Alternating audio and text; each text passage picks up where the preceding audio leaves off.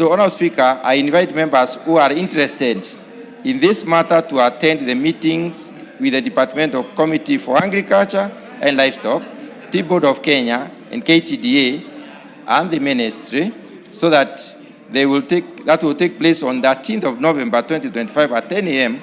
At a venue that shall be communicated later as friends of the committee, and therefore they will have their issues resolved. Honourable Speaker, I submit. Honourable Mutunga, order members. Members on their feet, take your seats.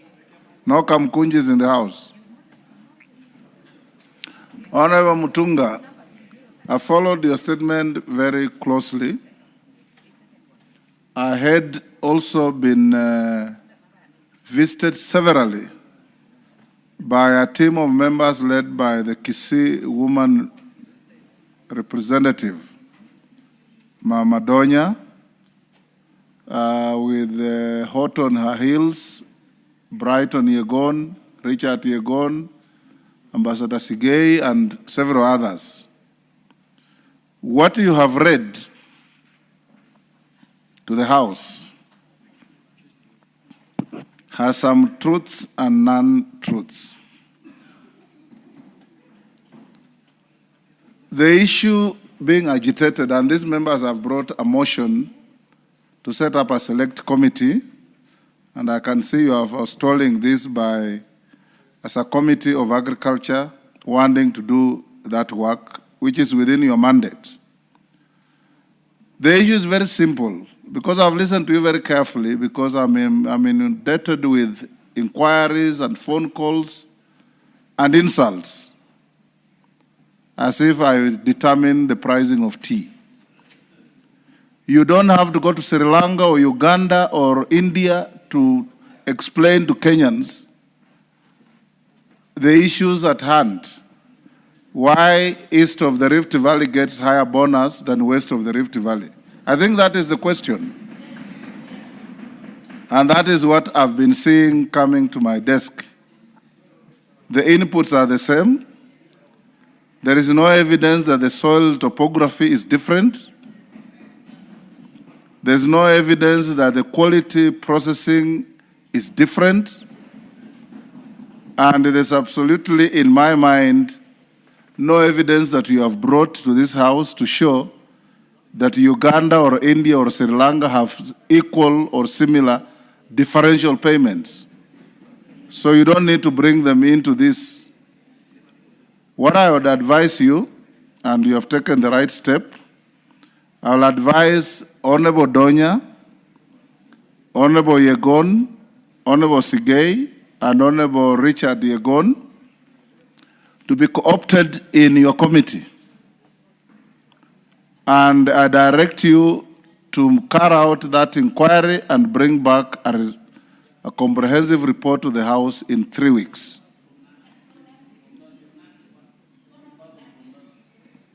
What are you? Yes, Marian Kaitanye.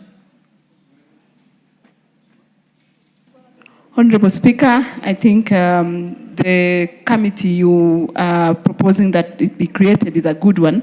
The only request we wanted to make is that the members who are being co-opted, we don't have anyone from Nandi County, yet Nandi and Bomet, no, Bomet is there. So some areas of Nandi and I think other areas that have been left out. If the list can be conclusive to have representation in every county that grows tea, especially in the west of Rift. Thank you.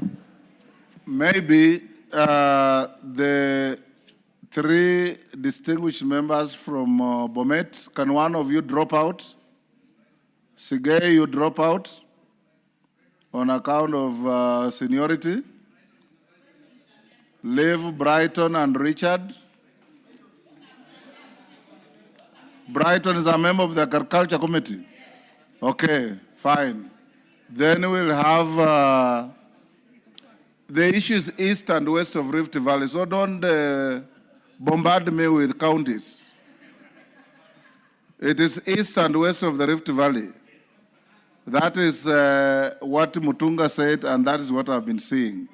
So from Nandi County, Melia and Marianne agree one of you to be co-opted. Marianne. Kisi Nyamira, you are the same ecosystem. Donya is there. She will represent all of you so that you can be able to, in 3 weeks, bring this unhelpful competing interests to a conclusion. No going to India, no going to Sri Lanka, no going to Uganda. We have no evidence that they have the same practices. Yes. Yes, DK? Thank you, Speaker. I'm rising on the ruling that you have given that I'm also in the Agriculture Committee, and listening to my chairman, which he had given a direction that the Committee of Agriculture handles the issue. But now that there is a co-opting, maybe the clarification is, will the co-opted members have a vote like the members of the Agriculture Committee, or they'll be appearing as the friends of the committee? Whether you vote in the committee or not, the report will come to the House and will be a property of this House. And we are not looking for a majoritarian decision. We are looking for a fair decision on how to handle our tea farmers.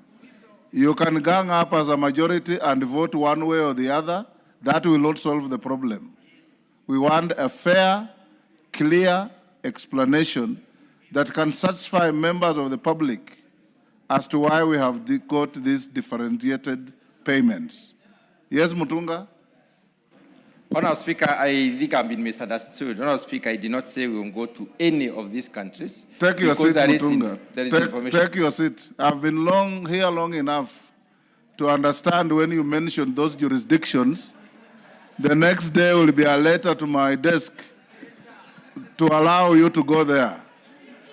I am forestalling that I will not allow you to go to study Uganda or Sri Lanka or India. Ngogoyo. Thank you. Thank you, Mr. Speaker. Honorable Speaker, pursuant to the provision of Standing Order 43, I rise to make the following statement regarding the implementation of the proposed privatization of Kenya Pipeline Company. Honorable Speaker, it is recalled that on the 29th of July 2025, Cabinet approved the privatization of Kenya Pipeline Company, and on the 1st of October 2025, the National Assembly approved the proposal as part of the government broader privatization program. Under this plan, up to 65% of government shareholding in Kenya Pipeline is to be offered to the public through Nairobi Securities Exchange before 31st of March 2026. Honorable Speaker, while acknowledging that privatization is intended to promote efficiency and broaden public participation in the ownership of the company, there are serious public interest matters that are required to be that require clarification and assurance. First, there are questions regarding the valuation and pricing of Kenya Pipeline Company. The company is a strategic national asset with extensive infrastructure across the country and the region, including pipeline, storage, depots, and vital energy installation. There is public concern regarding the valuation process, the independence of the valuer, the assumption that will inform the valuation, and whether the reserve price will truly reflect Kenya Pipeline current projected market value. Additionally, it is noted the following. Cabinet approval in 2023, Kenya Pipeline acquired Kenya Petroleum Refinery Limited by way of 100% share transfer agreement. This essentially puts Kenya Petroleum Refinery Limited as a subsidiary of Kenya Pipeline Company. However, there are concerns on the transparency and public participation in acquiring in the process of acquiring Kenya Petroleum Refinery Limited by Kenya Pipeline. Lack of documentation relating to the merger of Kenya Pipeline and Kenya Petroleum Refinery Company, and the non-disclosure of material facts during the submission of sessional paper on privatization to this National Assembly on Kenya Pipeline. Given the central role that Kenya Pipeline and Kenya Petroleum Refinery in the transportation and storage of refinery and petroleum products in the country, the public deserve clarity on how the privatization will affect service delivery, fuel pricing, and energy security. Honorable Speaker, they are also national security and strategic assets, considering that Kenya Pipeline Company infrastructure is designated as critical under the Energy Act, and it has control and has implications for national energy security and emergency response capacity. There is therefore need to explicit guarantee the national interest will not be compromised through the ownership or management changes. Honorable Speaker, this matter goes to the heart of transparency, accountability, and oversight role of the National Assembly on public process. The people of Kenya deserve an assurance that no strategic public agency is being privatized without full disclosure, proper valuation, and the oversight by this House. Honorable Speaker, there is need for the House to extensively deliberate on the emerging issue regarding the privatization exercise, including matters relating to 1, the value process and independent experts engaged in the Kenya Pipeline and Kenya Petroleum Limited merger. 2, the legal and policy consequences of the privatization exercise, noting that the acquisition of Kenya Petroleum Refinery Limited by Kenya Pipeline, and 3, the extent the public participation undertaken, including consultation with sector stakeholders, employees of the Kenya Petroleum Refinery Limited, and Kenya Pipeline Corporation. Acquisition and reported merger. The measures in place to safeguard employee welfare and protect the strategic infrastructure. And 5, the intended application process and accountability framework for monitoring their use. It is on this background, Honorable Speaker, that I am seeking the leave of the House for the establishment of an ad hoc committee to comprehensively consider all the matters noted therein and relating to the acquisition of the reported merger of Kenya Petroleum Refinery Limited and Kenya Pipeline Company, and the proposed privatization of Kenya Pipeline Company, and report back to the House in line with the standing orders. This will ensure that the concerns raised are addressed, and even the government seeks to institute operational efficiency in the management of the state-owned corporation, which we fully support. With that, Honorable Speaker, I seek the leave of the House. You know what it means to seek leave of the House? Have you looked at your standing orders? Kogoyo? Yes. You know what it means to seek leave of the House? Okay, let me continue mentoring you. When you want to seek leave of the House, you either enjoy the sympathy of the Speaker or your request is supported by at least 5 members.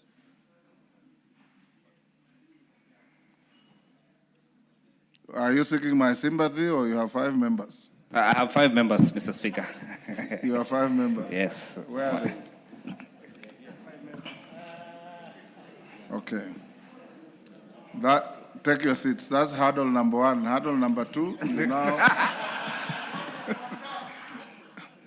That is hurdle number 1. Hurdle number 2, you prepare a motion which will go to the Speaker, then to House Business Committee. If it finds favor with House Business Committee, then it will find its way to the House. So you have gone step 1. It's up to you to navigate the rest. GK, the chairman of Roads.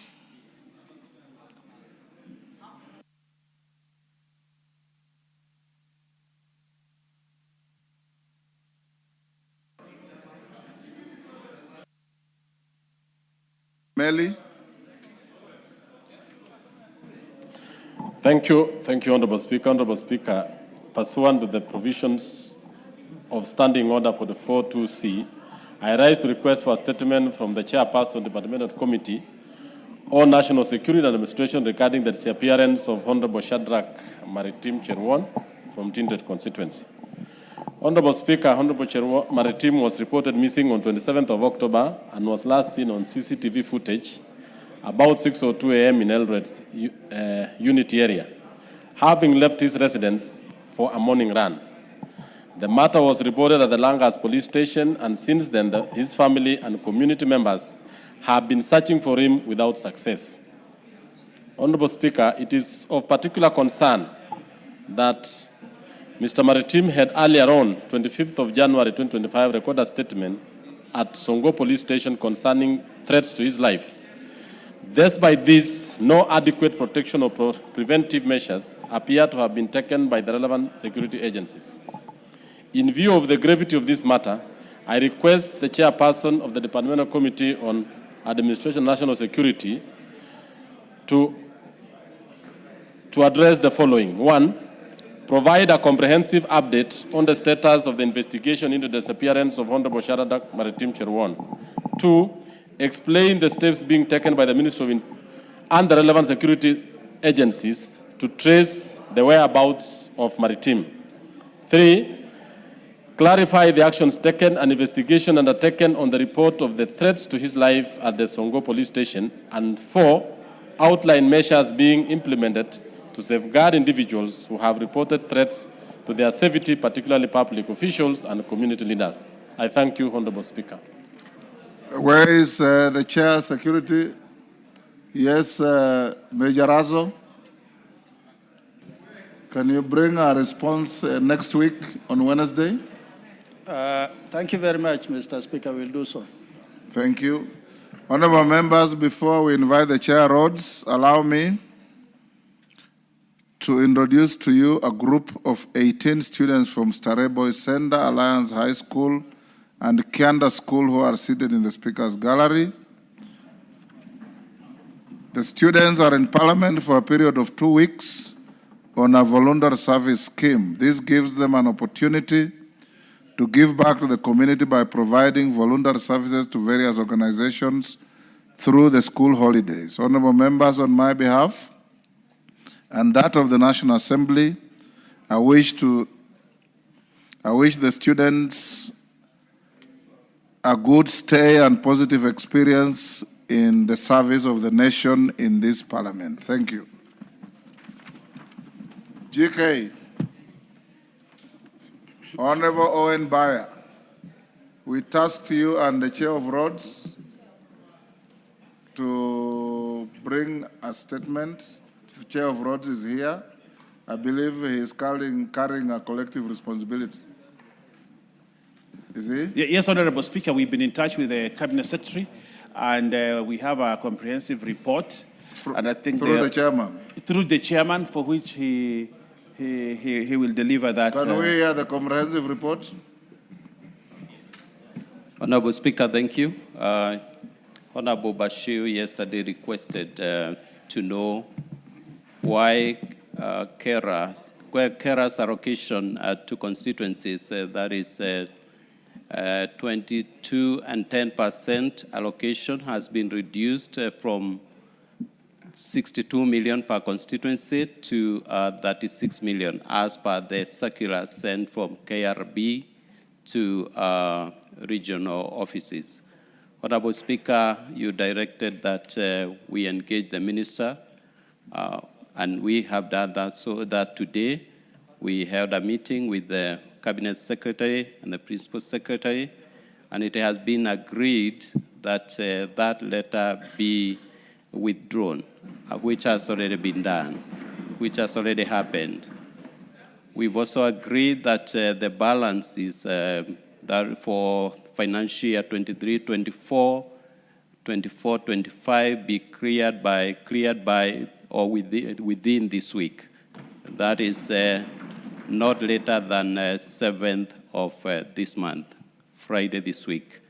Honorable Speaker, we've also agreed that the Cabinet Secretary will appear before Parliament, of course, through your invitation, to explain to members why that letter indicated a reduction and whereas members were expecting an increment in that allocation. Honorable Speaker, we will get a comprehensive response or report from the Cabinet Secretary because we've just concluded that meeting. Thank you, Honorable Speaker. Honorable Chair, if he has climbed down and withdrawn the letter, and you go back to the status quo ante, then there's no need to invite him. What is left is for you as the Oversight Committee to ensure implementation on the timelines you have been given, that by Friday this week, there is action. If there is action, it purges all wrongdoing, it purges all transgressions. And we can only invite him here for something else.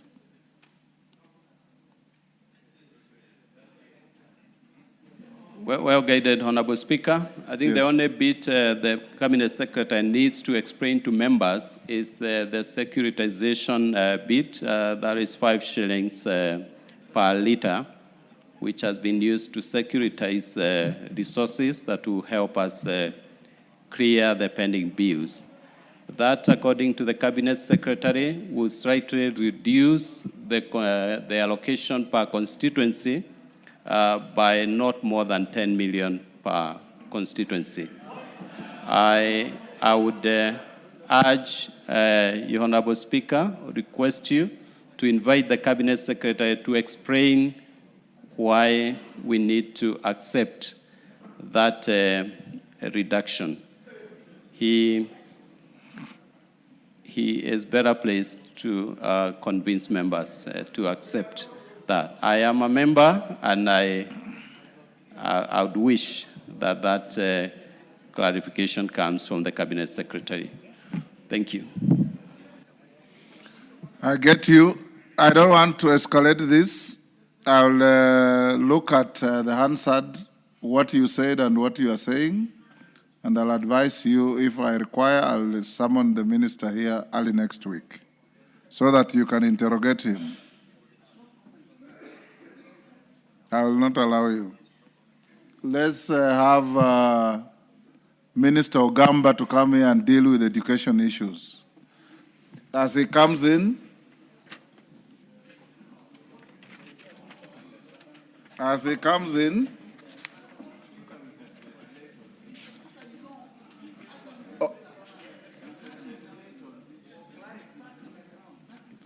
Order, Honorable Robert Mbui. Honorable Kariuki has said that the circular that was taking away money has been withdrawn. He has also said that all the monies that are pending will be disbursed by Friday.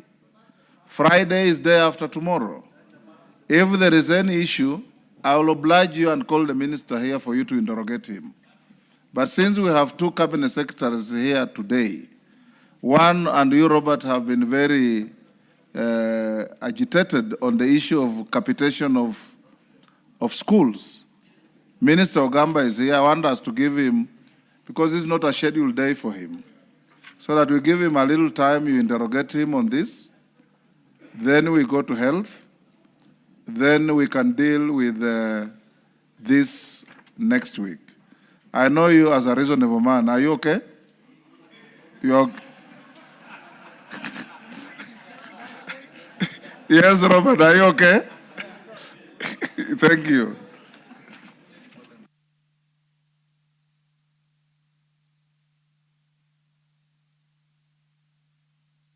Let's dispose of orders 8, 9, and 10 for putting questions. Then we have Minister Ogamba for 30 minutes, and then we have Minister for Health. Call out order number 8.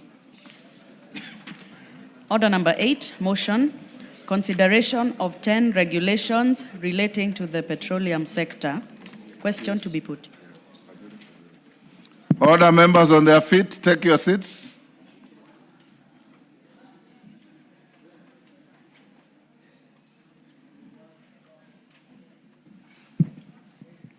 Honorable members, I'll now put the question at order number 8, which is that this House adopts the report of the committee. Order. Hillary, you walk in and there is disorder. Let's be orderly. That this House adopts the report of the Committee on Delegated Legislation on its consideration of 10 sets of regulations relating to the petroleum sector laid on the table of the House on Thursday, 16 October 2025, and pursuant to provisions of Section 18 of the Statutory Instruments Act, Cap 2A, and Standing Order 210-4B, annuls in entirety the following regulations. 1. The Petroleum Business Licensing and Petroleum Logistics Facility Construction Permit Regulation Legal Notice Number 95 of 2025. The Petroleum Licensing of Petroleum Road Transport Business Regulations Legal Notice Number 96 of 2025. The Petroleum Operating of Common Petroleum Facility Regulations Legal Notice Number 97 of 2025. The Petroleum Information and Statistics Regulations, Legal Notice Number 98 of 2025. The Petroleum Lubricants Facility Construction and Licensing Regulations, Legal Notice Number 99 of 2025. The Petroleum Retail Dispensing Site Construction and Licensing Regulations, Legal Notice Number 100 of 2025. The Petroleum Liquefied Petroleum Gas Regulations, Legal Notice Number 101 of 2025. The Energy, Petroleum Information and Statistics Revocation Regulations, Legal Notice Number 102 of 2025. The Energy, Retail Facility Construction and Licensing Revocation Regulations, Legal Notice Number 103 of 2025. And lastly, the Petroleum Products Quality Management Regulations, Legal Notice Number 104 of 2025. As members of that opinion say aye. Aye. Will those of the contrary opinion say nay? The ayes have it. Next order. Order number 9, motion. Report of the Committee of the Whole House on its consideration of the Pyrethrum Repeal Bill, National Assembly Bill number 40 of 2024. Question to be put and third reading. Members, take the nearest seats.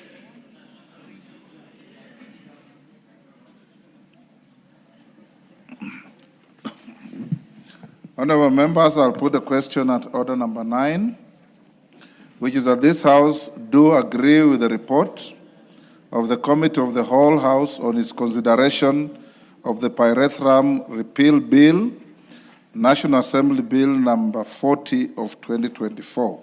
As members of that opinion say aye. Aye. Will those of the contrary opinion say nay? The ayes have it. Mover. Honorable Speaker, I beg to move that the Petroleum Repeal Bill, National Assembly Bill number 40 of 2024 be now read a third time. Just to bring to speed, Honorable Speaker, that this bill was about repealing the Pyrethrum Bill because it was in contradiction to other bills, and therefore yesterday we had the honor to repeal this bill and do away with it, Honorable Speaker. And therefore, having said that, and I want to thank the members that contributed to this bill. It will help us grow the pyrethrum sector, and farmers that are in the pyrethrum sector, Honorable Speaker, will now enjoy the maxims that are provided for in the law that exists. And having said that, Honorable Speaker, I want to request the Honorable Pilot, Member Mwingi, CNN, to second me on this. And for the record, you can't repeal a bill. You only repeal an act. So you are repealing the Pyrethrum Act. Is that correct? Because you have gone on record as saying you are repealing a bill. Can I go on record? Yes. Okay, Honorable Speaker, I beg to move that the Pyrethrum Repeal Bill Yes. National Assembly Bill number 40 of 2024 be now read a third time. So I want to say this is an act that was already in existence, Honorable Speaker, and we brought a bill that repeal it. repealed the act, Yes. and therefore the act does not exist anymore, Honorable It Speaker. still exists until we finish this. Until we finish, Yes. Honorable Speaker. Thank you for the correction, Honorable Speaker. Yes, Nguna. Yes, Mr. Speaker, I was in the House actually, and I confirm I want to second what Majority Leader has said. So Thank I you. second. Thank you. Order members on their feet. Makali Mulu, take the nearest seat. Naisula, take your seat. Honorable members, I now propose the question, which is that the Pyrethrum Repeal Bill, National Assembly Bill number 40 of 2024, be now read a third time. Do I put the question? Honorable members, I now put the question, which is that the Pyrethrum Repeal Bill, National Assembly Bill number 40 of 2024, be now read a third time. As many as of that opinion say aye. Will those of the contrary opinion say nay? The ayes have it. Next order. A bill for an act of parliament to repeal the Pyrethrum Act and for connected purposes. Order number 10, the Maternal, Newborn and Child Health Bill, Senate Bill number 17 of 2023, second reading, question to be put. Order, Honorable Makali Mulu, take the nearest seat.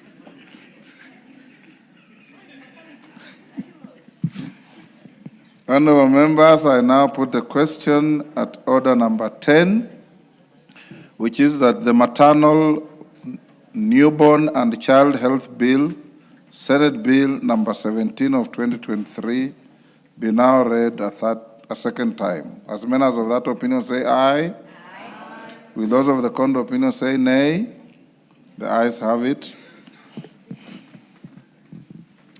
A bill for an act of parliament to provide for a coordinated system for the provision of quality maternal, newborn and child health services, to provide for response to maternal and child morbidity and mortality in the country, to provide for a healthcare system that facilitates the attainment of health rights for mother and child and for connected purposes.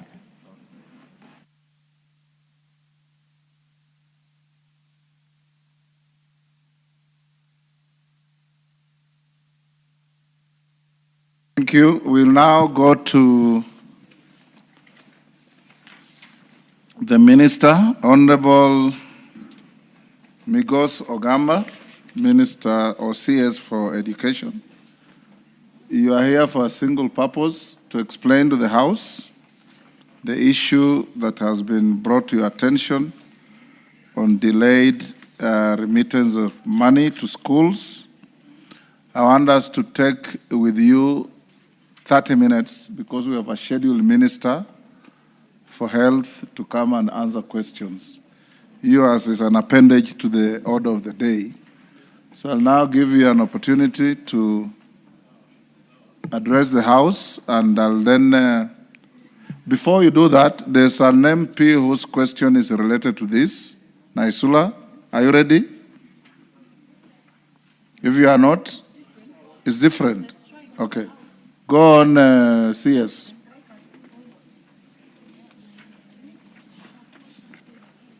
Yours was about strikes, which has been called off. Okay. Go on, Minister.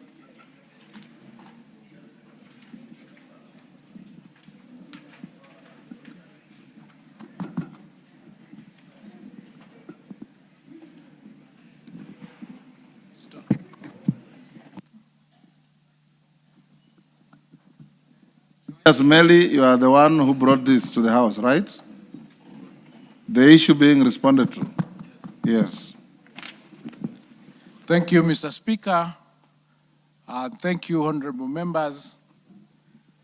There was a question on strikes, and I wish to bring to the attention of the House that that strike has now been called off.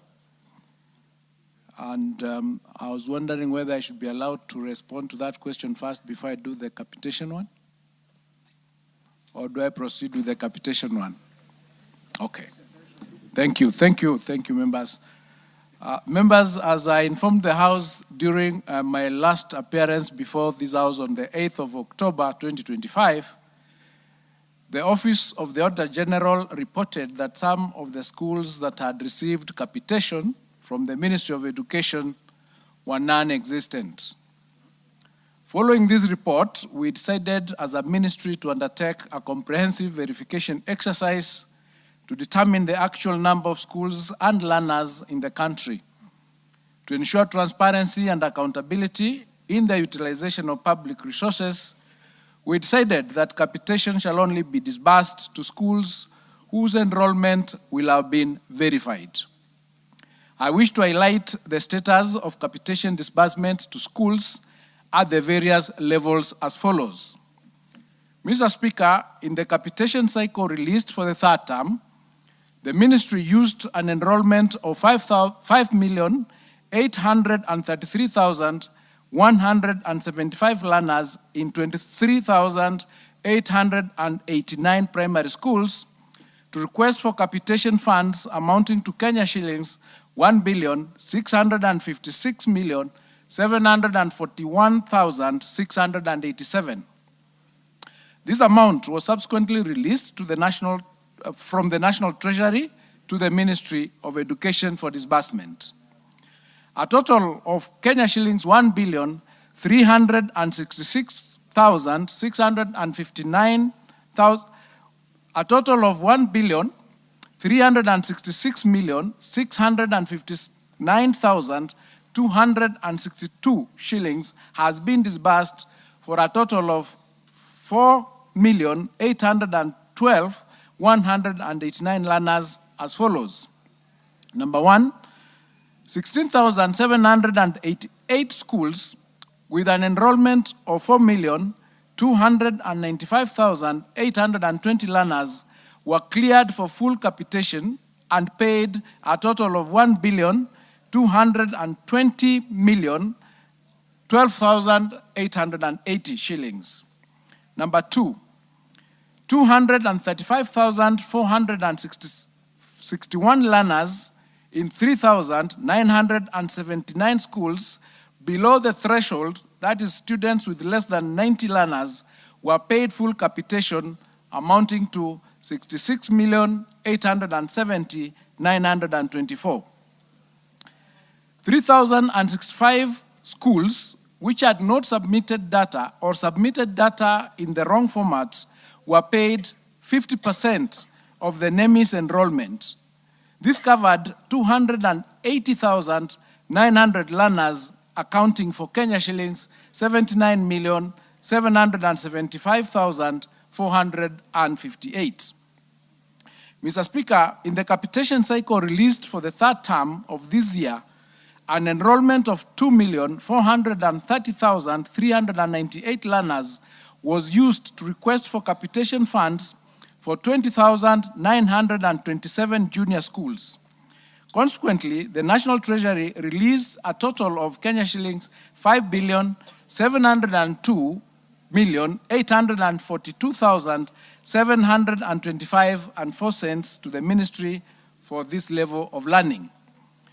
Following the ongoing verification exercise, 2,943,224 learners in 20,630 junior schools have been cleared and their capitation released, translating to disbursements of Kenya shillings 5,134,773,150.80. This amount includes Kenya shillings 78,202,838.30 that was paid for 56,599 learners in 2,145 CS, that are in the interest of time, yes. When you are talking of 5 billion, yes, just say 5 billion. Okay. If you are talking of 78 million, don't go up to 30 cents, just say 78 million. Well noted, Mr. Speaker. And thank you for that guidance.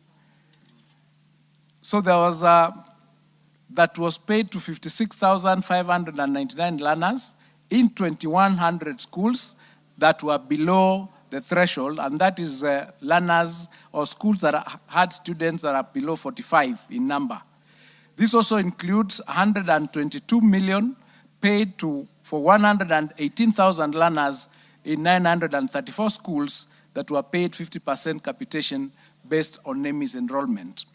The 934 schools are still awaiting verification and clearance, and the delays on verification have been caused by non-submission of data, late data submissions, and errors in data capture by the respective institutions. Our field officers are currently working with the institutions to ensure that the urgent submission of accurate data is done. Mr. Speaker, for secondary schools, the ministry received the sum of 10.3 billion Kenya shillings for capitation for third term. This was based on 3.3 million learners in 9,550 schools. The verification exercise for secondary schools is complete. Following the verification exercise, an enrollment of 3.2 million learners has been cleared, resulting in the disbursement of 10 billion Kenya shillings. Out of the total of 9,550 schools that were processed, 9,540 schools have been funded, while 10 schools have been closed down for having no learners. The following schools have closed down, and I've done a list. They are Kiria Secondary School in Nyandarua, Dr. Mashage Maheto in Migori, Ragia Forest High School in Kiambu, Muwandi Mixed School in Kirinyaga, Friends Bulovi in Kakamega, Luiwat High School in Baringo, Ngamba School in Moranga, Sintankara Secondary School in Narok, Mazuri Mixed Secondary School in Baringo, and Father Leo Staples Girls in West Pokot. Mr. Speaker, the amounts that have been disbursed to various levels of basic education are as follows. For the free day secondary school, a total disbursed of 10 million. For free day junior school, a total of 5.1 billion. Free primary education, a total of 1.7 billion, making the total disbursed of 16.5 billion Kenya shillings. The undisbursed amount from that verification exercise to date stands at 1.2 billion. As a ministry, Mr. Speaker, we are keen to clean our data and to make sure that all resources allocated to us are utilized for the right purposes and in an accountable manner. Our aim is to ensure that the resources we ask for and the decisions that we make on the use of these resources is based on accurate data that is verifiable and evidence-based. This will support all of us to achieve optimal utilization of the limited resources available. I submit.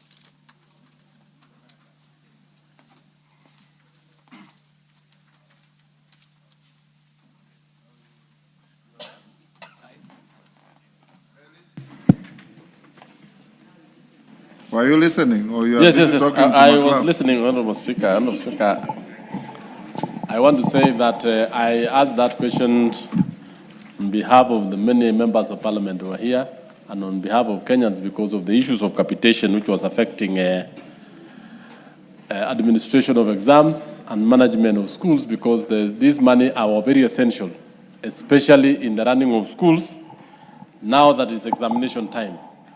Honorable Speaker, you'll note that the verification exercise came in when it is actually the tail end of that term, which is a very crucial time for assessment. And many of the schools do not get money from parents. They depend on government capitations.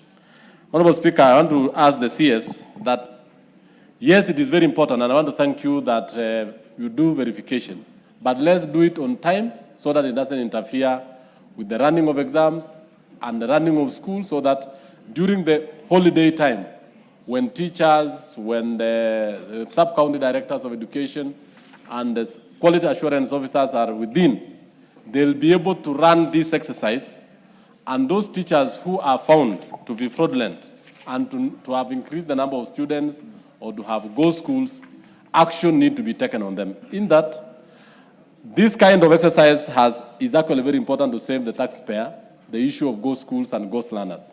But it should not cause a problem or an impediment to the running and management of those particular schools. I submit, Honorable Speaker. Thank you. Wanjala.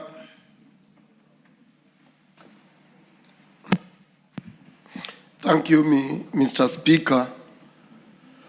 Mr. Speaker, the Ministry of Education has been telling Kenyans that they disbursed, and this was, in fact, last financial year, that they disbursed money to ghost schools.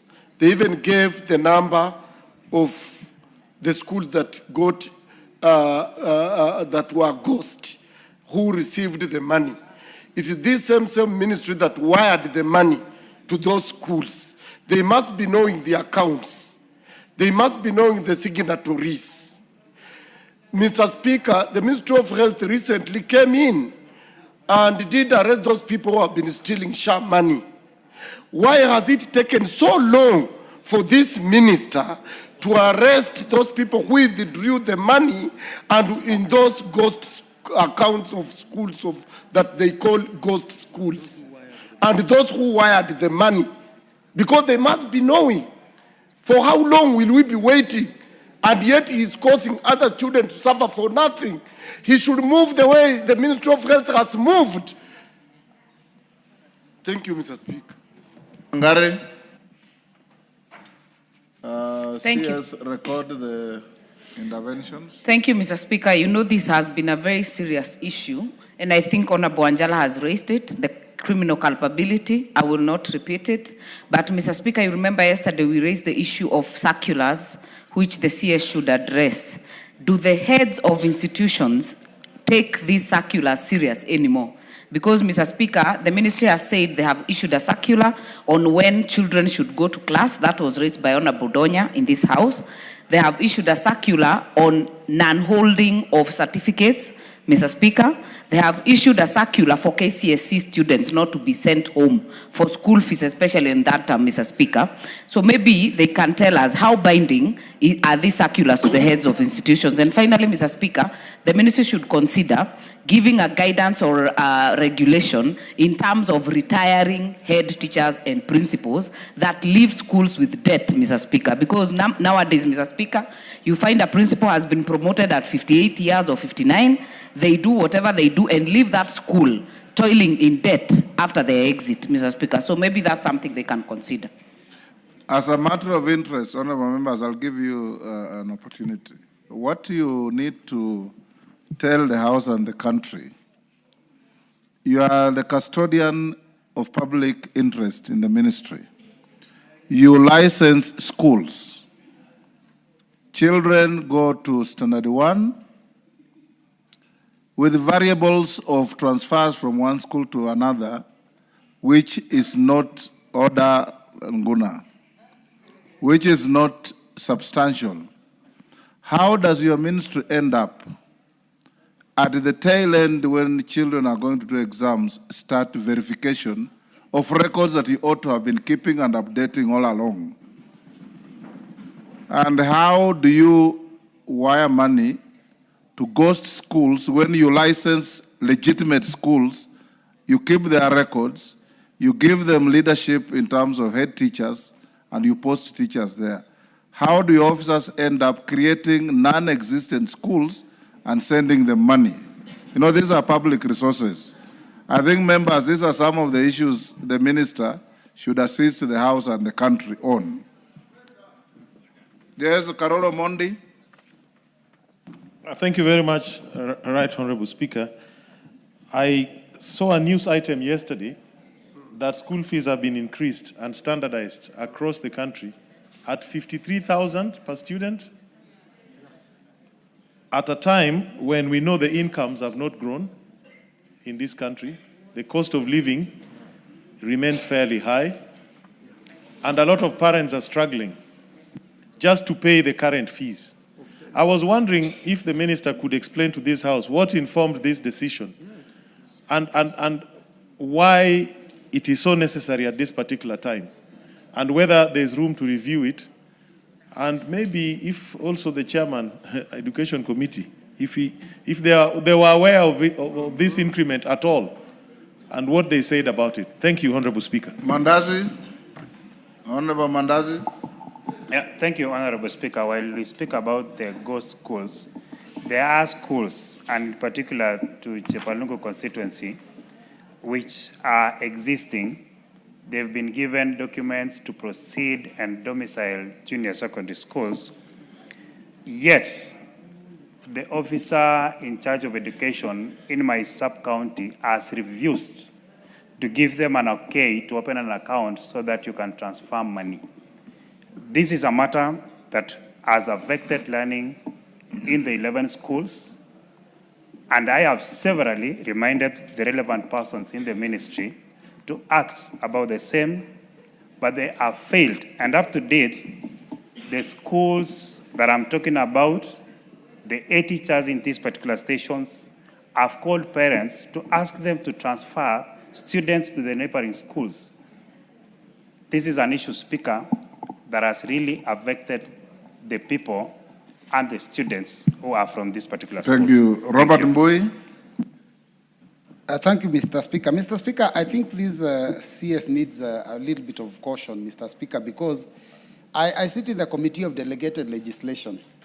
This is one ministry that is continuously and constantly giving circulars which actually have the effect or force of law and does not come through Parliament.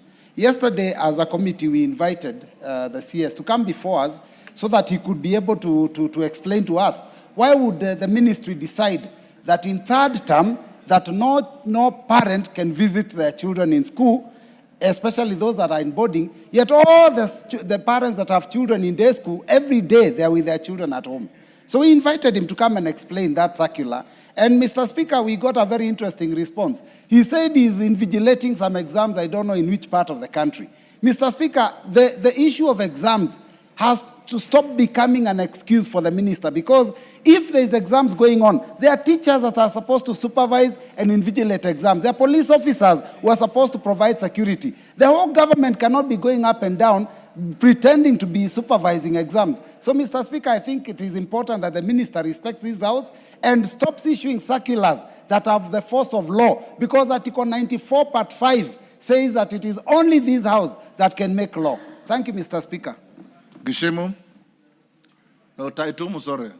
Taitumu. Okay, thank you, Mr. Speaker, for this opportunity. Verification of students in all schools across the country, I being a teacher, is a continuous exercise. Every month, then the managers of schools forward the data of the students or the learners in their respective schools.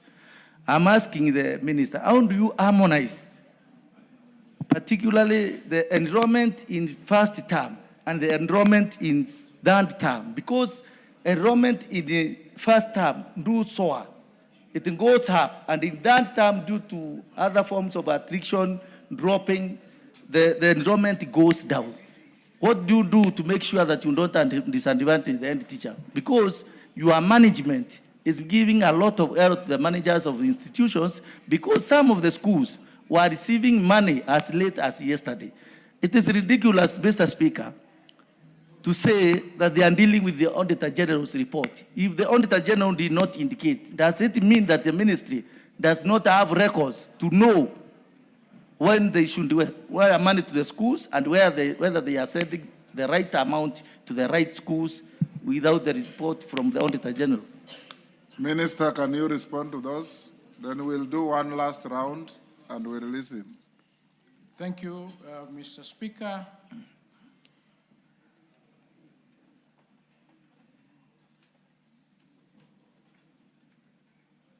The reason why we decided to undertake the verification during this time of third term is because the report came out in August. I think there was hue and cry that we are releasing money to schools that do not exist.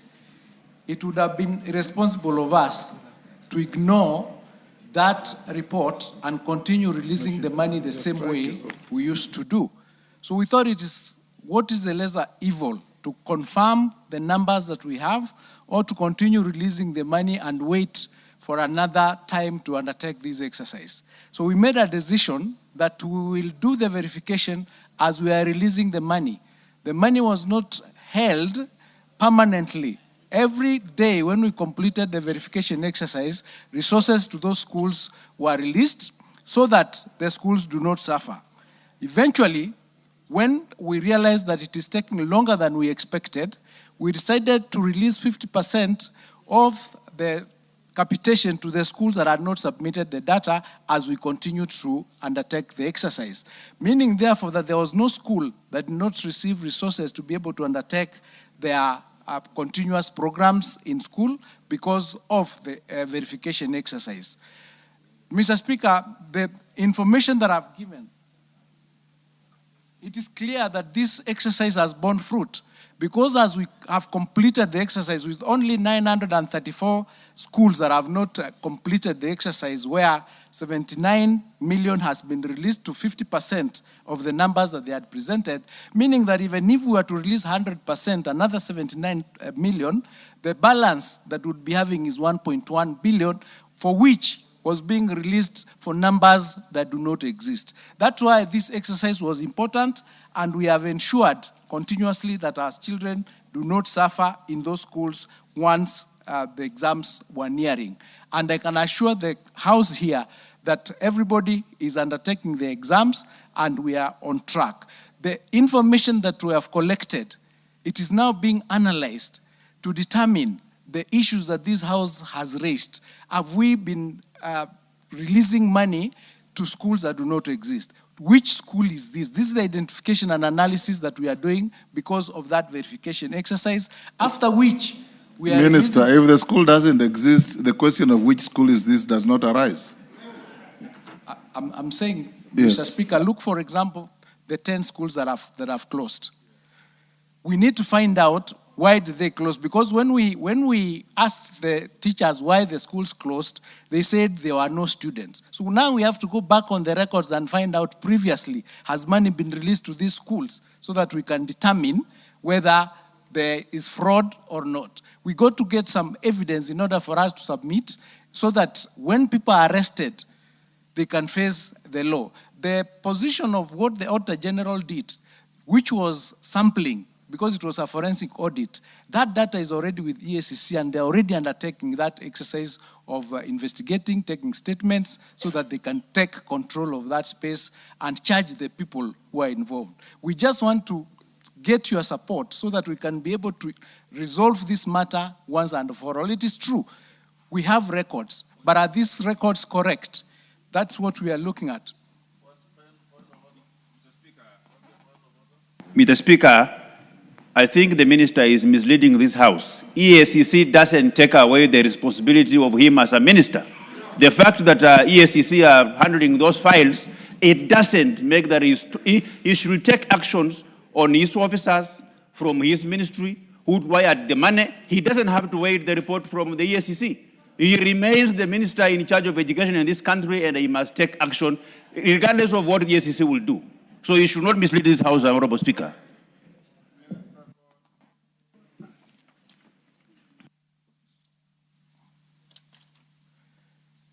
The criminal culpability that we are talking about, that can only be undertaken by the investigative agencies. We would be able to take administrative action on the officers we find culpable, and then we hand them over to the investigative agencies to undertake the criminal process. That is already being done. Minister, you'll help. I don't want us to take very long on this. You'll help this House this way. You have officers of your ministry in each and every county who have a duty to keep and update records of schools continuously and furnish to your ministry. That money, public resources have been wired to non-existent schools for non-existent students. How many of your officers have you interdicted for doing this criminal act? Once we get that, then the committee will follow up with you to deal with these issues.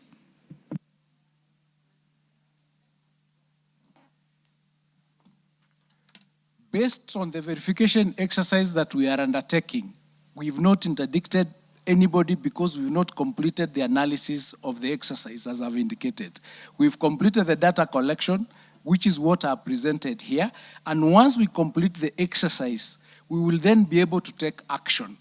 It is at that stage where we are analyzing the data that we've collected in order for it to inform us who is involved, which bank accounts, which institutions, which individuals, which officers, which sub-county, so that we can then take action against them. We can't take action against anybody based on the data that we have now because we've not concluded the exercise. That is the reason, Mr. Speaker.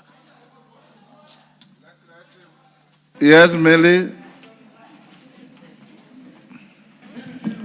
Mr. Speaker, the CS is disappointing me, being an alumni of the same primary school as myself, Homa Bay Primary School.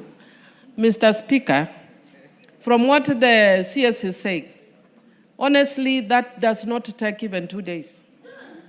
So if there are things that are going wrong, and if there's one problem that we have been facing as a country is the issue of corruption, and we have been told that we have actually identified where there are corrupt practices, why would we be taking so long telling us that we are trying to trace here and there? You have found that there is a school, non-existent school, and somebody has paid to a non-existent school.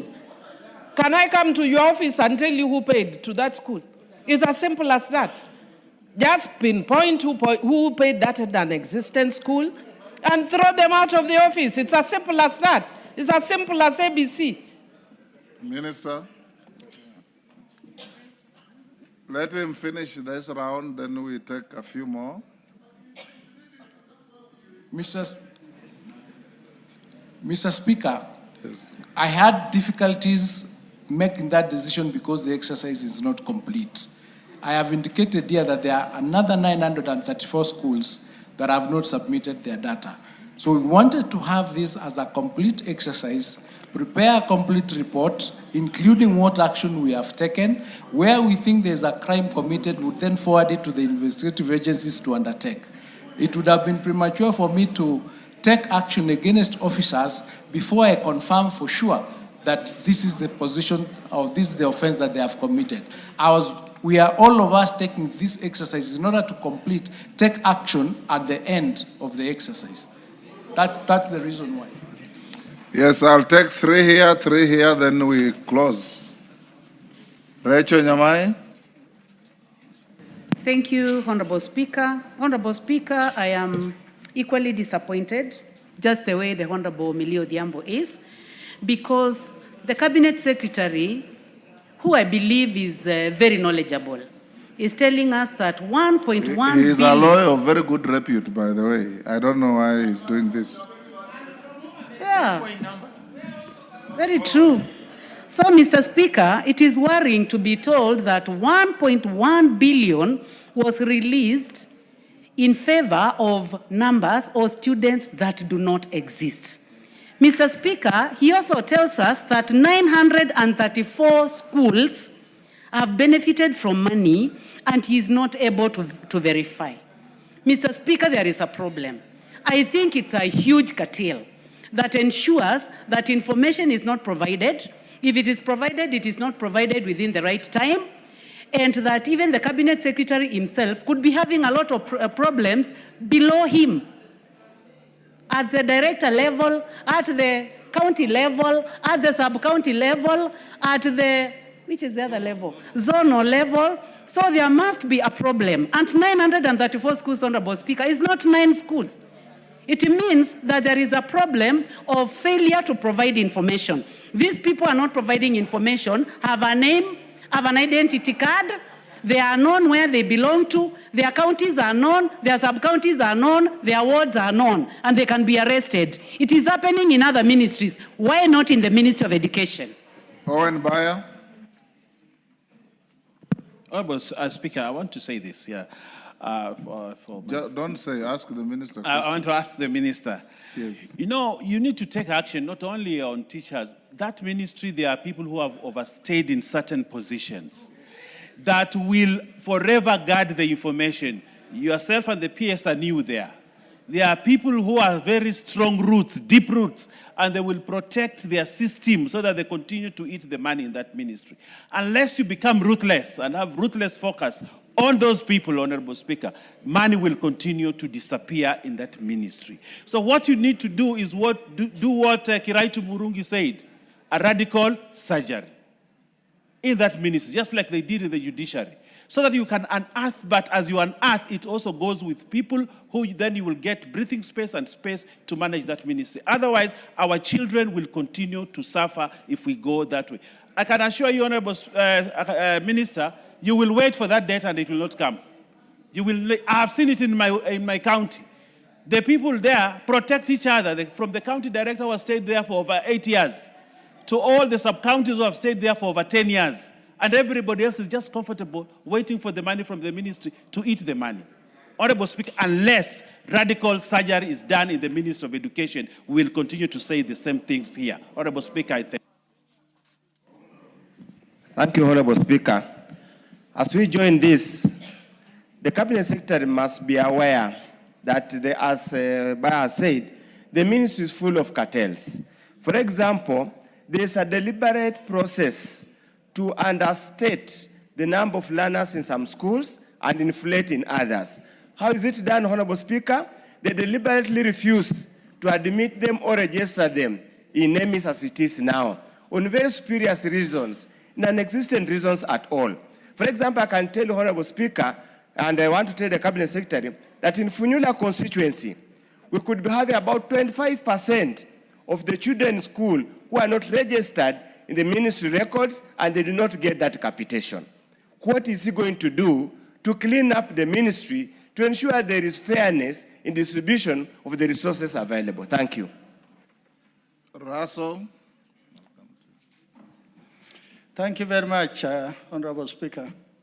Honorable Speaker, listening to the CS here, I am really concerned because today there's more supervision of education in our counties and sub-counties.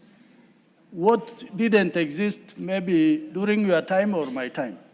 We have curriculum support officers, quality assurance, all the way to the divisions.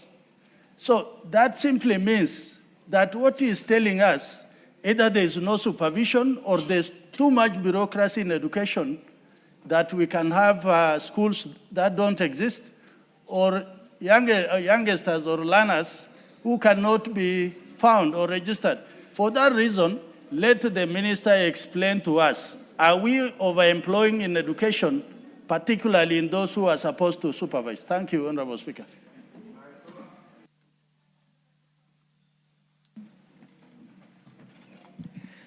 Mr. Speaker, I had requested your indulgence on a different question.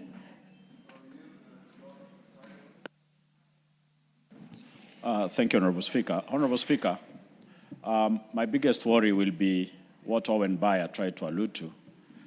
How long do the county education directors and sub-county education directors stay in one station? Because, Honorable Speaker, that is where the cartel has its roots. These are the people who are forever going around schools, collecting money from the heads of institutions and threatening them on what will befall them if they don't comply. Why do sub-county education directors stay in one station for 10 years? We saw the Ministry of Interior ensuring that police, OCSs, do not stay more than 3 years in one station. Why can't they do the same so that they don't come here to tell us 934 schools have not submitted their returns? Yet, if you look, 934 divided by 47 counties, that is one day work, Honorable Speaker. Thank you. Alice? Thank you, Honorable Speaker. Mine wanted to ask the Cabinet Secretary, why don't you come back here when you have all the information instead of giving us excuses because you are here and we represent the people back at home? When you come with half-baked information, you're not helping this House.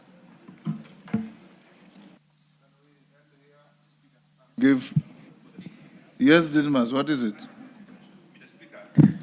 Thank you, Mr. Speaker. I think all I want to ask the minister is that since when I was a small child, there are very many circulars and directives that have been issued by the Minister for Education to date. The Minister for Education, as we speak today, issued directives that students should not be sent home for levies that have not been approved by government. Most importantly, things like lunch fees and the very many other auxiliary fees that are not important. The minister has said that schools should not send these children away. Millions of children are at home for failure to pay lunch fees, which is a private levy, not a government-approved levy. So how sure are we that the minister directives that is telling this house that the principals are going to obey? Is it true that the principals of high school are more powerful than CS for education in our country? Is it true, the Honorable Speaker, that if you check at the circulars that the ministry has issued to the principals of high schools and the headmasters of JSS and primary schools, none of them have been obeyed, they have been disregarded, Mr. Speaker. We need to know if those head teachers are powerful than the minister, then we should summon those head teachers directly here instead of passing through the minister whose directives are not obeyed. Thank you, Mr. Speaker. Kwenya, what is it? Mr. Speaker, one of the schools that was mentioned, one of them is in my constituency. The number one school that was mentioned, Kiria Secondary School, that was closed. And the reasons given by the minister do not hold. And that is why, Mr. Speaker, we need to interrogate the ministry properly. Because it cannot be you saying that the school was closed because of lack of students. Yet we know that TSC refused to post teachers to that school because the location is not so favorable for teachers. Mr. Speaker, number two, the issue of capitation. Every time we pass budgets in this house, they are premised on numbers, and numbers that are known. But when it comes to disbursement, it becomes very difficult. I think it is orchestrated within the ministry, so that then the money does not reach reach our schools, and that is a matter that we need to get the depth of. Minister? We must get to some setting, to some factory settings of this ministry, so that then it functions. Finally, the issue of sub-county directors overstaying in one station is not an issue that can be taken lightly. They are masquerading and moving everywhere, with powers that they do not wield, collecting money from institutions, as it has been said. Point made. Yes, Minister. Thank you, Mr. Speaker. As I indicated, we started this exercise and it is not complete. It is true that the data that I'm giving is preliminary, and I've been asking to be given time to complete it so that when I come back here... How much time do you require? Wangela, what is it? Mr. Speaker, sir, you know the cartel that are taking this money. I don't know. No. I know you don't know. Thank you, Mr. I know you don't know. But, Mr. Speaker, the cartels from the ministry that registers, that do all this dirty work, that deposit money in accounts, are all from the ministry. Would I be in order to say that this minister, who is claiming to be auditing all these documents from June to December to January, that he's playing tricks with us until we forget, so that we go to next year, the same thing continues, because he's a beneficiary of these cartels. Because they steal from there. The minister must be a beneficiary. And Mr. Speaker, I would ask even the president that now that he wants Akisi to be the minister for education, why can't he bring back Matiang'i? Order. Order, Wanjala. You are totally out of order. Minister, ignore that and answer other questions. I will... Order. Order, Donya. Order, Donya, sit down. I have ruled Wanjala out of order. Order. I've ruled Wanjala out of order. and that material will be expunged from the Hansard. Minister, go ahead. Thank you, Mr. Speaker. For the record, this exercise of verification, we started exactly 2 months ago, on the 5th of September 2025, not June. And it is unfair to make a claim, and I've asked, give me time, I give you a report and the action that I've taken. I cannot, for example, in the middle of the verification, sack people from the office because they will litigate. It is important for us. How much time do you require, Minister? We want I'll give you the time you we require. want to ask for exactly 2 months because we are undertaking exams that will end on 21st. Then I come back here with a report. And this is not something that started in September. It is something that has been going on in this country for a long time. So we need to make sure that we are solving it once and for all. Minister, as you order members, Minister, you can feel the mood of the House. And I did tell you, I know you are new in the ministry, and it's common knowledge that there are quite a number of underhand transactions that go on in that ministry. Please do the following. Realign your representation at every level. Use ICT to keep accurate data. A child who goes to standard 1, from your computer, you should know next year is in standard 2, 3, 4, because those records don't need to be relayed by somebody getting onto a train from Mombasa to bring to the ministry. They can wire them to you.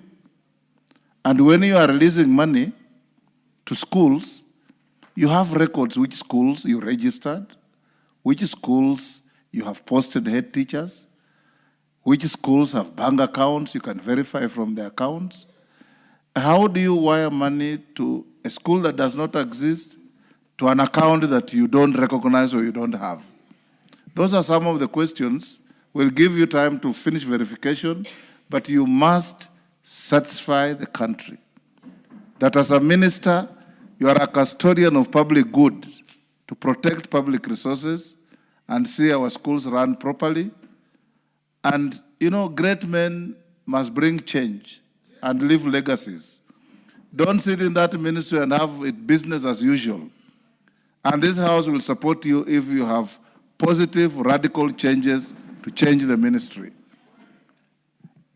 Zaisula, we are finished with that. Naisula had something different. Thank you, Mr. Speaker, and thank you for that direction. I had some questions on the prolonged university lecturer strike, and I noticed that this afternoon it has been resolved.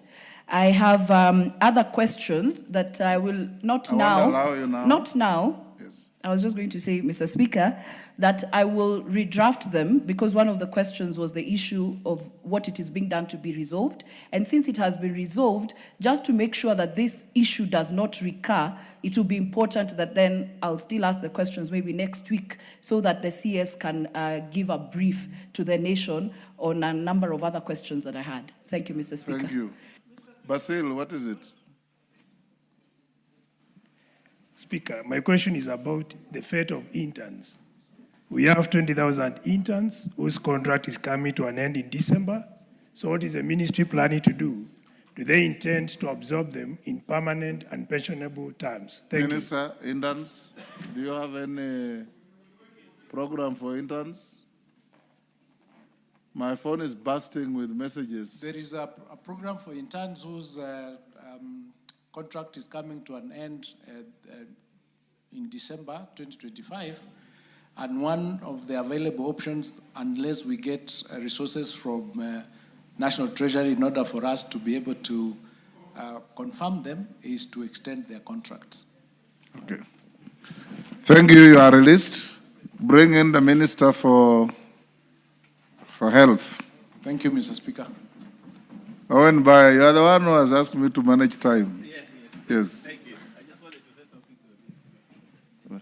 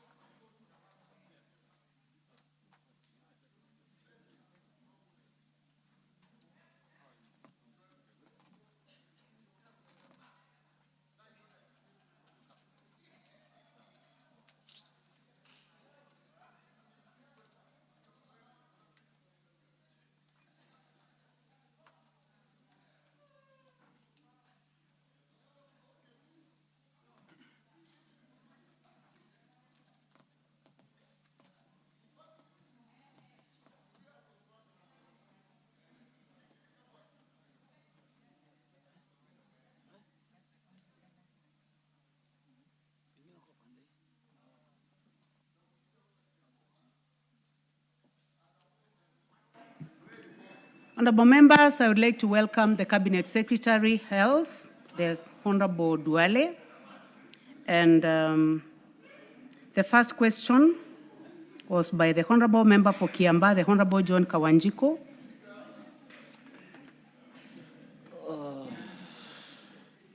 Thank you. Thank you, Honorable Speaker, for giving me this chance to ask this question. Yes, Kawanjiko, go ahead. Provide a report.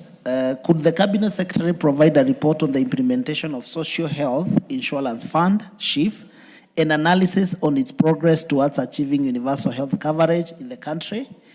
2, provide report on the cancer benefit package provided by the Social Health Authority, that is SHA, under the Social Health Insurance Fund, that is SHIF, including the scope of oncology services covered and accessibility to cancer patients. Number 3, indicate the number of beneficiaries who have accessed cancer-related services under the Social Health Insurance Fund since its establishment and the status of pending bills owed to public and private hospitals offering services under the cancer benefit package. 4, explain the measures put in place by the ministry to review and enhance the cancer benefit package, including steps taken to ensure adequate financing and allocation of funds so as to guarantee equitable access to affordable and quality health care for cancer patients across the country. Esther?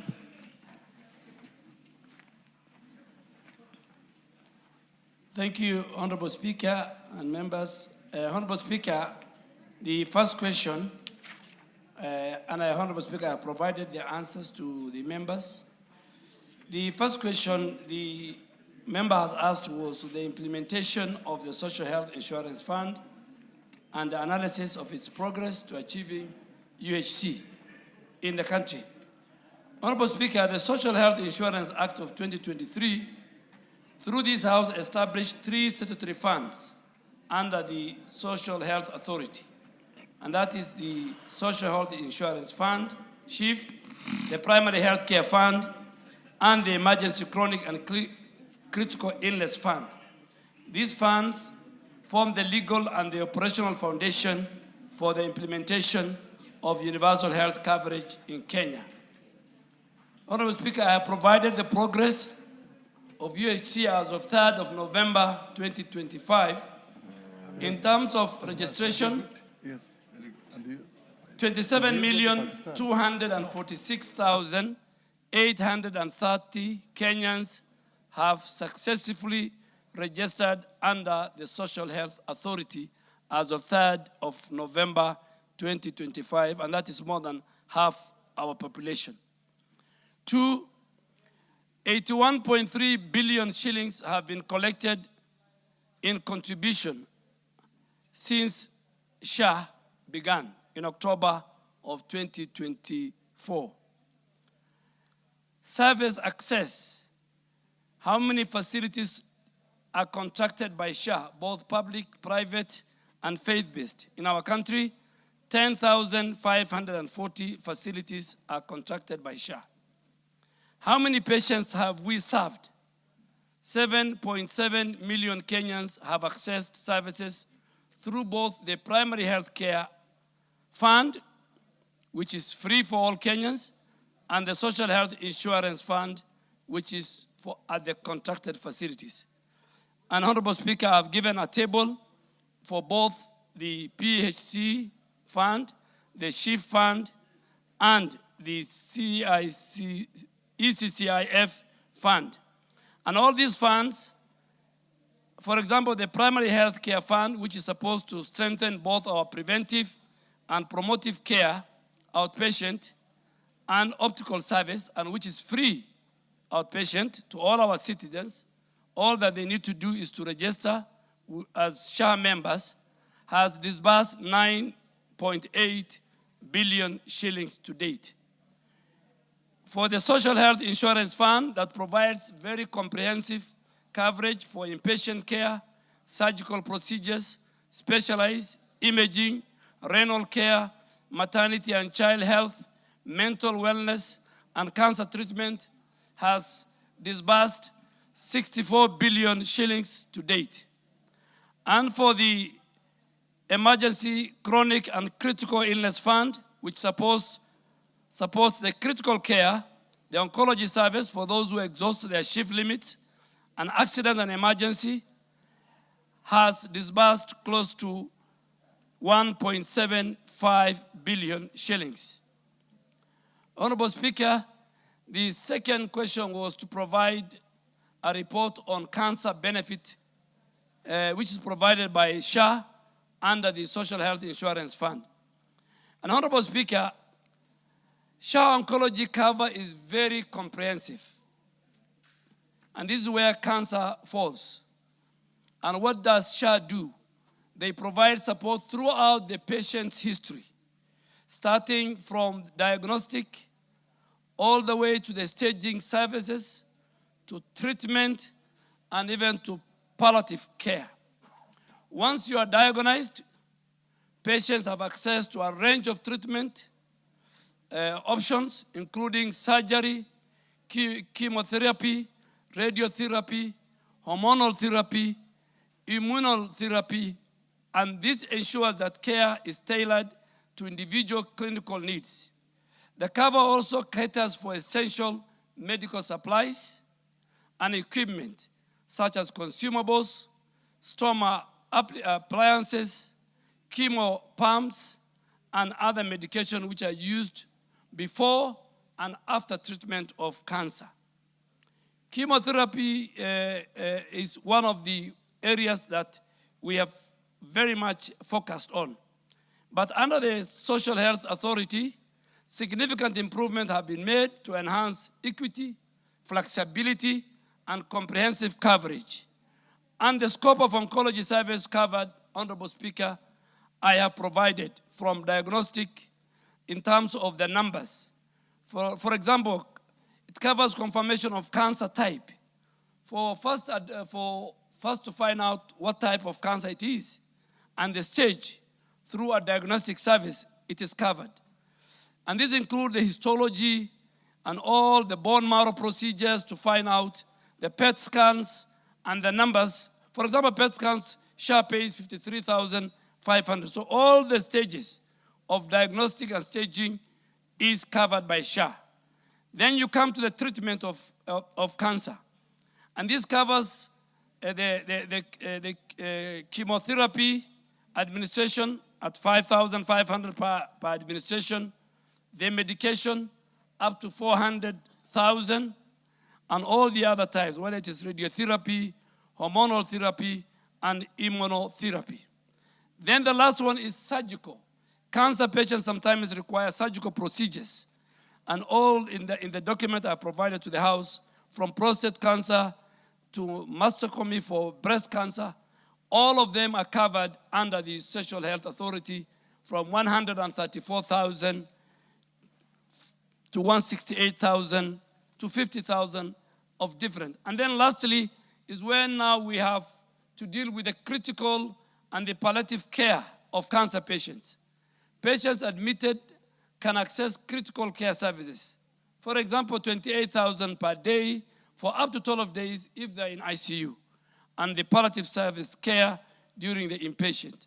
Honorable Speaker, as a ministry working with the Social Health Authority, we have removed completely the limitation on the number of treatment cycles for cancer patients. We are allowing patients to receive all medical necessary sessions within their annual limit. And finally, Honorable Speaker, the member has asked the facilities which are cancer related and the services they offer. Honorable Speaker, I want to confirm to the House that SHA has contracted 140 healthcare facilities nationwide, both in private, public, and faith-based, to deliver comprehensive cancer care services. A total of 33,101 patients have received care under the SHA oncology package since the establishment of the Social Health Insurance Fund. SHA, Honorable Speaker, has also paid out a total of 5.8 billion in cancer-related claims, with an additional 774 million, which is currently under process, that will be paid by the 14th of this month. So, Honorable Speaker, I want to confirm and commit that SHA remains committed to a timely settlement schedule and robust claim adjudication process to avoid the accumulation of further debts. The fourth question, Honorable Speaker, was to explain the measures put in place by the ministry to review and enhance cancer package, including the steps taken to ensure adequate financing and allocation of funds so as to guarantee equitable access. Honorable Speaker, the Ministry of Health is committed, and the government and the ministry is committed to progressively enhance the cancer benefit package under the SHIF. And what are we doing? Under the established benefits package and tariff advisory panel mandated by the SHA Act passed by this House of 2023, we have asked them to design and review the benefits package every 2 years, but particularly for the cancer patients, we have directed them to review the existing package limits, and our goal is to progressively enhance the oncology package limit to Kenya shillings 1 million per beneficiary from the current 550,000, which still, if a patient exhausts that limit, then they can still use the emergency, chronic, and critical fund, which has been established by the House.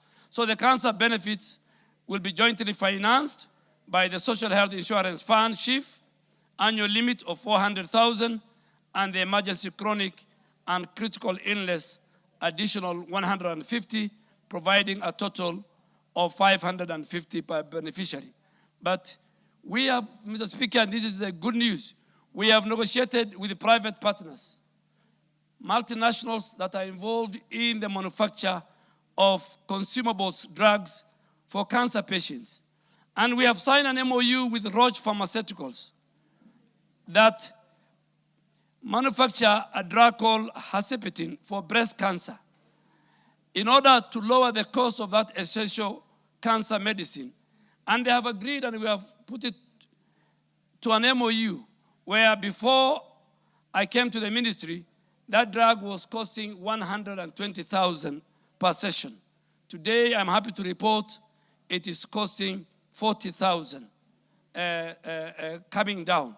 And this is to ensure that healthcare is affordable and accessible. Thank you, Honorable Speaker. If you are satisfied, we move on. Thank you. I think I have quite a number of questions. Yes. Maybe I continue. I'll note so that I can ask at the end of the third question. Thank you, Honorable Speaker. Could the Cabinet Secretary provide a report on the status of healthcare services in Kiambu County, given the doctor strike which has continued for several months, with reports indicating the vulnerable patient, including newborns, have been the most affected? Outline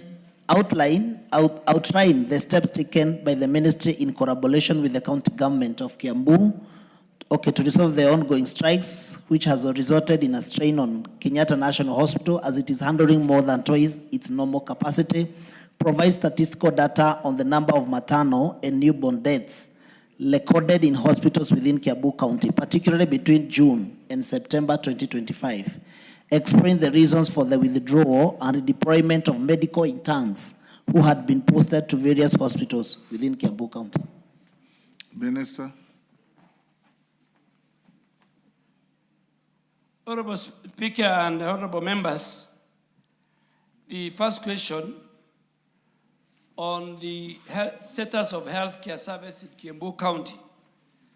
My answer is this. A joint inspection by the Ministry of Health, the Kenya Medical Practitioner and Dentist Council, and other regulatory bodies within our ministry has found out that the service workload, outpatient department visits, at facilities like Thika Level 5, Kiambu County Referral Hospital have significantly reduced compared to the same period in the previous year, indicating a strain of service. And I have shared a table comparing between 2024 and 2025 in terms of visits. And Honorable Speaker, if you allow me, in June of 2024, 26,010 have visited hospitals in Kiambu County. Compared to the same period in 2025 during the strike in June, only 17,772 have visited, showing a drop of 31.7%. July of 2024, there were 27,000 who visited, but July of 2025, during the strike, there were only 18,477, another 33.1% drop. And then August was 26,000, August of 2024, it was 26,819, and same time, August of 2025, it was 18,033, a drop of 32. In total of those 3 months, in 2024, 80,452 people visited Kiambu Level 5 hospitals. But in 2025, that dropped to 54,000. So there were 26,000 citizens of Kiambu County who never accessed health facility in Kiambu County. Maybe they were going to the neighboring counties, Murang'a, Nairobi, Kenyatta Hospital, and I would say how that has affected our referral system. The second question was the steps we have taken. Honorable Speaker, and I have evidence to provide. The industrial action in Kiambu arose from a labor dispute between the county government of Kiambu, which was the employer, and its unionist employees under the Kenya Medical Practitioners and Dentists Council, which has strained again our referral hospital Kenyatta, as it was handling more than twice its normal capacity because of the strike. Honorable Speaker, our intervention as a ministry, I have formally engaged the governor of Kiambu by phone, by text, and I have written letters which I have attached for the House to use for reference, urging for a prompt, good faith resolution in the public interest to avert further service disruption. Honorable Speaker, how far I can go is limited. I've been limited by the Constitution since provision of health service is devolved. But now I want to report that the National Return to Work Formula Framework has been signed between the union and the government, county government of Kiambu. My advice is that they should borrow a leaf from what we do in other counties, Lamu, Kakamega, many other counties which had resolved their disputes. And even with the national government, Honorable Speaker, where the national government allocated 1.75 billion in the financial year 2025 through the House to clear the long outstanding medical arrears and reaffirm their commitment to implementing. But the industrial action in Kiambu County has now been resolved. The third question was for me to provide statistic data on the number of maternal and newborn deaths recorded in hospitals within Kiambu County, particularly between June and September when the strike was on. Honorable Speaker, first I want to convey the ministry's deepest regret and the country's deepest regret for the loss of life during the period in question. Any maternal or newborn death is one death too many. And I really want to ask the House that our maternal mortality and child mortality in our country is not good. We are having discussion with our county governments. We will bring a report to the Committee of the Health of this House. I think it's something that we must discuss, that no mother who is not a patient, who is walking to a health facility to give us a living, dies and the child dies. That I think is unacceptable. But coming back to Kiambu County, maternal and newborn services are highly sensitive to disruption in service delivery. So when there's a strike of healthcare workers, the maternal and newborn services are highly affected more than the other sectors. So during the month of June and September, during the industrial action in Kiambu County, significant service disruption routine was reported to us through the Kenya Health Information System. And some staff failed to submit reports altogether. Some staff of Kiambu County. And the Speaker, this is a very serious offense. And going forward, we will ask digitally through our digital health agency and our digital system, every health facility in our country will report on a daily basis any maternal or child mortality that happens in that facility. But for Kiambu, it is very, very sad, Mr. Speaker, when staff fail to submit reports altogether, resulting to gross underreporting. Some of them are not reporting the right data of both maternal and newborn deaths. Notwithstanding these gaps, the county government of Kiambu itself have reported 164 newborn deaths over this period. It is very sad, it's unacceptable, it's immoral, it should not happen in any hospital, private, public, faith-based, it should not happen. So 164 newborns deaths were recorded during this period of the strike. Further, in the same period, 14 maternal deaths, 14 mothers died, were reported. And this House should know that because of the reporting disruption, these figures might be grossly understated the true burden.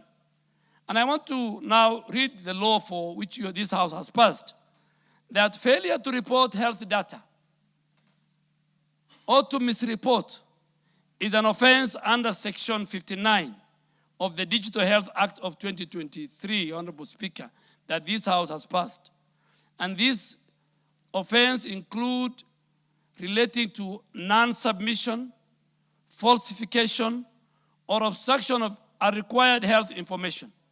So I am sure colleagues, healthcare workers who get licensed through our ministry from Kiambu County, I want them and the leadership, they must be cognizant of the Section 59 of the Digital Health Act of 2023.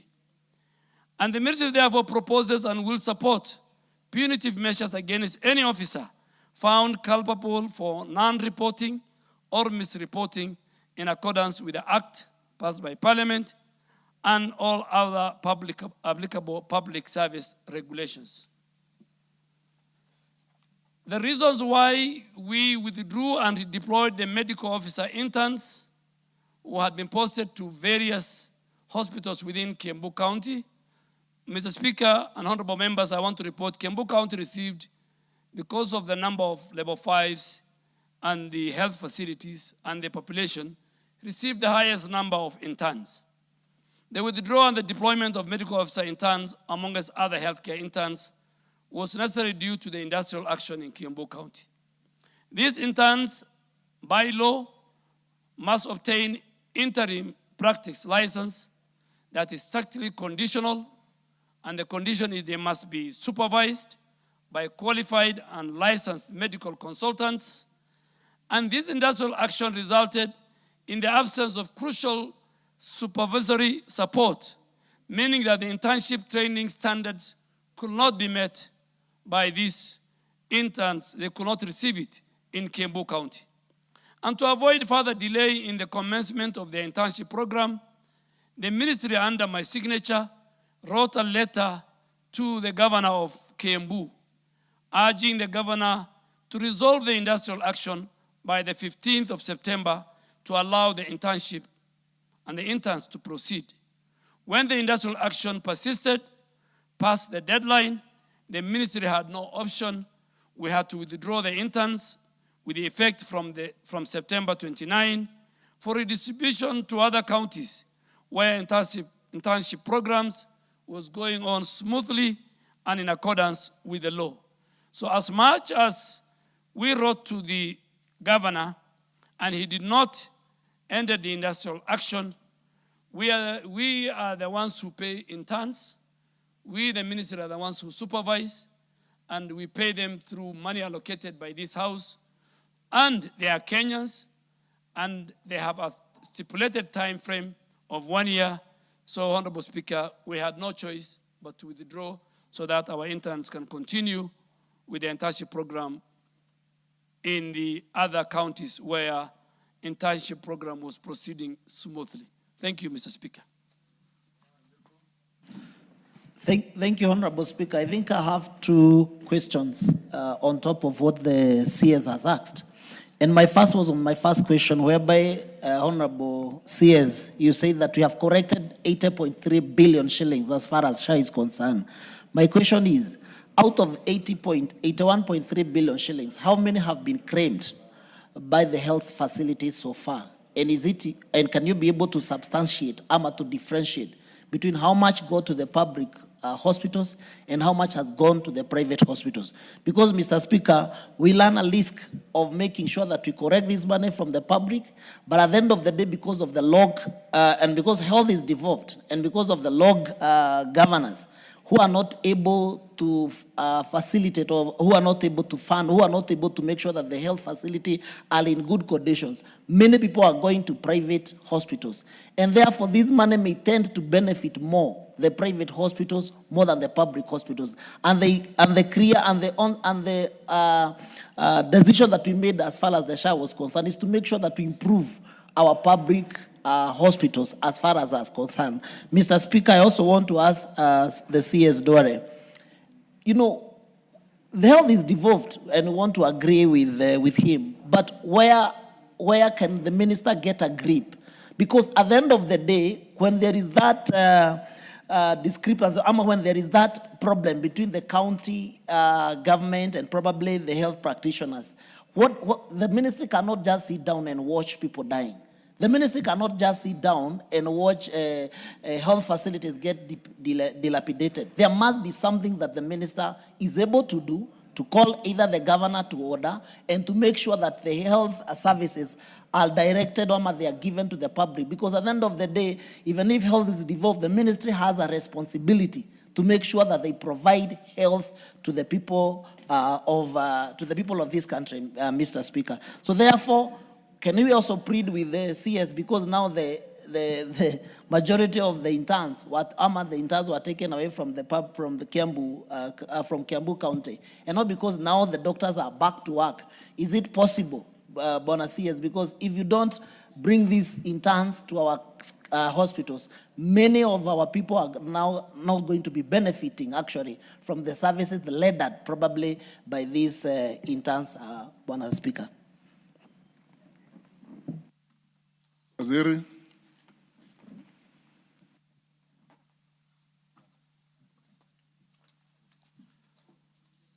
Honorable Speaker, let me start with the second question on what the minister can do. I think all that I can do is administrative, which I have done. Health is devolved. The legislature has the powers of oversight. I have contacted the Health Committee of the Senate, the Health Committee of this House are aware, and it is the decision of the Kenyan people who have devolved. If today healthcare workers go on industrial action in our referral hospitals, which are under me, then I will. But all that I can do is to do administrative, write letters, consult with the Council of Governors, which I did, talk to the governor, and I think that I have done. On the matter of withdrawal of the interns, interns is a very important component on the training of our medical and healthcare workers in all cadre, whether they are doctors, medical officers, whether they are dentists, pharmacists, clinicians, nurses, and they have a period to do internship. We have already disrupted them when there was an industrial action in Kiambu. I think it will be morally wrong for me to provide and tell them again, go back to Kiambu. That's another disruption. So the next time I'm going to post particularly medical interns, pharmacists, dentists, clinicians, and many of them, in my opinion, will be next year when I'll do the next cohort. In terms of how much we have paid, but before even I come to how much we have paid, I think under the Social Health Authority Act, there's no discrimination. Kenyans can access, if they are members, Social Health Insurance Fund.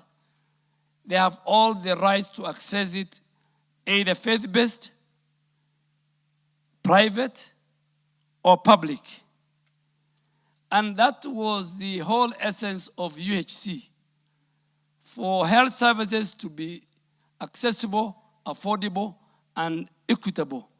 And that's why we are saying that if a Kenyan walks, even for primary health care, which is free, if he walks to the nearest facility, be it private or faith-based, he should get exactly the same treatment as that he could have got it. 2, how much we have paid in terms of the 3 different levels. For the county governments, we have paid about 23.2% of the total 64 point under chief. We've paid 64 billion. So 23.2% went to county government or public facilities run by our counties. Faith-based facilities receive about 16.87%, and the referrals receive about referrals that are Kenyatta National Hospital, Moi Teaching, Madare Teaching and Referral Hospital, Jaramogi, and Mwai Kibaki, Odaya. They have received about 10% of that share. And the private had the largest with 49.07%.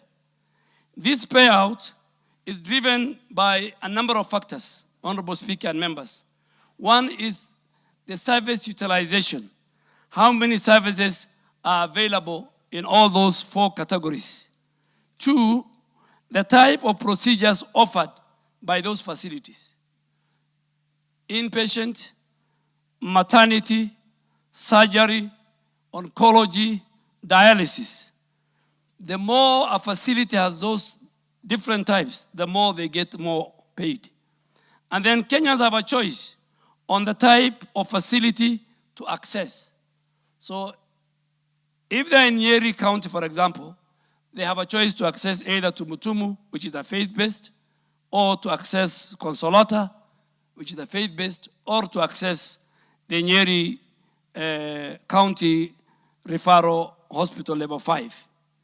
Claim processing capacity and claims desk available are in all these facilities, whether it's private and whether it is in public or faith-based. When I come to now the primary health care payout, which is free, and this is now where, Mheshimiwa, I think your question fits well, where Kenyans walk in and walk out as outpatients. They are treated, they see a medic, they get drugs, they get lab tests, they can get the basics, but it's an outpatient. And all that they need to do is to register as SHA members, not chief, as SHA members.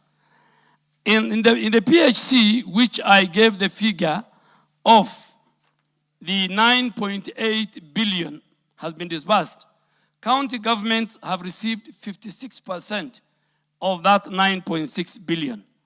The faith-based facilities in the public health facility, which is free, which is paid by the exchequer, have received 7% of the 9.8 billion. And the private facilities across our country have received 36% of this 9.6 9.8 billion that was paid out to all facilities that offered service under the PHC. Thank you, Minister. Member for Nyandarua, Faith Gitau. Thank you, Honorable Speaker. Could the Cabinet Secretary provide a report on the measures the ministry has put in place to avert a potential tuberculosis crisis, as many patients are resistant to its drugs for treatment, including ensuring timely access to prevention, testing, and treatment services? Question number 2, outline the actions being taken by the ministry to secure affordable treatment for multi-drug resistant tuberculosis, considering its more challenging and prolonged treatment regimen.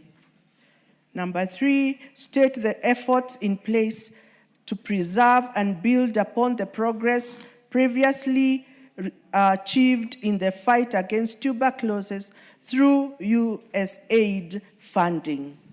Thank you, Honorable Speaker. Waziri. Honorable Speaker, the member for Nyandarua County, Honorable Faith Gitau, asked 3 questions. The answer to the first one on where the ministry has put in, what are the ministry measures put in place to avert a potential tuberculosis crisis, as many patients are resistant. The answer is that Kenya, as a country, we have made a very commendable progress, Honorable Speaker, in the fight against TB. And why do I say so?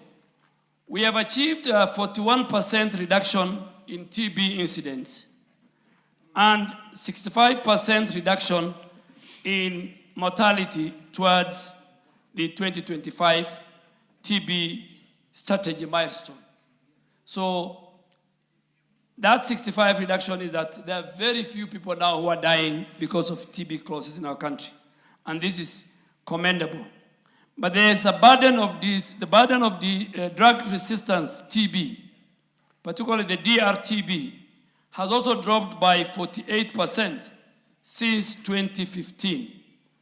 And this has led to WHO, the World Health Organization, to remove Kenya from the list of countries with high burden of DRTB in the year 2020.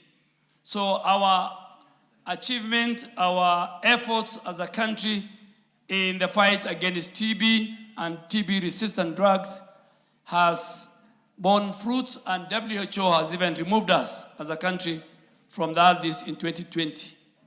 What are we doing? What are the measures? What measures are we doing to avert TB, the DRTB crisis?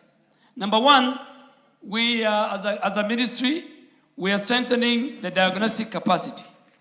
We have expanded the molecular testing using the 2027 Gene Expert, the 2028 LAMP, and 78 TrueNet platform across all our 47 counties. And I did this a number of times. The last time I did was about 1 month ago. And again, we are doing genome sequencing, which has been introduced for DRTB surveillance. So we do surveillance using technology. 2, we have also enhanced, Honorable Speaker, the treatment for DRTB. The treatment has evolved from 24-month-long regimens to the current 6 to 9 months regimes recommended by WHO. So treatment now is offered free of charge in all public government facilities. So that's how we can enhance and reach as many of our citizens. 3, we have done decentralization. The treatment now has been decentralized to 900 primary healthcare settings out of the 5,400 facilities offering TB treatment nationally. And this is to ensure continuity of care and improve patient support. So within the 5,400 facilities, we have decentralized 9 of them as a primary health care. Then we also build the capacity of our healthcare workers. the ministry has developed a national DR-TB guidelines. We provide continuous training and mentorship to equip healthcare workers with updated skills in diagnosis, in clinical management, and particularly in the infectious control of TB. We have done community engagement and patient support to support patients to complete treatment, because if you don't complete treatment, that's when you have a problem. So we make sure that we do community engagement, we provide patient support so that our citizens who are patients suffering from TB, first they complete the treatment and prevent their TB. This intervention offers, we do a lot of counseling, we talk to them about their nutrition, we talk to them about their transport support, while the community health promoters that we have over 107,000 across the country in every village help us do a follow-up. They do contact tracing, and they also do psychological care at home. And finally, we have enhanced the DR-TB surveillance. We conduct very regular cohort reviews just to make sure and to track the DR-TB performance and see if there will be any gaps or challenges that we can address. So a national drug resistance survey is currently underway to make a determination, and Honorable Speaker and members, once the survey is ready and is launched, just like last week I've shared a number of reports with the House for tabling, we will table so that we get, this survey will give us the true DR-TB burden in our country. Honorable Speaker, the other question was to outline the actions being taken by the ministry to secure affordable treatment for these multi-drug-resistant TB clauses, considering the more challenging. And Honorable Speaker, the ministry and our partners will always focus on ensuring that there's consistent, there's adequate, there's affordable supply of the drug, that is the DR-TB medicines. Secondly, we do what we call accurate quantification. The National TB Program conducts regular quantification exercise in order to, and they use up-to-date patient data and electronic Queen TB tool so that we can accurately forecast the DR-TB medicine needs of our country, and that will help us to prevent any shortage or stockouts. The supply chain management, we are working with the KEMSA to efficiently manage procurement and distribution, including the use of the Integrated Logistic Management and Information System for real-time tracking and for last-mile distribution. Now we have a turnaround of about 7 days, and national buffer stock is maintained, Honorable Speaker and members, to cushion against any delay in case of any disruption in the global supply chain. Lastly is our procurement strategy. Honorable Speaker and members, up to 70% of the treatment commodities for drug-sensitive TB are procured using GOK funding, which will help us to enhance sustainability and reduce reliance on external sources. So on TB, we have 70% to make sure that none of our citizens miss out on these important drugs. The last one, Honorable Speaker, was to state the efforts in place to preserve and build upon the progress previously achieved in the fight against TB clauses through USAID funding. Honorable Speaker, we have initiated a deliberate measure to safeguard and scale the gains achieved through USAID support and aligning them with the national UHC agenda. We have done health system integration. TB services now are being integrated into primary health care and UHC framework to ensure sustainability and reduce dependence on vertical programs. So Kenyans now can visit their level 2, level 3, their dispensaries, their health centers to access these TB services.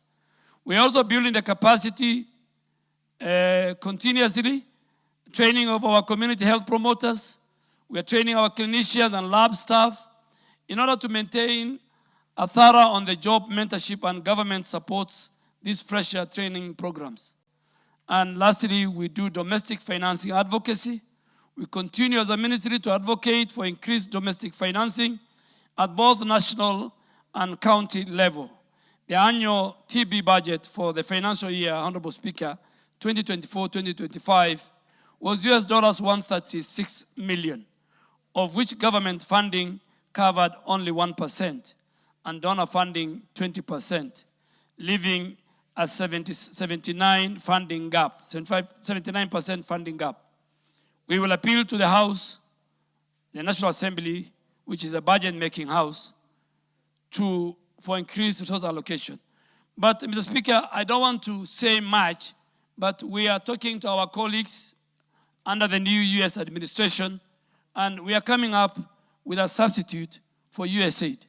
And I think by the end of this month, the country will hear the good news. That we might not call it USAID, we might call it something else, but we are negotiating, and by the end of this month or early next month, we will find a way of how we can bring back the role USAID played, because USAID was key in this area. And then, of course, we are collaborating at the multi-sectoral level to make sure that there's accountability.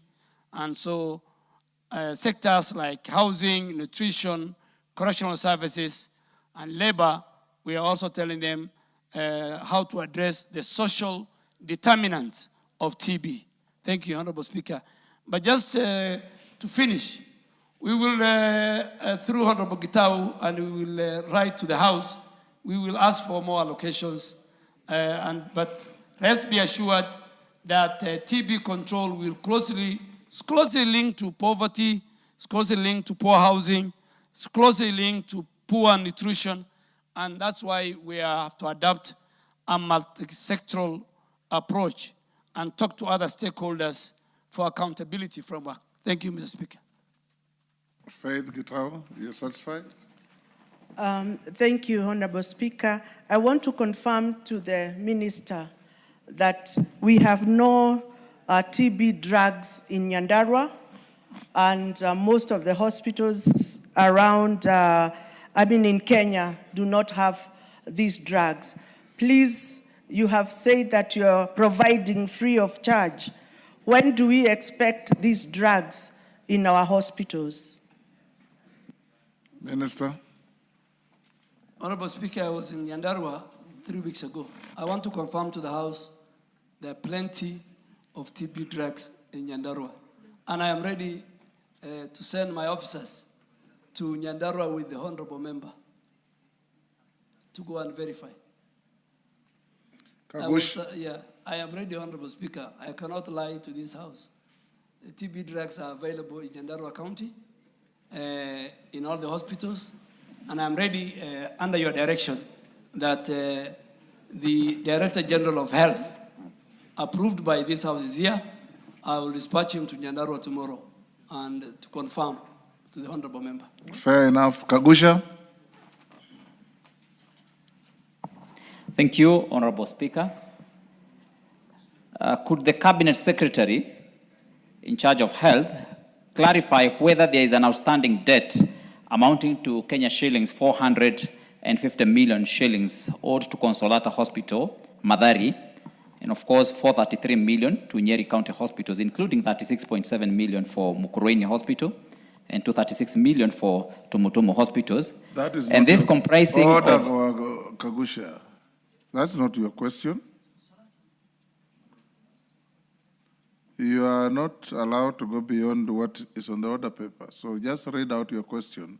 You can ask those other figures in your supplementary. Thank you, Honorable Speaker. And this amount comprising of arrears accumulated at the National Hospital Insurance Fund and payments for the Social Health Authority, that is NHIF and SHA. Number two, state the factors contributing to the prolonged delay in remitting payments to Consolata Hospital Madari, despite the provision of health services to patients. Of course, Honorable Speaker, I would like just to note that the fraudulent payments in millions have also been made to dysgenious hospitals, while genuine ones are missing out. Honorable Speaker, number 3, outline the measures put in place to ensure the debt owed to the hospital is promptly settled and its operations fully restored.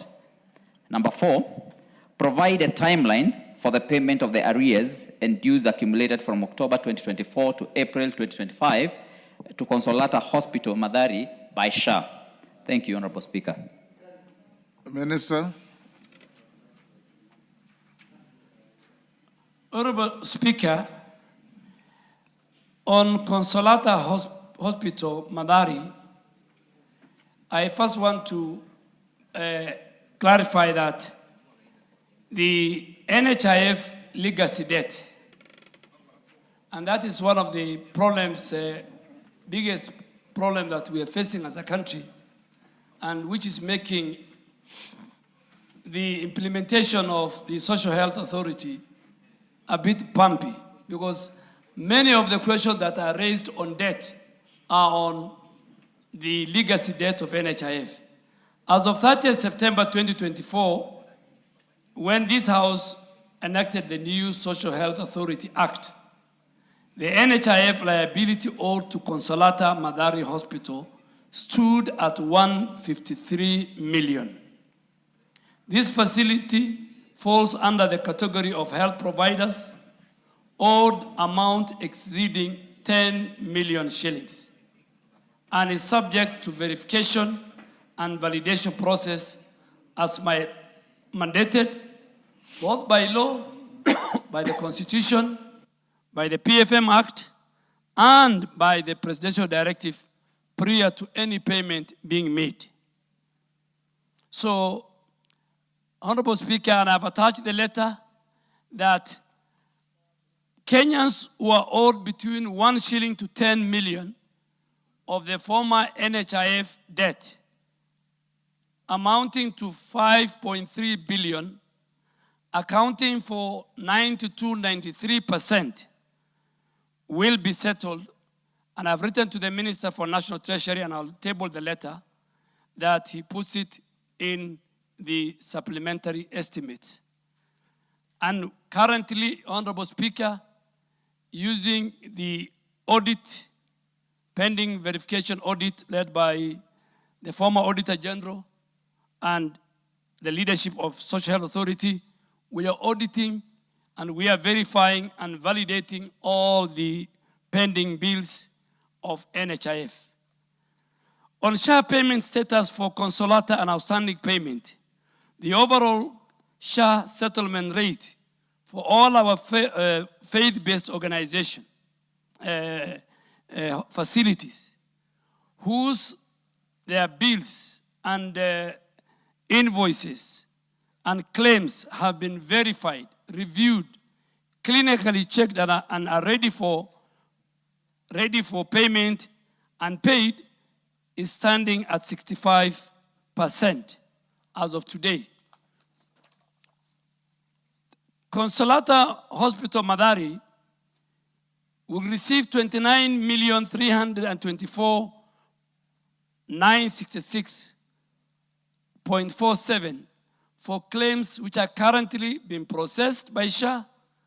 They have been validated, they have been reviewed, and they have been confirmed that they are the right claims, and they will be paid in the next payment cycle, which is the 14th of November next week.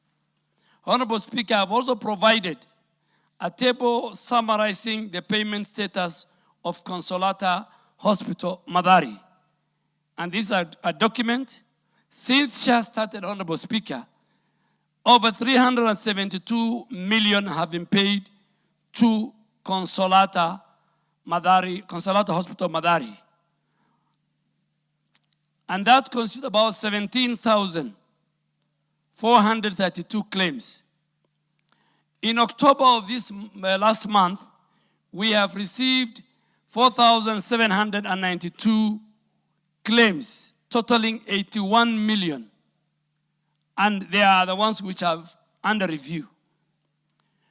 Honorable Speaker, it's good to say it here on the floor.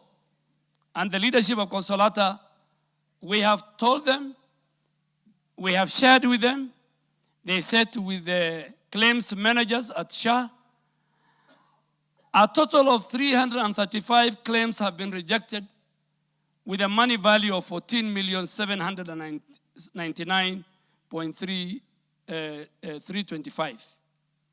And Honorable Speaker, if you allow me, what is a rejected claim? A rejected claims is number one, if that claim you have lodged and the patient was Honorable Duale, the Minister for Health, if that claim does not have a claim form, I am sure every member sitting in this house, when you go and see your doctor, there is a claim form that you sign. The first part of that claim form, it is the patient who signs your name, your address.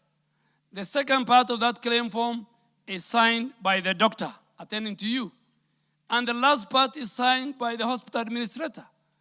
We have situations where, number one, there's no claim form. Number two, a claim form is written with one biro pen with the same handwriting. That claim is rejected, is fraudulent, and it will never be paid.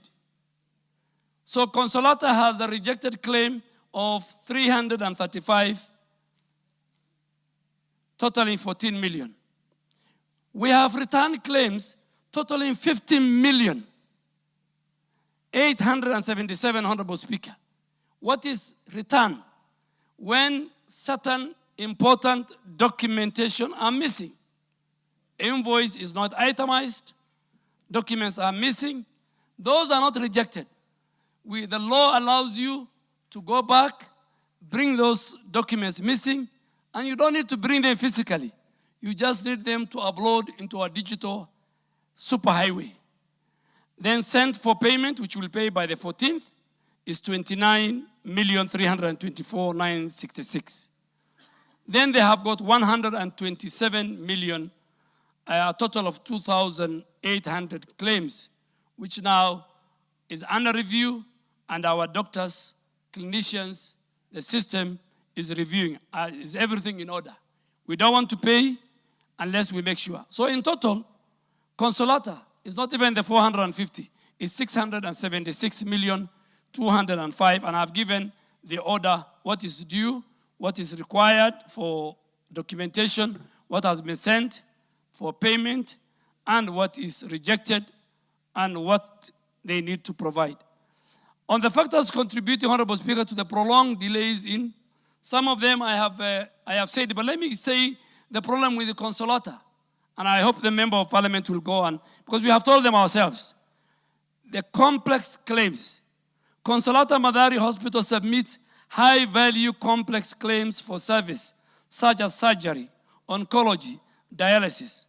These high comprehensive medical claims, they require very comprehensive medical review as part of the claims adjudication in order to process to ensure adherence to established clinical, contractual, and financial compliance. They must be subjected to some audit. So if it's oncology, we must make sure the cancer patient was there. He has gone through all the systems. We have to check the ID card. We have to, if it is surgery, we must make sure there's theater notes and all the other. And all this is for compliance because of the contractual obligation, because of financial compliance, or because of standard before payment. And the claims under review are for the period 12th of August to 30th of October. Number two, with the Consolata, we are facing what we call provider submission issues. There's delays, which are largely occasioned by provider-based factors. If they take long to provide submission of documents, if there are missing signatures in those documents, if there are incorrect patient details, and if there are low resubmission rates for correction, then the Social Health Authority will not be blamed. And we are telling all facilities, public, private, and faith-based, including our referral hospital, going forward, they must employ dedicated staff, managers, claim managers, who will make sure from morning to evening they are dealing with claims and reimbursement and work closely with our county and relationship managers for different categories. Honorable Speaker, the last question was, and then we had an issue of, we took long in terms of claims management, but I want to say that because of many litigation and court cases, at least now, SHA has since hired 9 case management officers and recruitment is going on to build the capacity. The third question, Honorable Speaker, was to outline the measures to put in place to ensure the debt owed to hospitals. I think on the NHIF legacy debt, the claim of Consolata falls above the 10 million threshold, and we have subjected it to comprehensive verification and validation process mandated by the President and the Cabinet. But Honorable Speaker, let me now speak as a Kenyan. I think Parliament at some stage will come and talk to you. I think there are facilities, and they are both in public, private, and faith-based, that face imminent closure because of the NHIF legacy debt. I think we must do whatever it takes, and I will do it myself as the Minister for Health in consultation with the President and the Cabinet to make sure that we resolve this. Because once we resolve that, then I think a lot of the questions are on that legacy debt. On NHIF claim settlement, as I have said, we are reviewing our medical review capacity. We have done full automation of the claims processing using AI-driven in collaboration with the Digital Health Agency. And now we have a faster verification and timely payment. And we have enough money, Honorable Speaker, to pay our facilities. We are doing also stakeholder engagement. I led a meeting with all the bishops who run, and the different churches that run, and the SUPKEM who run faith-based. And we have agreed, we have created individual relationship managers. We have set a number of private sector players in Nairobi and the surrounding counties. When we do our rollout, SHA rollout, we also engage with the people.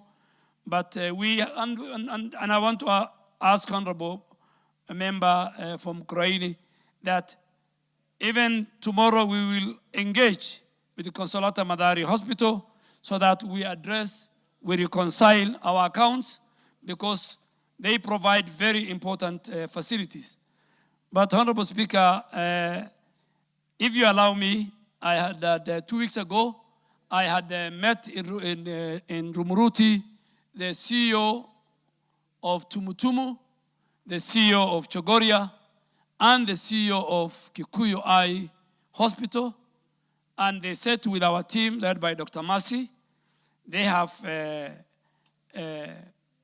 reconciled the claim submitted by Tumutumu is 276 million.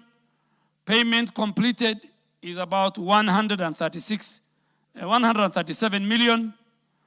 In October payout, they received 14 million. We have a rejection of 21 million for Tumutumu, and we have under review close to about 103.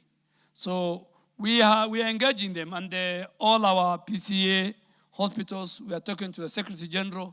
So on a daily basis, we had the Deputy Secretary General of PCA, and on that occasion, I'm the one, Honorable Karani, Dr. Karani was there. I'm the one who asked, please come with the big hospitals, and we did, and we have reconciled. Sure. Thank you very much, Honorable Speaker. May I start by thanking the Cabinet Secretary for having given me students for Mukurweini KMTC. The students have now reported, and they have started learning. And actually, they started learning today. And for that reason, Honorable CS, I want to very sincerely thank you very much on behalf of the people of Mukurweini. Honorable Speaker, it is indeed true what the Cabinet Secretary has raised, that Madari Hospital and Tumutumu Hospital and other faith-based hospitals in Nyeri County faces imminent closure, especially because of what he has called the legacy debt owed by the NHIF. And of course, we also have other private providers in Nyeri County and other counties that have that challenge. Honorable Speaker, the issue of Madari Hospital having claims which are high value, which are quite sophisticated and complicated, is not a surprise because this hospital offers very good machinery which is advanced and which also is quite sophisticated. And for that reason, there is need to get a working formula with this hospital so that they do not get unnecessary delays in terms of their refunds. Honorable Speaker, one of the issues that is being raised by quite a number of doctors, and I had a chat with a doctor by the name Goody Gol from Nyeri County.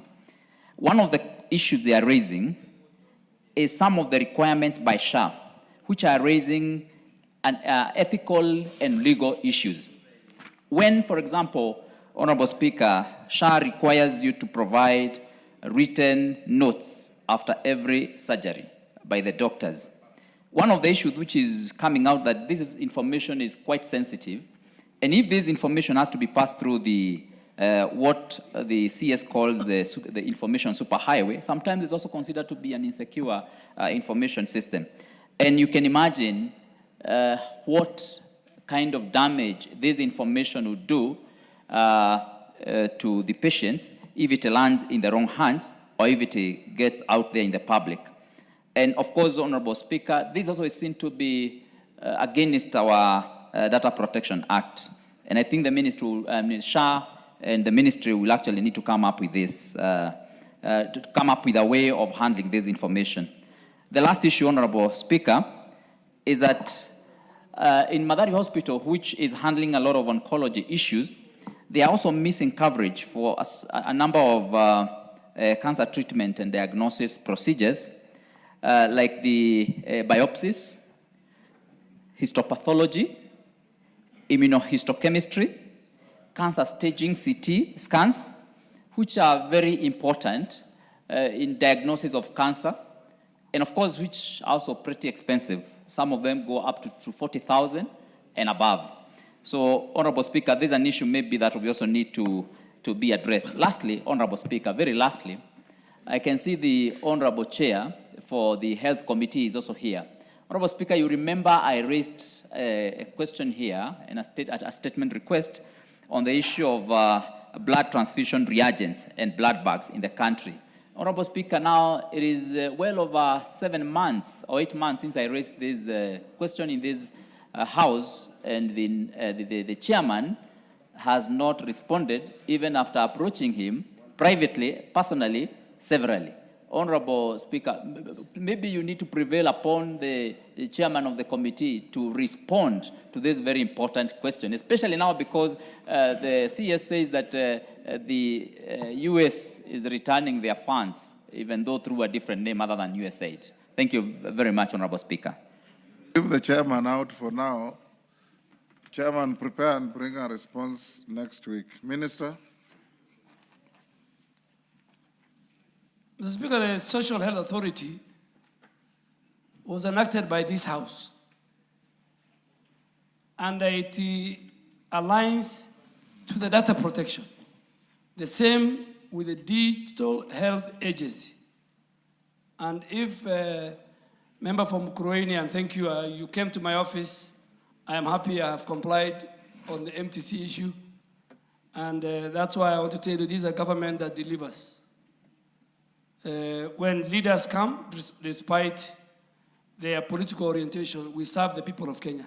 But SHA complies with the Data Protection Act mechanism in place. 2, patient consent is also availed. But let me bring to the attention of this House, Honorable Speaker, that claim adjudication requires verification that the service took place. The doctors who are talking to you, and I'm sure they are watching me, one of the basic, I'm not a doctor, but I sit with the doctors every day in Afia House, and next to me is the Director General of Health, who this House has vetted and approved And in Section 16 of the Health Act says he is a technical advisor to the minister and government, including parliament. In medical school, in theater, for social health authority to confirm a procedure has taken place, that facility, that doctor must provide theater notes. Minus theater notes, that claim is rejected. I'll give you another more simple example. If a delivery, a maternity delivery has taken place in a facility, whether through C-section or normal delivery, and you want social health authority to pay, part of the claims document, there must be a very important document known as birth notification. If there is no birth notification, then how can SHA pay you and prove that a child has been born? You know, Honorable Speaker and members, we should not compare the social health authority to the defunct, corrupt, with no system NHIF. They are world and world apart. It's like first world to third world. It's like day and night. So the people who used to be paid millions of shillings for birth or maternity without providing birth notification, that will not happen anymore. Without, even Honorable Speaker, now for a doctor to use his authorization, pre-authorization, OTP, he must be within 500 meters of the health facility. There were days when doctors and healthcare workers could could use their OTP to authorize from their bedroom at midnight.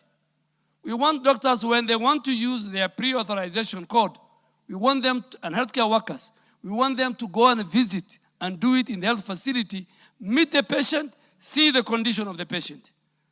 Never again will theaters and health facilities be run using the mobile phone of healthcare workers. Honorable Chair, I don't want to go into the blood services. I have done the answer. The chairman, my chairman, is very capable and competent, and I'm sure when the time comes, he will provide the answer. Kazi Mtandaza.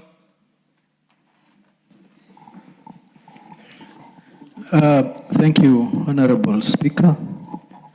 I rise to ask question 74 of 2025 to the Cabinet Secretary. Could the Cabinet Secretary, one, provide a report of payments made by the Social Health Insurance Fund, including the number of vulnerable people catered for by Chief in Matuga constituency and nationally?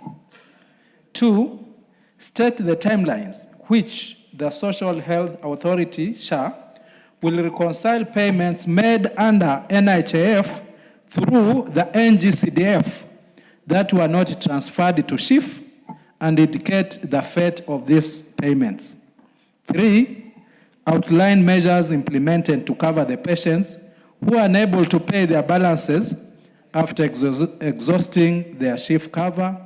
And four, state the plans put in place to clear balances of patients detained in public hospitals due to their pending hospital bills balances after exhaustion of their Chief cover. Thank you, Honorable Speaker. Minister.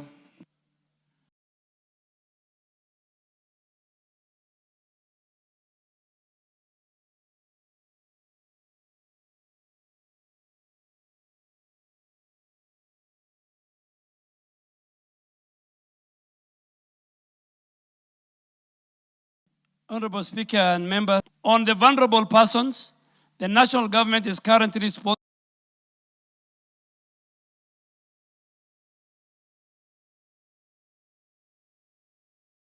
households, translating to about 1.5 million Kenyans who their data was picked from the social protection net across all constituencies and divisions and wards in our country. Of this number, 1,769 households were from Matuga. So the 558,000 indigents that we launched at the national level, we have confirmed and we can provide the list. 1,769 households are from Matuga constituency. And these members are now active and can access all available SHA benefits and paid for by the government of Kenya under the able leadership of President Ruto. Additionally, over 62,461 households are sponsored by counties, the NGCDF in our various constituencies, and various development partners and philanthropists. Question 2 was to state the timeline. Honorable Speaker and honorable members, SHA recognizes that some sponsors, including NGCDF, have had made prepayments under the former NHIF that need to be transitioned to the new Social Health Authority. I really want to ask the indulgence because we didn't have staff, we were recruiting, there were many court cases, but now serious reconciliation of these transitional prepayments made by members of this House to the defunct NHIF, such as those from Matuga, are currently ongoing, and I have directed the leadership and the board of SHA that they must conclude it before Parliament goes on for the long recess, so that members can now identify and use these resources for the indigent among their constituencies. And then SHA has also committed to finalize this transition of these balances, and they will credit them to the members' SHA accounts as soon as possible. We will also, Honorable Speaker and members, provide a comprehensive update on such payment once the reconciliation is complete before the House goes on recess for all affected counties and entities. And these prepaid balances will be credited into their accounts.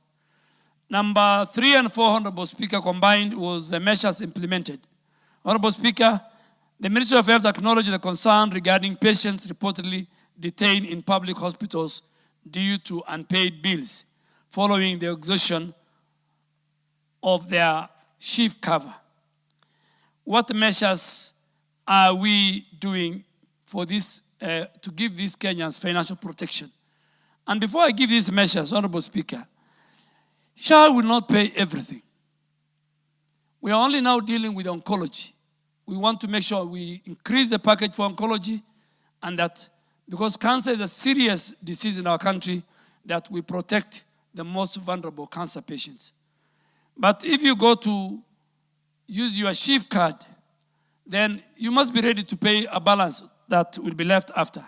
But we want to expand the benefit package, and this includes the emergency chronic critical illness fund. We want them to cover the very critical and the very prolonged care after you exhaust your shift limits or your shift limits are reached. Then, like cancer, oncology, if the member exhausts, then we will now, the CCIF kicks in, that was found. On another financial protection, we want to look at how we can strengthen mechanism for financial protection, especially for indigents and vulnerable population, through our social health subsidy program. And this subsidy program will be targeting the most vulnerable people of our society. So we will continue to work closely as a ministry with the SHA and our county governments to ensure that financial hardship does not deny citizens access to essential healthcare service. And this is the philosophy behind universal health coverage. Thank you, Honorable Speaker. Yes, Tandaza. Thank you, Honorable Speaker. Let me start by saying that I'm half happy, given the statement that they are working on the vulnerable people in Matuga. And he has said, before we go for recess, he'll have completed that process. I'm half happy because I highly doubt if that will be done, considering that When we made the ministry last time, I think in Naivasha during our retreat, that time we were given as parliament that in 4 weeks that process would have been done, and that I think in February. Now we are in November, but the CS says before we go for recess, that means in 2 weeks' time or thereabout, that will be completed. I would want that to be noted and actually see if it will actually happen. If it happens, I'll be full happy. 2, there is a communication which I think should be very clear, CS, through the chair. The information out there is that once you are fully covered by SHA or SHIF, all medical expenses are taken care of. And I think that's what brings the problem of people saying SHA doesn't work, because now the CS is saying it's not designed to cater for everything. I think this information should be very clear, because all the communication that we get from the executive is that once you are covered, go to any hospital, walk in, be treated, and go back home. But here the CS has said it does not cover everything. Can that also be clear and be communicated so that we know the limits of SHA? Thank you, Honorable Speaker. Minister. Mr. Speaker and honorable members, I want to make it very clear, and it's even very clear in the laws that this House has passed. What is paid by the Exchequer and is free to all Kenyans, as long as they are registered with the Social Health Authority, is the primary health care in level 2, level 3, and some parts of level 4. That one is very clear. The President has made pronouncements. The Honorable Speaker has made those pronouncements. And we should not confuse Kenyans. And that's why 9.8 billion has been paid out. Reimbursement for primary health care facilities, both in public, private, and faith-based. Outpatient. You walk in, you walk out. And Honorable Speaker, the governor of Nairobi is one governor I want to thank. In his primary health care facilities, level 2, level 3, and part of sub-county, he has made it put clear, even posters, saying, walk in, walk out. So that, but we have, in some instance, where some counties are co-charging. It's called co-paying. And even the committee of this House have gone out and they have found out. And we have said that it's criminal, it is not right. Now we come to SHIF, the Social Health Insurance Fund, where you pay, if you are in the formal sector, salaried people, 2.7% of your income.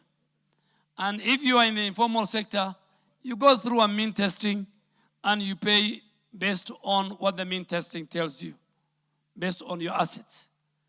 That one, the Social Health Insurance Fund, is not free. You must pay for it. And that's why if it's maternity, normal delivery, 10,000, fully covered. But there are certain specialized. If you overstay in the hospital, maybe the bill is about $1 million, SHIF will pay 700, 600. The balance must be paid by the patient. Honorable Speaker, I want to confirm, when members were being given that commitment in Naivasha, I was not the minister. But I want to confirm, and I know, Honorable Speaker, when you go on record, I was not...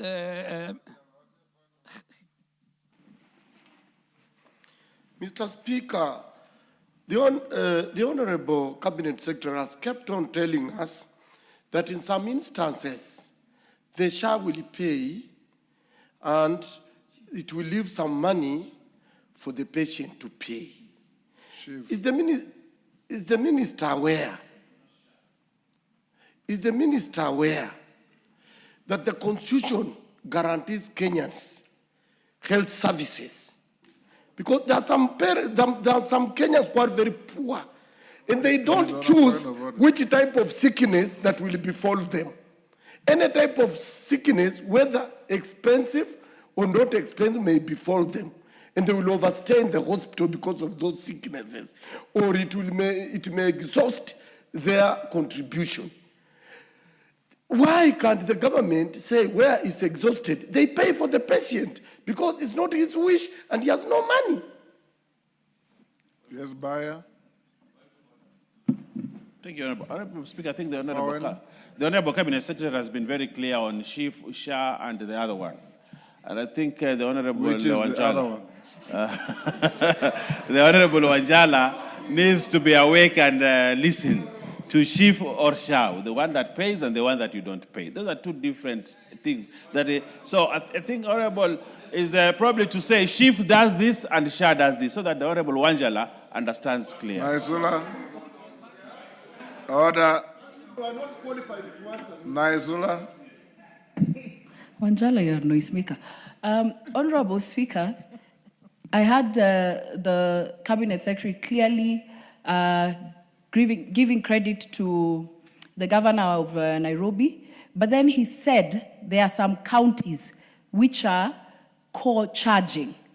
It is in the same breath that those counties should be named in this house, because for the same stick you give credit, we need to punish, and those counties have to be ashamed and they have to be named, and those governors should be surcharged and should be jailed for co-charging the patients, Mr. Speaker. They need to be named. Yes, Jalango. Thank you so much, Mr. Speaker, and thank you so much, Cabinet Secretary. The one thing that does not come out very well is to what level is Shah or Shiv taken care of. We have situations, and I had a public participation just the other day, where we have patients who Shah have covered large amounts, and those that have been covered in very small amounts. So they keep on wondering. This guy was paid, the patient was paid, bill was paid to an extent of 300,000. There's this one who is requesting only 15,000. It is not being paid. So there's one thing that the Cabinet Secretary and his team must come out and tell the public. Continuous communication about what is covered by what to what extent. And lastly, Mr. Speaker, during this public participation that we had with our people, there are those who still want even to be told to be taken through on how to register, and they want to register, they still don't know how. And your medium of communication cannot rely on TV and newspapers only. Nowadays we have so much. You're even talking about AI being used now in the medical space. We have these influencers. We have these social media spaces that we need to have this communication go out again and again so that we demystify this thing about Shah. It is working, yes, but you get to a point where you still have to explain to people, Mr. Speaker. Cabinet Speaker, the Cabinet Secretary needs to come out, as my colleagues have said, very clear on what Shah covers and what Shah does not cover. And I want to go on record, Honorable Speaker, my own mother stayed in hospital for 5 days, and Shah, out of her bill 213,272, Shah only paid 11,740. Honorable Speaker, Cabinet Secretary, what's not happening? Surely something is not being truthful. We are not telling the Kenyans the truth on what Shah can and what Shah cannot do. NHI probably used to pay better than this. We just need that comfort. Communicate very clearly, and the evidence is here. Hospital bill is here. Kibagandi. Thank you, Honorable Speaker. First, I would like to be very clear that the CS is talking about an ideal situation. That is not what is happening on the ground. Just like Honorable Oundo, my mom has been sick for close to 10 years now. In 2019, she was operated on. It is called diabetic foot. And the bill then came to about 625,000. NHIF paid 270 or thereabout. On Saturday, the bill for my mom, who has been ailing again and had to undergo 2 operations at Metropolitan Hospital in Buruburu because of diabetes. The bill came to 1.1 million shillings, and the bill that was paid by SHA is 123,000 shillings. I shared that with my chairman, and we shared that with the hospital. And Honorable Speaker, today I'm trying to control myself so that I don't demonstrate the unfortunate thing that happened the other day. What I would like to assure you, Honorable Speaker, is that nobody in this country has done research on SHA like I have. Number one, on issues to do with benefits. The benefits in SHA are inferior to what NHIF was offering. That is one. Number two, the processes of reimbursing hospitals is systematically oppressive to hospitals in the sense that hospitals now are too careful on how they handle patients. Number three, professionalism within the ministry, SHA, and every other space within the Ministry of Health, Honorable Speaker, we have trouble. And this is happening, including up to the counties. And at this point, Honorable Speaker, I would like to request the Honorable Cabinet Secretary, when people raise concerns, please don't politicize these concerns. Seek to have proper interventions for these concerns. Thank you, Honorable Speaker. Didymus. Thank you, Mr. Speaker. I want the Minister to confirm 2 questions. Number one is during means testing that those Kenyans who are perceived to have some stable source of income will pay more than those who do not have, so that we can be able to understand why Kibagendi's mother, NHIF, paid more than what SHA is paying her. If that clarification is done, then we can understand that in terms of means testing, the amount you pay is dependent on your perceived income. Number two, can the minister confirm to this House, because any new policy that the government implements must either generate into some small public problems, because it is new. You may think you are solving one, then 3 or 4 comes up. So can the minister confirm to this House that in his ministry, he has set up a team that will entail in collecting data, collecting those problems that are coming in implementing this SHA and SHIF, and that they are working around the clock to ensure that those problems don't recur again, because policy improvements are done by using feedback as a tool for continuous improvement. Can the minister confirm to this House that indeed Kenyans should be confident that SHA and SHIF will continue to improve because they are collecting data which they use as a tool for continuous improvement? I thank you, Chair. Yes.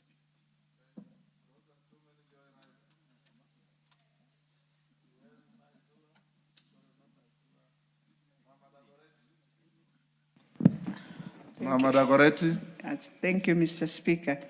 Mine is just to ask the CS whether the ministry has ever done what I'll say, just go and do your tour to different hospitals, sample out, and get to learn what is the biggest challenge that we are facing as a country. Because when you hear the prices we are paying in hospital, I'll give you an example. CS, I know SHA doesn't really cover so much on patients of diabetes. And we find a hospital, just the normal testing of diabetes, on the fee that they are charging is 700 per test when a patient is admitted in their hospitals. I will tell you today, I am discharging my mom. If I give you the figure we are paying for 1 week, 4 days, 3 million, doesn't make sense. Yusuf was here, the brother passed on 2 days ago. Stayed 4 weeks in Aga Khan, 11 million shillings. 200,000 was the dialysis test every time. We need now to come with a cap, and I want CS to look at it. Either you tell us the taxes on issues of health are so high that the hospitals should be charging this, or we bring a cap and we decide as a country, this is where a hospital can reach. If it is management, take a patient the way they do in the US to a management care hospice for Kenyans are going to go to the worst in this health system. Thank you. Uzalendo. Thank you, Mr. Speaker. Mine is very specific, and I would like to talk to Waziri. Waziri came to Mumias 2 months ago and had negotiations with our Bishop Kakamega, over St. Mary's Hospital, Mumias. And on that day, the CS announced publicly that St. Mary's Hospital is going to be opened the next day. Mr. Speaker, I would like to inform the House and the CS, if he's not aware, that St. Mary's Hospital is yet to be opened. The people who are getting services at St. Mary's are still suffering. And St. Mary's, this is an institution that was opened 1930. It has a lot of significance in Wangaland, and all of us have grown up using St. Mary's Hospital. In fact, several of my children have been born in St. Mary's Hospital, and another one will be born there next year if it will be open. So could the minister... You are a very hard-working man. Yes, I'm sure next year Mama will go there to get a baby. But the hospital is not open. So what will happen? So could Waziri tell us what is actually going on about St. Mary's Hospital? People are really suffering. Thank you, Mr. Speaker, and thank you for the chance. Robert. Thank you, Mr. Speaker. You know, NHIF had a very, very bad reputation, and due to its poor management of claims, and the CS has constantly made, mentioned that. But CS, when now you started deducting more money under the new arrangement of SHA, with a system that cost us 104 billion over a 10-year period, we thought that this issue of fake claims and this management of claims would be a thing of the past. Now, recently in a public baraza, you actually were saying that there's a lot of money stolen through the new system, and that you are actually going to take some cases to the DCI. I wanted to just know, does that mean that this new expensive system is not working? And so far, after you took your files to DCI, how many have been convicted and jailed? Thank you. Honorable Speaker, let me start from the reverse. From my former colleague at Moi Forces Academy, many years, the deputy minority leader. Number one, the system does not cost 104 billion over a period of 10 years. And the government of Kenya is not paying a cent. Because the 104 billion should have passed through this house. So what is there is a fee for service. The system is built, and the Kenyans who use through the Digital Health Agency, then the developers of the system will be paid. Two, and very important, that you have raised. In fact, the fraudulent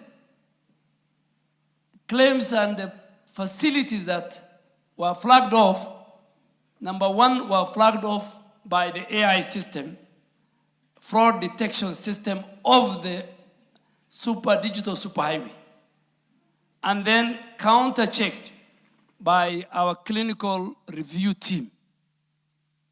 As I said, Honorable Speaker, before I came to the ministry, and the SHA is just now 13 months old, the people who used to steal from NHIF went to SHA not knowing that this is a different animal.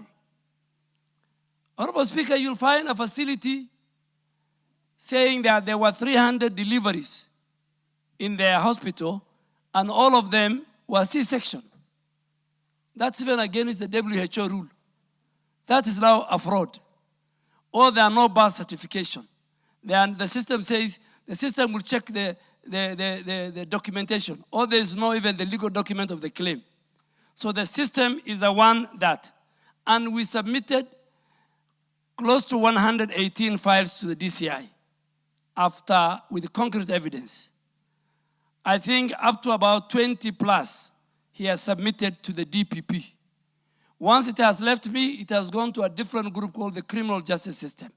Some of them have been taken to court, very senior people in SHA, facility owners.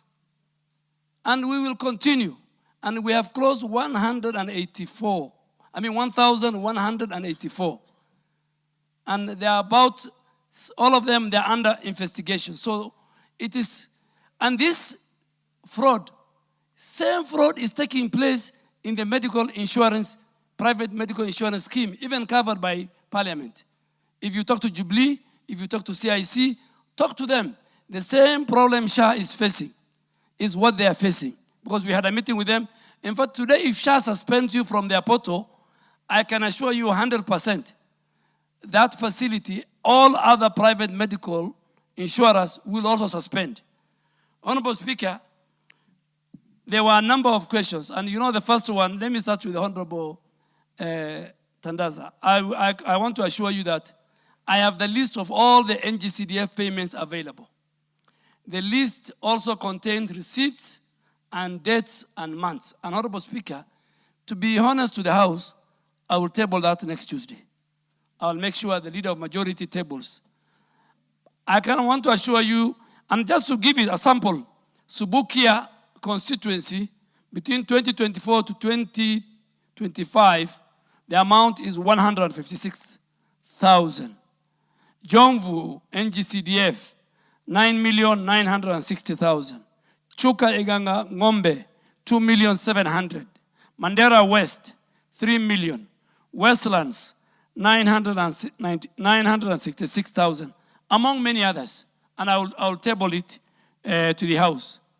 And I stand by that. Before the House goes on recess, we will do all the reconciliation. It's now underway, and we'll post the reconciliation indigent list submitted during the NHIF time. We will submit to the House, and we will do it through mean testing, and we will make sure that we abide by the direction of colleague members. Honorable colleague members, from Honorable member for Budalangi, my good friend. In fact, between NHIF and the NSSF, the NHIF and SHA, you should be a very happy member of Parliament, like me, as a minister. It's SHA that covers more than 4 women. You have 4 spouses. NHIF used to cover only 1. SHA covers unlimited number of children as long as you can prove they are your children. So that alone tells you that NHIF and SHA, you can't compare the two. To me, Honorable Speaker, the package, the benefit package. Yes, Angela, what is it? I never asked how many wives does SHA cover. My question was, Order, Angela. It is public notoriety that you have been proclaiming how many wives you have. But I didn't say how many they should cover. He should answer my question. He should go back and answer my question. Okay. That nobody chooses which type of disease, the type of, whether expensive disease or cheap disease. So what we are saying is that SHA should cover everything once somebody is sick.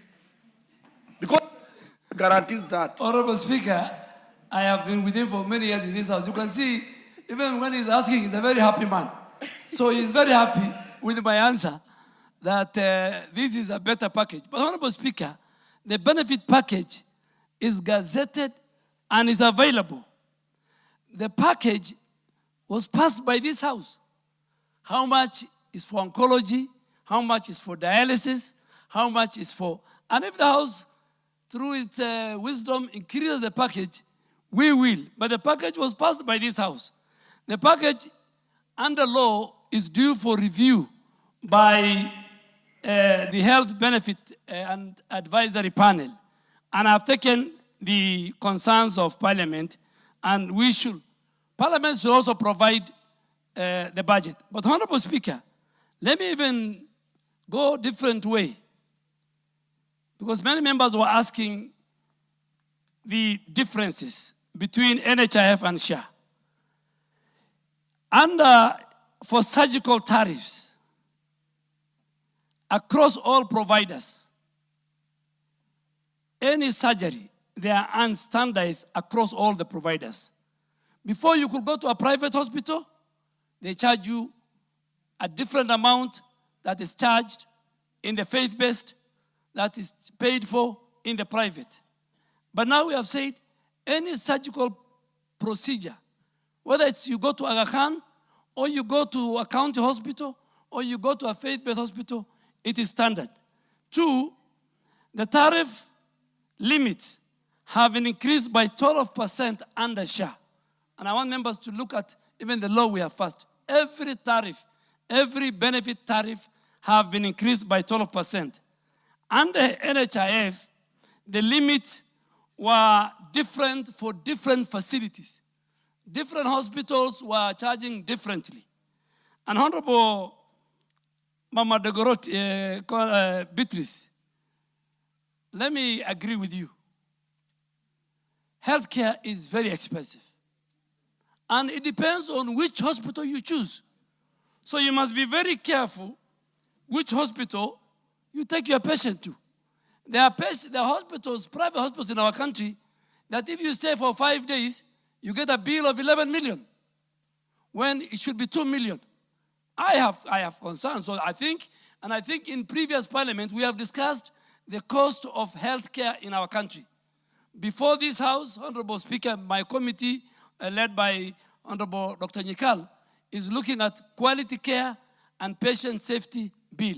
I think we must do amendments to that law to deal with the cost of healthcare in our country. In other professions, lawyers, their costs are regulated. We must regulate as a country. I'm sure those who are doctors who are in this House and the ones who work with me will not be very happy, but we have to say it. The difference between NHIF and SHA, emergency evacuation will soon be launched. There is the ECCIF. Once we do the emergency evacuation, the ambulance will be paid for by SHA. The first 24 hours will be paid by SHA. That never used to happen under NHIF. All Kenyans now will have an access to an ambulance. The days when a patient is taken to a hospital or an emergency and you are asked for deposit is over with Social Health Authority. These are the benefits. SHA will pay for the ambulance. SHA will pay for the first 24 hours. The only package that I think the feedback we got, and we get a lot of feedback. We have a call center, 147, that every day over 5,000 to 10,000 Kenyans call. We get feedback from leaders like you. We get feedback from citizens on their concerns. But the Social Health Authority, the Social Health Insurance Act, the Primary Health Act. Let me tell you the biggest difference between NHIF and SHA. And this is now where I should want to thank this House and the leadership of this country. Primary health care paid by the Exchequer at level 2, level 3 and sub-county hospital is free. You walk in, you walk out. Now let me come to the question of my sister, Samburu West. Yes, if you ask me, if you put a question on those who are co-charging, I will provide. But I think complimenting the ones who are doing good work, I think I'll do it. You know, it's members who oversight. Mine is implementation. But I agree with you. It is criminal, it is unethical, it is immoral for when this House has appropriated resources for Kenyans who access outpatient through the primary health care fund. And the money is supposed to go to the facility as capitation. You're asking Kenyans to buy exercise book, to pay for laboratory. Mr. Speaker, that is immoral, it's a constitutional criminal even in the law that you have passed. And I think a time will come when we shall shame those facilities and in those counties, whether even my referral hospital, if they charge extra than what is provided. On St. Mary's, Honorable Speaker, even if I was a resident of Kakamega, maybe my children also could have been born there. But let me make it very clear, Honorable Speaker, I've even given you the data as one of our leaders. St. Mary to date, SHA has paid 114,548,896. The claims which are with us, which we will pay in November, which is this month, is only 5.5 million. I went to Kakamega myself. I sat with the whole team, our Lord Bishop. We sat with the whole team, the bankers, the SHA team. We reconciled. We did a press conference. But that is a faith-based facility. I cannot go and open it.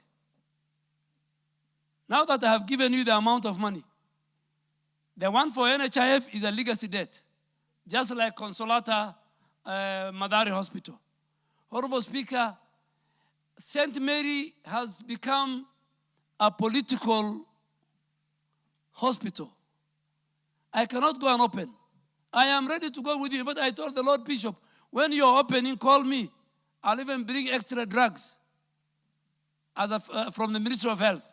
We're waiting for the day to be opened.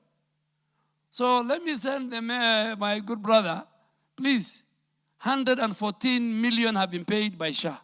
5.5 we will pay. The reason why it's not being opened is beyond my control. It's the way if Nairobi Hospital today closes, and I have paid them the money, and maybe they want to go and open a hotel, there's very little I can do.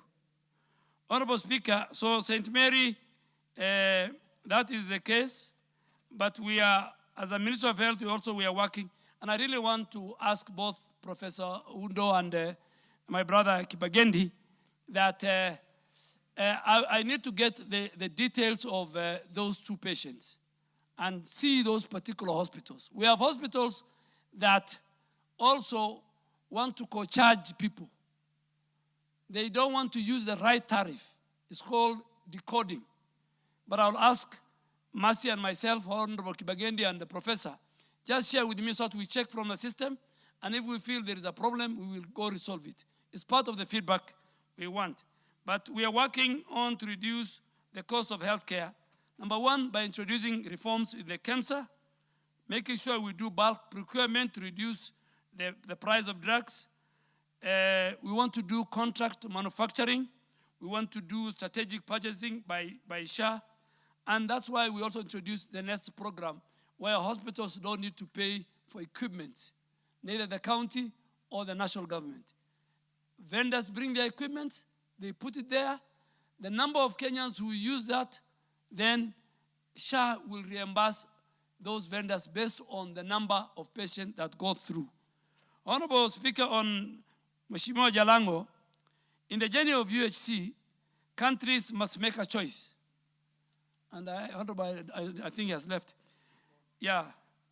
The choice is, if this House decides to say that we make healthcare free, then we have no problem. We will just create for you the budget. Now the amount we are spending on ECCIF, the amount this House has allocated, it's in its wisdom for PHC, is huge. So if we say that we share, but that's why we cap the chief payments on the income, that we pay more those of us who are at the apex, so that other Kenyans can benefit. And the principal goal is to reduce those ailments which are very catastrophic health expenditure, like cancer, like dialysis. Today, Kenyans can access dialysis, particularly majority who do twice a week. They are fully paid by SHA. You can walk to Aga Khan. And Honorable Speaker, we are opening a new center called East Africa Dialysis Center soon that will operate 24 hours, where even public servants can work during the day and they do their dialysis during the night. The drivers of this dangerous health expenditure, they include surgical packages and oncology. Maybe we need to look at those ones and see as a country what we can do. Honorable Speaker, I think finally the choice of a hospital will also decide the hospital bill. There are certain hospitals, and I want to make it very clear, that they want to make money. You go to some of them, they have got, they charge you the TV, they have a private wing, they charge you their insurance. All those is lumped into the cost of healthcare. So if you go to a private wing of Nairobi Hospital, you'll pay more. But if you go to the private wing of Kenyatta National Hospital with more consultants, better. And I've seen many leaders now are going to Kenyatta Hospital and Kenyatta University Hospital, MTRH. If you go to those referral hospitals, public referral hospitals, you can get, even if you compare even the private, Aga Khan versus Nairobi West versus Nairobi, do your own analysis. So it depends on the choice of the hospital. But we have done an analysis and we have found out that surgical expenses are the drivers of healthcare costs in our country. And Honorable Kibagedi, I can assure you that we will not politicize, but we will just want to give the country the true situation. And we get a lot of feedback. One, in our call center run by Safaricom and Digital Health Agency, the number and the questions Kenyans ask are close to between 5,000 to 10,000 every day. Even now you can call.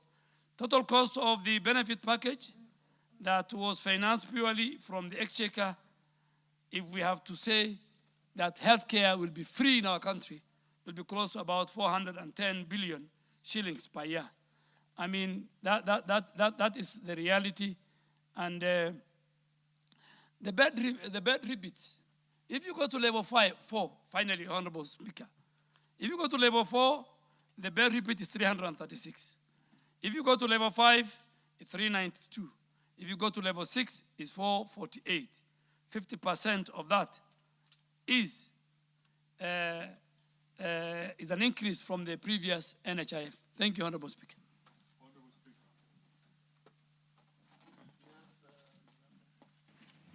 Thank you, Honorable Speaker, and thank you, CS. For every information, myself, just like all other members, believe in SHA. But then, there are the small health centers in the village, which really assist the people on a daily basis. In my constituency, there are many of them. We have a Sirulo, we have a Musire, we have a Matsuli, we have many of them, including a Lukongo.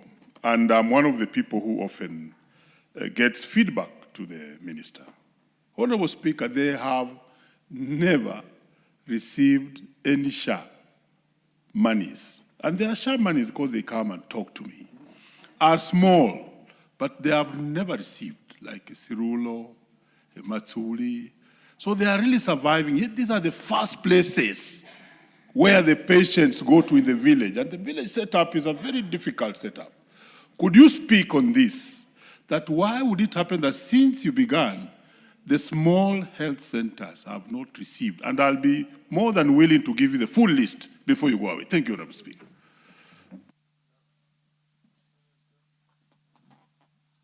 Honorable Speaker, if I'm given the list like St. Mary and Consolata, we pay everybody. Primary health care, level 2, level 3, and sub-county hospital, under PHC, we have paid 9.8 billion, 13 months. If I am given the list before I finish, if you give us right now, before I leave the house, Honorable Speaker, I'll give the Honorable member how much we have paid those facilities. Just right. Honorable members, we are now at 6:18. I have 4 questions to go. from Honorable Karani, Kawanjiku, Naisula, and Kwenya. Kawanjiku has already had 2 bites. Minister, if I skip Kawanjiku, can you answer the remaining 3 questions in 30 minutes? Minister, if I skip Kawanjiku's question 77 for another day, he has asked 2 questions already. Can we do the remaining 3 from Karani, Honorable Kwenya, and Naisula in 30 minutes? We can. Yes, Kwenya, what's your suggestion? Mr. Speaker, most of these questions that we have raised are interrelated, and actually, completely, yes. Based on the responses that we're getting from the Speaker, I would wish that maybe we read them out, all of us, then we can have responses from the CS. If we have further questions, then we can engage as we're doing. Then even Kawanjiku will be in the net. Let's start. Stephen Karani, Minister, record all of them, and you'll answer them in 30 minutes. Thank you, Mr. Speaker. I stand to ask question number 75 for 2025. Can the Cabinet Secretary explain why informal sector workers are no longer able to remit monthly contribution to the Social Health Insurance Fund SHIF under the Social Health Authority SHA, including being required to make top-up contributions when they are receiving medical services from hospital, creating discrimination as this requirement is not imposed on salaried individuals. Number 2, can the Cabinet Secretary Order, Nabulindo and Oundo. This is not a market in your region. And the Cabinet Secretary clarify whether any assessment has been undertaken on the impact of requiring annual contributions from informal sector workers on their right to access affordable health care. And finally, number 3, outline the alternative payment models accessible to informal sector workers and measures put in place to ensure inclusivity and flexibility in the remittance of SHIF. I thank you, Mr. Speaker. Could the Cabinet Secretary A provide a report on the number of Kenyans that have registered with the Social Health Authority, including measures taken by the Ministry to sensitize the public on payment of premiums and the benefits available under the package offered by the authority? Question 2, clarify on whether indigents are subjected to a means testing process, and if so, provide a report on whether claims by indigents have been fully paid for and the number of indigent households that have benefited under SHA.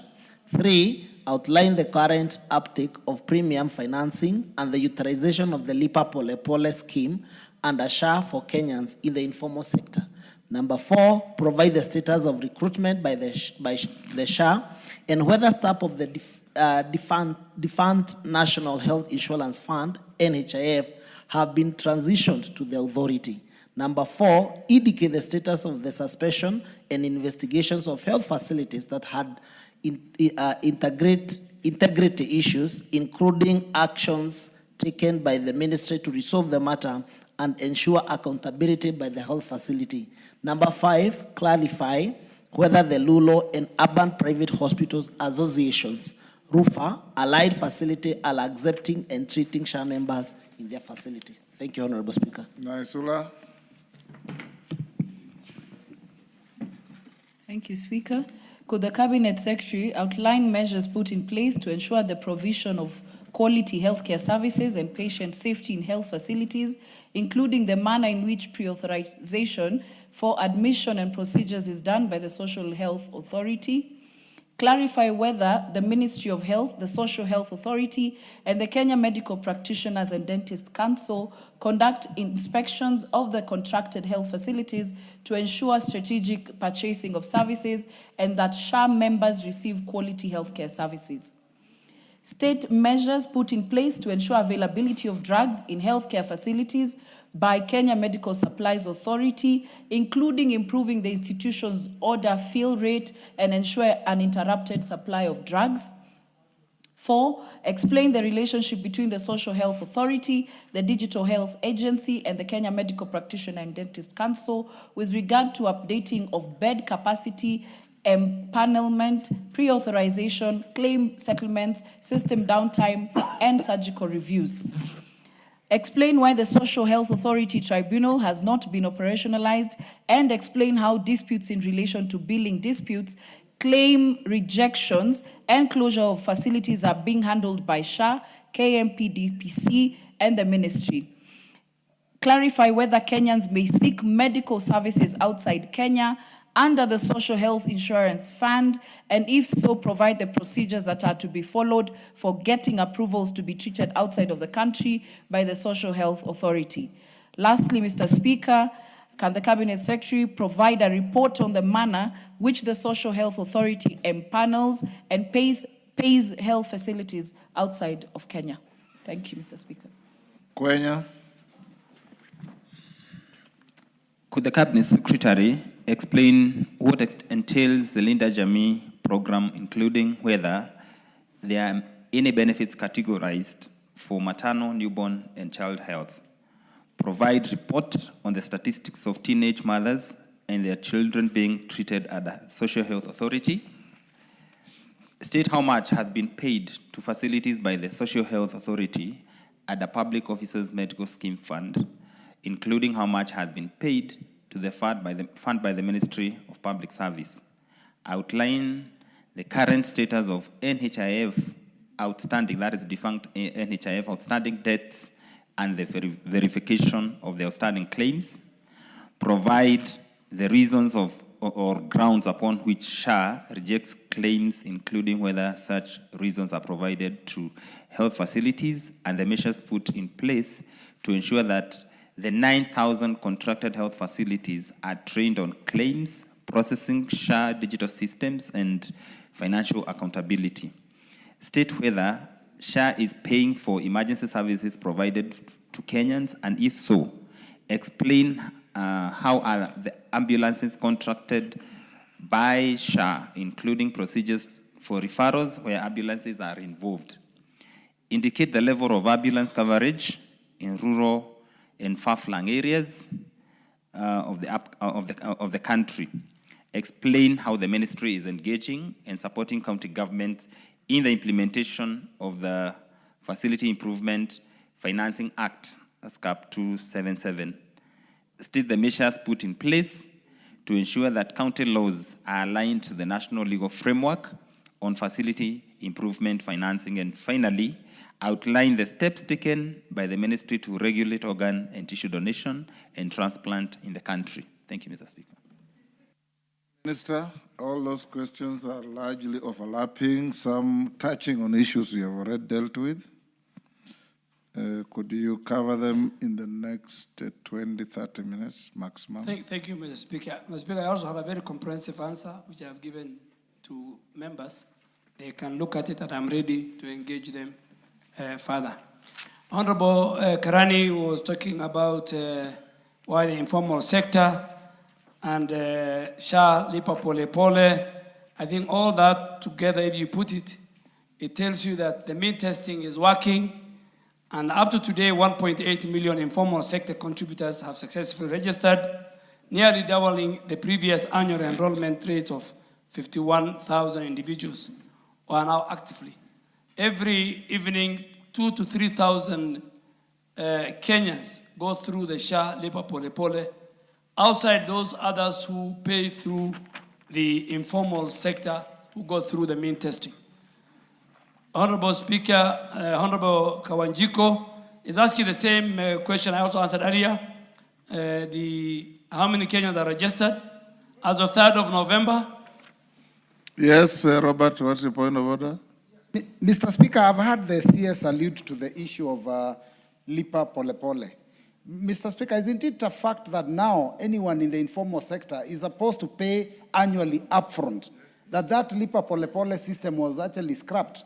Maybe he needs to clarify, Mr. Speaker. No, I think SHA lipa pole pole is annual contribution. Honorable Mbui, I'll tell you. If you listen, I'll tell you. SHA lipa pole pole means, first, there are Kenyans who pay through the informal sector who go through the mean testing, they pay annually. Now, when you go through the mean testing and your contribution is, for example, annually 6,000, and you don't have money, then SHA lipa pole pole kicks in. It asks you, you pay 4 months.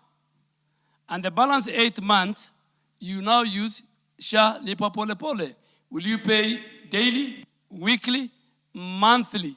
And then you, let me finish. Because unless you go through the mean testing, when you go through mean testing as an informal Kenyan, for example, boda boda, it tells you your annual payment is 7,200, for example, and you have only money for 4 months, okay?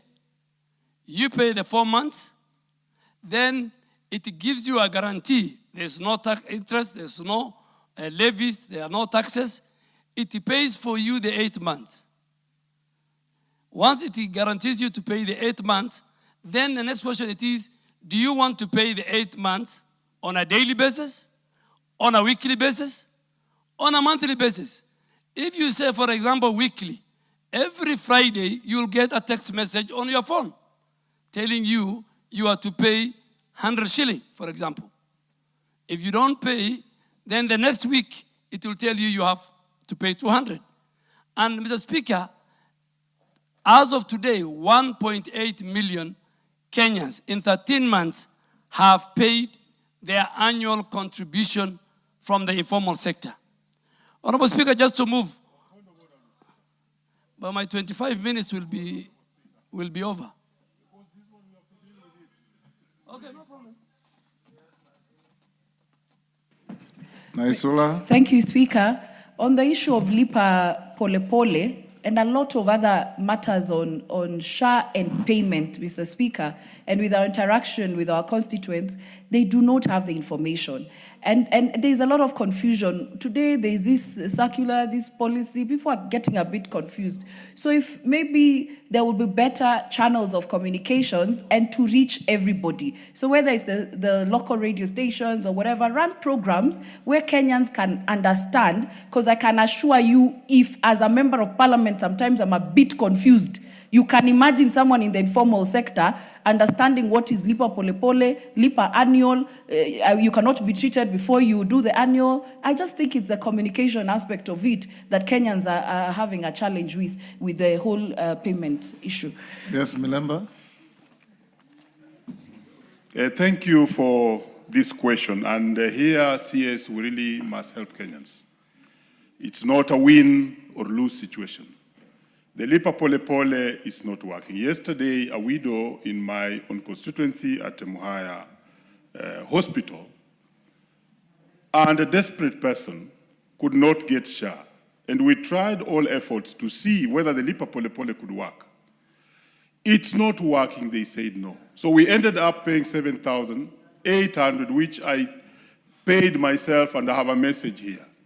If we fixed lipa pole pole, it would really help Kenyans. So when we are dealing with this particular one, we must not win out of an argument, but just go to the real issues that let's make the lipa pole pole work. We shall be happy and you will be happy. Thank you, Honorable Speaker. Minister. Honorable Speaker, I want to go on record. Every night at 10 p.m., myself and the leadership, including the President, we receive updates of how many Kenyans register with the Social Health Authority. Last night, and I can table it, over 2,000 Kenyans across the country went through SHA lipa pole pole and paid money close to 5.1 million shilling every night. And I can give this House the whole data for the last 6 months. I was a cabinet secretary. It's working, and it's very popular, and it is going to make the social health insurance fund sustainable. 2, I agree with my sister. 13 months. Even as leaders, on your Twitter, Honorable Lesuda, I will send you. And I told you, you are one of the people. It is not rocket science. You went to the vernacular. And I want every leader, myself, I'll go to the vernacular. It is not only the healthcare of all Kenyans. We will provide, I will go to all the vernacular myself. I have done it on social influencers, very key. This is something we must sell. In fact, the most important element why we introduced social health insurance was to make sure NHIF was more of a club. It was for the salaried people. And that is why our speaker today is paying 46,000 and members are paying close to 32,000. No, I pay 58,000. Yes, he pays 58,000 so that those who are going through the mean testing can be covered and healthcare becomes accessible. Honorable Speaker, the last time I was here, you told me 46. I pay 50, I think now you need to look at it. I pay 58,700. And I am ready, Honorable Speaker, to On come my to a payslip. Kamkunji. To come to a Kamkunji and take members through SHA Lipa Pole Pole. But I agree, I want to look for the vernacular sessions based on different regions, bring them together and take them through this SHA Lipa Pole Pole. But it's working. Many Kenyans have gone through it. And that's why today we have Honorable member for Kawanjiko, Honorable Kawanjiko, asked me how Minister, many? to be on the safe side, 27. say it is working, but it's work in progress. Yes. The whole of SHA, Your Honorable Speaker, Yes. the whole of SHA is 13 months old. The system is 8 months old. So let us not treat it, this baby is just walking. And we are getting very good feedback from leaders, and we will keep on improving. A good example, Honorable Speaker, that Honorable Milemba asked me, we have 440 facilities in counties, and we have written to COG that have no bank accounts. So if your facilities, their bank accounts are not with the SHA, we will not pay them, but we have their money. No, we are checking yours. If they have no bank accounts, then we will not pay, but we have the money, Honorable Speaker. And we have told him to give us the list. Honorable Speaker, there's a member who asked us about the donors, the indigents. I have provided the list from UHNCR. Murang'a County had the highest. Kasipul, Laikipia East, Nakuru East, Kikuyu constituency, Langata, Rana Motors, Tarbo. Murang'a County has the highest indigents. Highest number of indigents that they have paid for, 37,000. What about Turkana? Turkana has not paid for. But there are a number of counties that have committed, including Kajiado, including Vihiga, including Kakamega, the ones we have. And we do a rollout of SHA. A number of governors, a number of members of parliament have committed. Honorable Speaker, the legal framework and transition of former NHIF staff, we have agreed. It is this House that has reduced the administrative cost of SHA from 18% of their budget to 5%. And because of technology, the staff also was reduced from 1,800 to 800, close to about 900. Those who will be observed through competitive recruitment to SHA, we have done it and we are continuing. Those who have not, they will be placed in other public institutions at the same salary, at the same scale. So that because they have mortgage, they have other commitments, they don't lose it. That commitment, I have made it. Last time when I was here, I tabled the letter from Head of Public Service and from Public Service Commission. And the number of people we have employed from the Chief Executive Officer, Dr. Mwangangi, to all the directors, to the deputy directors, to the assistant directors, we have employed close to 65 and we keep on. On enforcement, I've said fraud detection and claims rejection, close to 10.6 billion have been rejected in fraudulent claims. We have regulatory facility closure.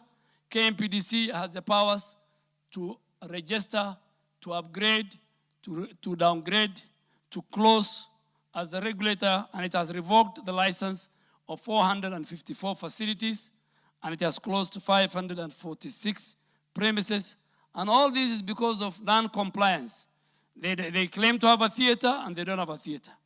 SHA has also suspended a total of 85 facilities for fraudulent activities. We have submitted a number of files, I have said earlier, to the DCI, and the ministry has also submitted 1,180 files for further interrogation to the criminal justice system. Status of prosecution by the ODPP as of 4th of October, a number of people, both staff and facility owners, have been taken to court. Honorable Speaker, on the rural urban private RUFA allied facilities, Honorable Speaker, let me make it very clear that facilities are the ones who sign contracts obligation with the SHA.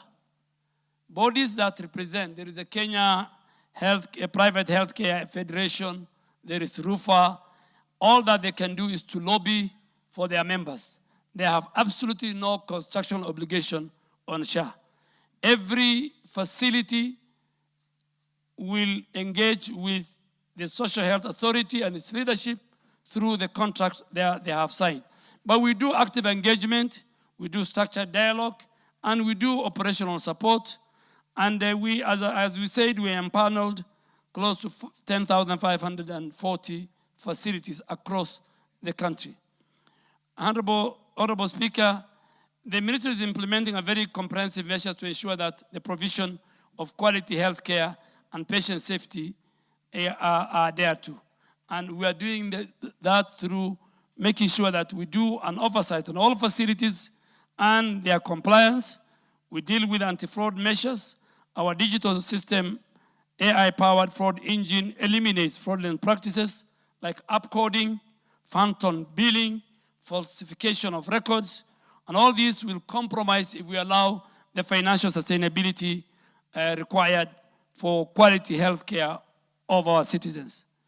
Honorable Speaker, there was a question on whether the Ministry of Health, SHA, KMPDC conduct inspection. Yes. Kenya Medical Practitioners and Dentists Council and the Clinical Officers Council are the designated licensing authorities mandated by law. They evaluate service readiness, they ensure compliance with the facility, they conduct site inspection on new facilities, they check the location, the infrastructure, the service, and the human resource. The role of SHA is just contingent upon the regulatory body's licensing status. SHA utilizes DHA, the Digital Health Agency, digital system and its forensic audit, just to monitor claims and then use the same system to suspend the various facilities, like the 85, because of fraudulent activity. SHA new computation model for PHC, Honorable Speaker, promotes very strategic purchasing. Honorable Speaker, on the measures to ensure availability of drugs, which is very, very important by KEMSA.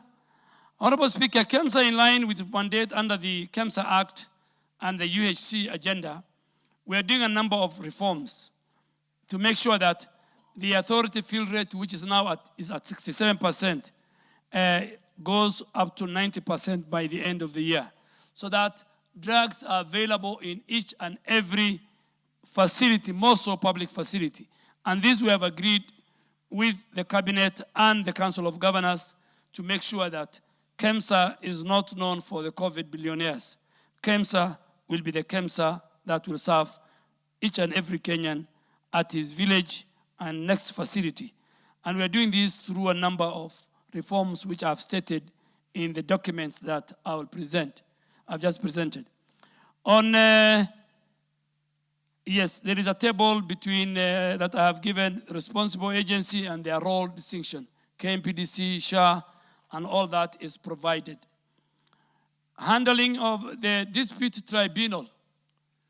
Honorable Suda, I think that dispute tribunal ideally is supposed to serve as an independent body for appeals against SHA decision. We have developed ourselves the required rules, the Social Health Insurance Tribunal procedure, and the rules. But this tribunal has not appointed due to government plan and also the judiciary that says all tribunals under the judiciary should be under a new bill, Tribunal Bill 2023, which is before the House. Once that is complete, then the tribunal, appeal tribunal of Shah will kick in. But for us as a ministry, we are ready, we are willing, we are committed, and we have put everything in place in terms of procedure and rules. Honorable Speaker, on whether Kenyans seeking medical service outside, yes.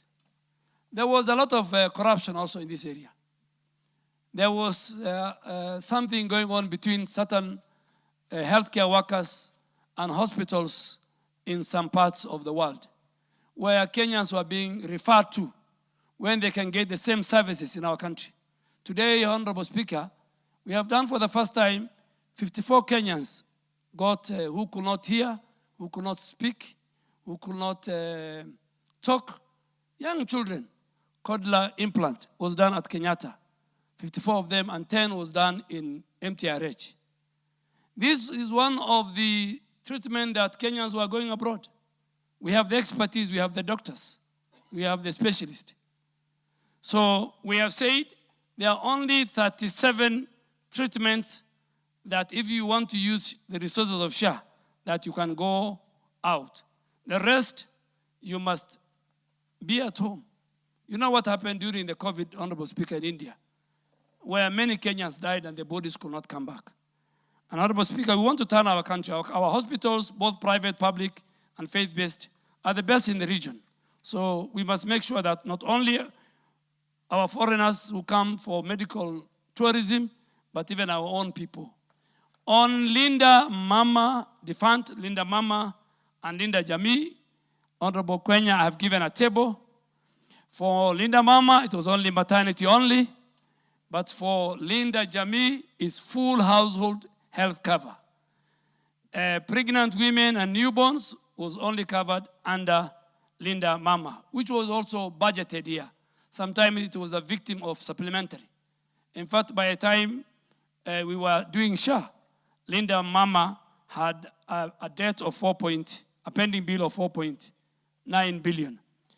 Linda Jamii deals with all vulnerable mothers, spouses, and the children. It gives full range of service under Shah funds, whether it is PHC, whether it is SHIF, whether it is ECCIF. It's fully covered.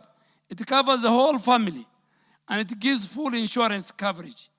But Linda Mama was only restricted to maternity, limited to the mother and the child, and I have given all these services.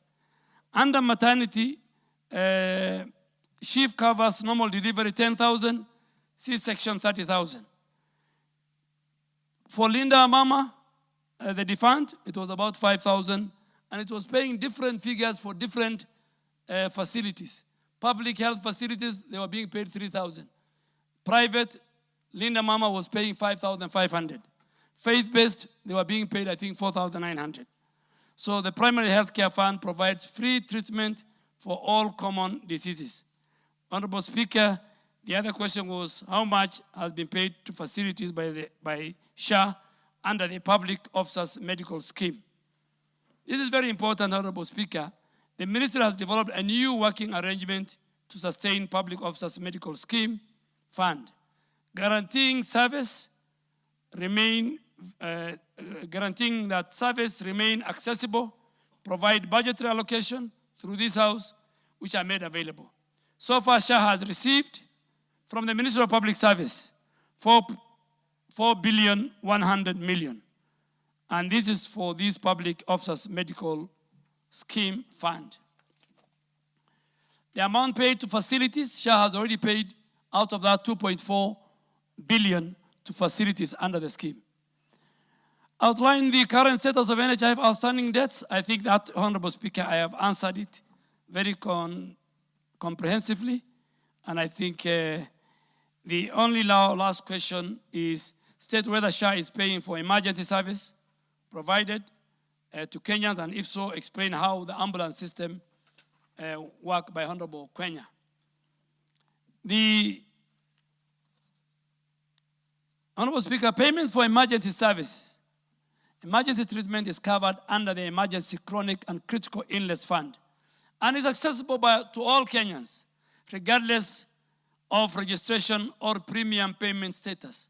So emergency treatment service is, again, like PHC, is free and no Kenyan will be denied. So emergency care is provided for up to 24 hours.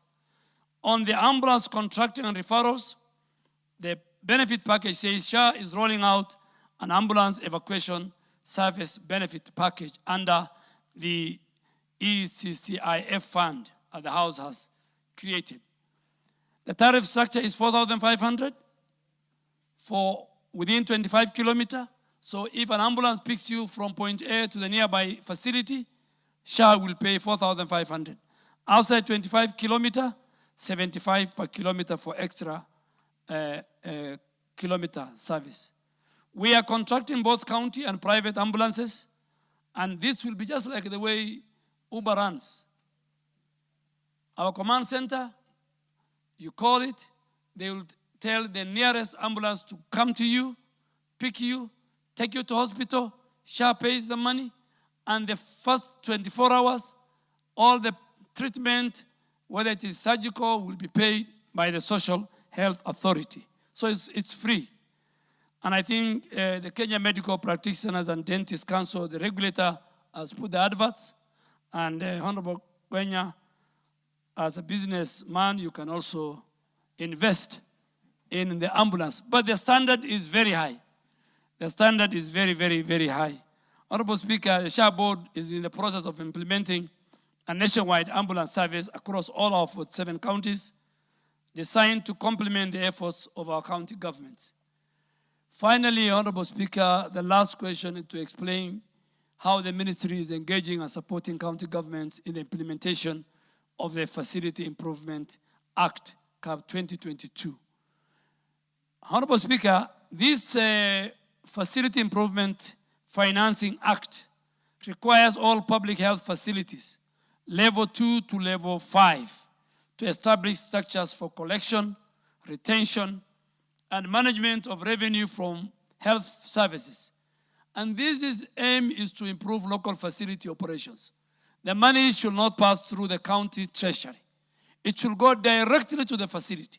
They can buy drugs, they can hire healthcare workers on locum, they can improve on the facility. But Honorable Speaker, we need to engage. The Committee of Health of the National Assembly has gone around the country during recess, and they have found out a number of issues. One of them is counties having their own FIF legal regime. And I want to make it very clear through you, Honorable Speaker, if you allow me, that national legislation always supersedes county assembly legislation. So there's no way you can use the county assembly law to undermine the law passed by this House. And this must be very, very clear. If you do that, then you contravene the law. But the operation of SHA inherently supports FIF implementation by making sure there is a cash flow to these facilities. The capitation and the claims payments directed to the fund will help them manage their funds locally. We'll also streamline their ordering way so that SHA and KEMSA are now ordering directly from the facilities. And then there is alignment of the laws. The ministry defers the detailed updates of alignment to our county laws, to the Council of Governors we have discussed, and they are looking at it. Honorable Speaker, I have a very detailed report which I can table for members to look at it, and if there's anything... Indeed, members, each of you, there is a very detailed response to your questions. If you haven't received yet, you can pick from the table office. Chair, Health. Thank you, Mr. Speaker. Let me start by appreciating the Cabinet Secretary for the detailed report he has given, which to a large extent is actually correct. In terms of design and intention, the ministry is doing a fantastic job. And I think the only issue that is coming is actually when you go on the ground on implication, there are areas that there are still gaps. We have discussed this with them, and as you can say, And I'll mention just a few, but that is the basic thing. It is like the You issue, do it in 3 minutes. 3.5. So in the issue of registration, that SHA pole pole is a problem to people. And if it can be done, it will make things work much better. 2, in the area of benefit package, again, there is a problem there, and the minister says rightly that it passed through parliament, but it passes as delegated legislation, which means if it goes through, then it doesn't really come through the committee, and we have acted with them. We will actually have to look at the benefit package and the tariffs. And like the case of Honorable Undo and Honorable Kibagendi, it's extremely simple what's happening there. Honorable Kibagendi's mother had diabetes, which was the basic problem. And that basic treatment was for diabetes. But then she had a wound in the foot because of diabetes and I think a toe. So the diabetes had to be treated and then the surgery done and I think the toe amputated. Now, the benefit package looked at the surgery and paid for the surgery, but not the treatment of diabetes. So these are the areas we really need to look at. So if you look at then the primary care, again, very quickly, and I'll ask members, please go to our health centers and dispense level 2s and level 3s and even level 4 outpatient. Ask patients, are you getting treatment and coming out without paying? Because this is what, as a committee, we actually did and will give back. And the FIF, Mr. Speaker, the minister is right that it is in law, but we have looked at that and there's already a proposal from our committee on how to look at that and remove the power from the counties of varying it. So what we are really, and cancer, for example, what is happening? There was 400,000, but when ACCFI came, the emergency and chronic care, they added 150,000, make it 550. But what is happening, there's a difference between the package and the tariff. So if these patients are getting chemotherapy, it's something about 84 to 100,000, and they're getting 10 to 12. It is already above 550. So these are really the issues that we are having. So I think the ministry is doing well. We'll work with the committee. The committee will work with them and really get the details. The issue of claims and rejection of claims, again, issue of communication. What Honorable Jalango said is so key from what we saw in the ground, Honorable Minister. We need a big communication strategy to go out to the level, almost like we campaigned for the Constitution. I think if we do that, we'll get it right. I didn't want to say more because we'll give a report to this House that actually covers virtually all the areas that we have done here, Mr. Speaker. Thank you very much. But SHA can work if we look at it carefully, we leave out politics and try to control business, it will work. Thank you, Chairman. We'll end there on questions. Minister, you are released with your team. Call out order number 12.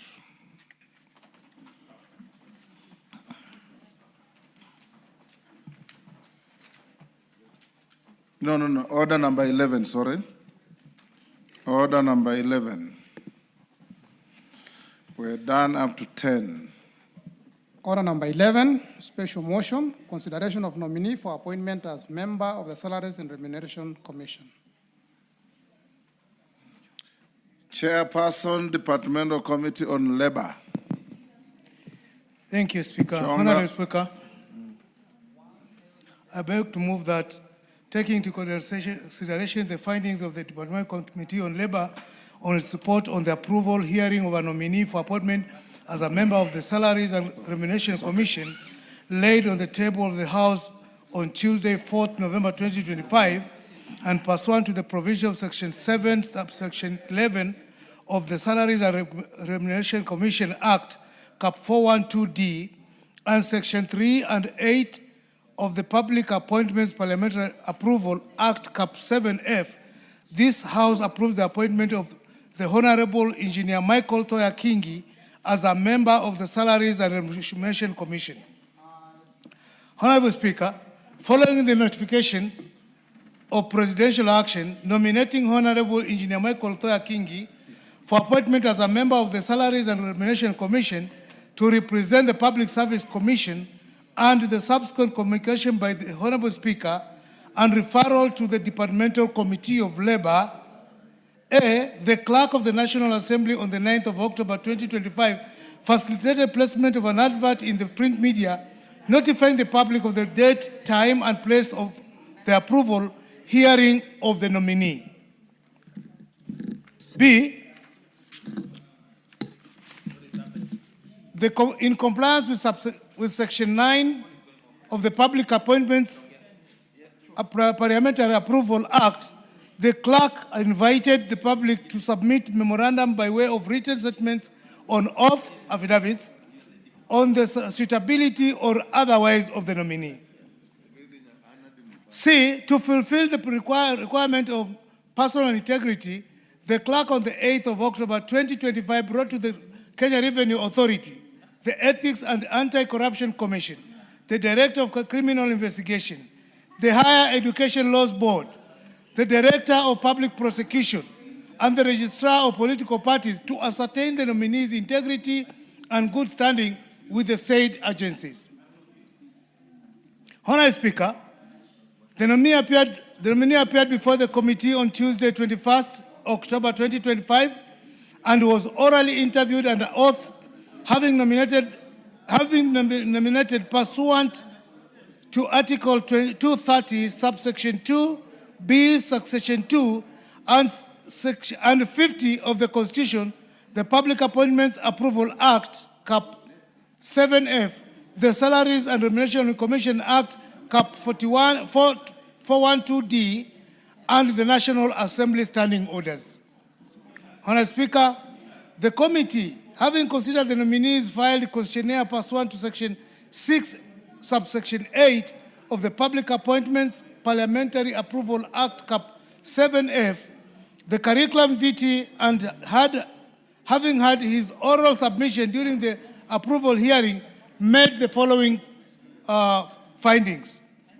1. The nominee is a Kenyan citizen and does not hold dual citizenship. Thus, he satisfies the requirements of Article 78, subsection 1 and subsection 2 of the Constitution, which bars a state officers from holding dual citizenship. 2. The nominee presented his academic credentials and professional certificates, and during the approval hearings, demonstrated his suitability in accordance with the provisions of Section 6, subsection 7 of the Public Appointments Parliamentary Approval Act, Cap 7F. 3. The nominee does not hold any office in political party, a requirement under Article 77, subsection 2 of the Constitution and the schedule to the Public Appointments Parliamentary Approval, Cap 7F. And 5, in line with the provision governing the personal integrity, the committee exercised due diligence and contracted the clearing agencies to ascertain nominees' integrity and good standing with the said institutions. According to information available to the committee by the nominee and the various clearing agencies, the nominee meets the requirements of Chapter 6 of the Constitution on leadership and integrity. Further, the nominee has not been charged in a court of law in the last 3 years and has not been adversely mentioned in investigatory report of Parliament or any other commission of the inquiry in the last 3 years. 6, pursuant to Section 6, subsection 9 of the Public Appointments Parliamentary Approval Act, Cap 7F, the committee did not receive any written statement on oath contesting the suitability of the nominee. 7, noting the findings of the report on the selection panel of the recruitment of a member of the Salaries and Remuneration Commission, the nomination of Honorable Engineer Michael Toya Kingi was in compliance with the Constitution and the Public Appointments Parliamentary Approval Act, Cap 7F.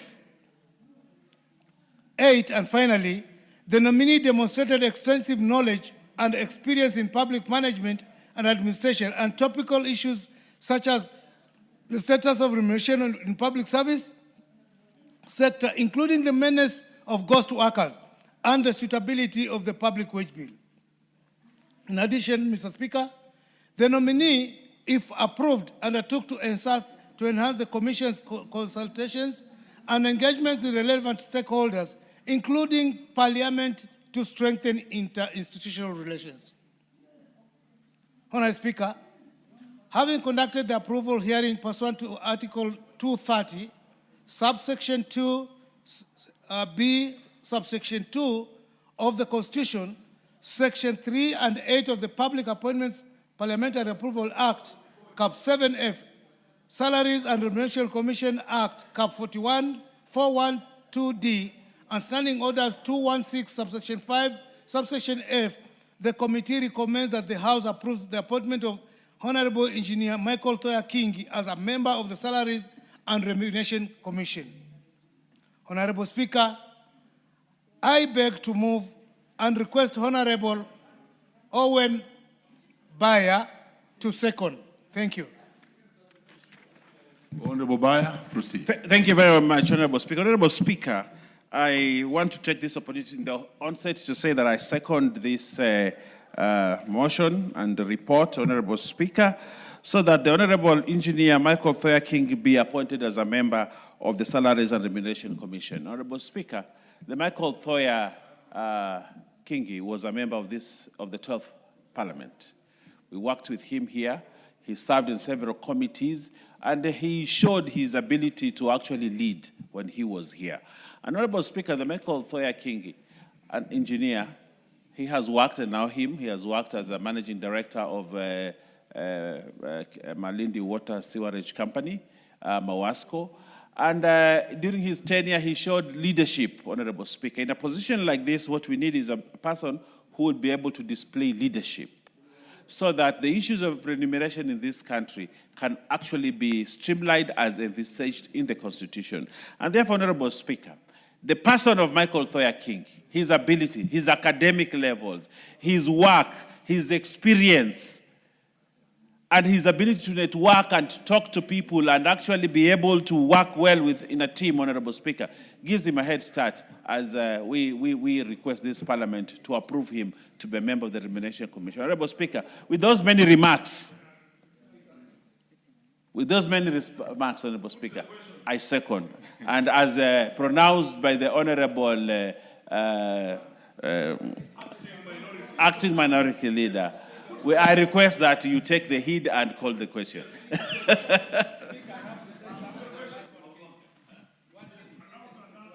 Order, Honorable. Let me propose the question first. Let me propose the question. Honorable members, I now propose the question, which is that taking into consideration the findings of the Departmental Committee on Labor in its report on the approval hearing of a nominee for the appointment as a member of the Salaries and Remuneration Commission laid on the table of the House on Tuesday, 4th November 2025, and pursuant to the provisions of Section 7, in brackets 11 of the Salaries and Remuneration Commission Act, Cap 412D, and Sections 3 and 8 of the Public Appointments Parliamentary Approval Act, Cap 7F, this House approves the appointment of the Honorable Engineer Michael Thoya Kingi as a member of the Salaries and Remuneration Commission. Proceed, we give you the first chance to speak on this. Asante Mheshimiwa Spika kwa kunipa fursa hii. Kwanza tutambue kwamba katika katiba yetu ambayo tunaitumia ambayo tuliipitisha sisi mwaka 2010 ni kwamba katika uteuzi wowote ambao unafanyika katika tume ni lazima kuwe kuna uwakilishi, katiba ikitambua kwamba ni lazima kuwe na uwakilishi wa kimaeneo, ambapo kwa muda mrefu maeneo yetu ya pwani, eneo letu la pwani huwa linaachwa nyuma kukija kwa uteuzi kama huu. Kwa hivyo ningetaka kumpongeza Michael Kingi kwamba kwa mara ya kwanza tumeweza kupata uteuzi huu katika tume hii ambayo kutoka ianzishwe na tume zingine hatuja kuwa na mwakilishi kutoka maeneo ya Pwani. Pili ni kushukuru Spika kwa kunipa hii fursa, kwa sababu katika masuala ikija ya mishahara ni lazima kuwe kuna mwanahesabati pale. Mimi kama mhandisi, kama vile alivyo mhandisi Michael Kingi, titakuwa ni jukumu letu kuangalia zile nambari ndogo ndogo, kuangalia yale mahesabu na kuona ni vipi, ikiwa ni katika kugawiwa, ikiwa ni katika kuongezwa, basi hesabu zinafanyika ambazo zitanufaisha mwananchi na zitakuwa katika ile hesabu yote ya Kenya, kwamba tuweze kuendelea mbele. Kwa hayo machache na hiyo fursa, naunga mkono uteuzi huo. Asante Mheshimiwa Spika.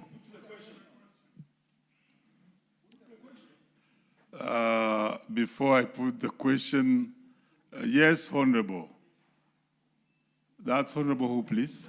This is Honorable Fatuma Masito, Fatuma County Masito. MP Proceed, Kwale. Honorable Yes. Fatuma Masito. Thank you, Mr. Speaker.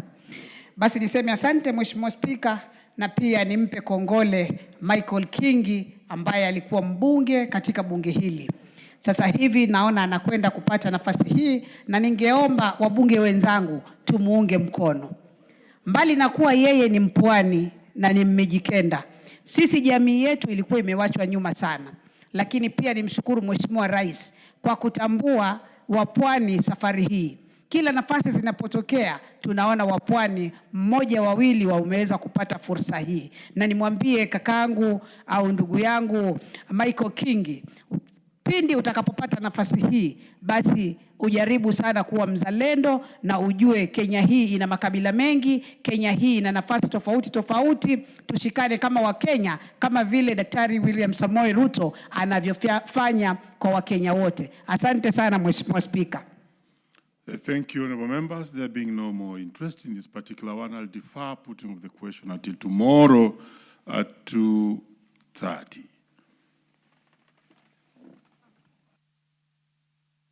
Very well, well directed, the mover. You may reply. Much appreciated, Speaker. You and me know the nominee very well. Honorable Michael Kingi was a very sober person, looking at his record, even on answered in this chamber in the 12th Parliament. And his humility deserves being rewarded in such kind of nomination, in that he is one person who is not biased in whatever judgments he has been making. I therefore take this opportunity to urge members, just like what Honorable Fatuma has said, that we support the member for that position. Thank you, Mr. Speaker. Very well, as earlier directed. Let's move to the next order. Order number 12, motion, fourth report on the implementation status of the report of the Committee on Delegated Legislation on its consideration of Public Procurement Regulatory Authority Circular number 04/2025. Chairperson, Committee on Implementation.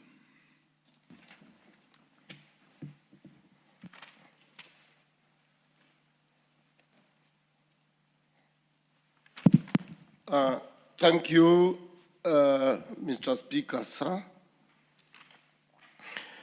Honorable Speaker, I beg to move that this House adopts the fourth report of the Select Committee on Implementation on the Enforcement of Compliance with the Mandatory Use of the Electronic Government Procurement System, EGPS, by all public procuring entities laid on the table of the House on Tuesday, 14th October 2025.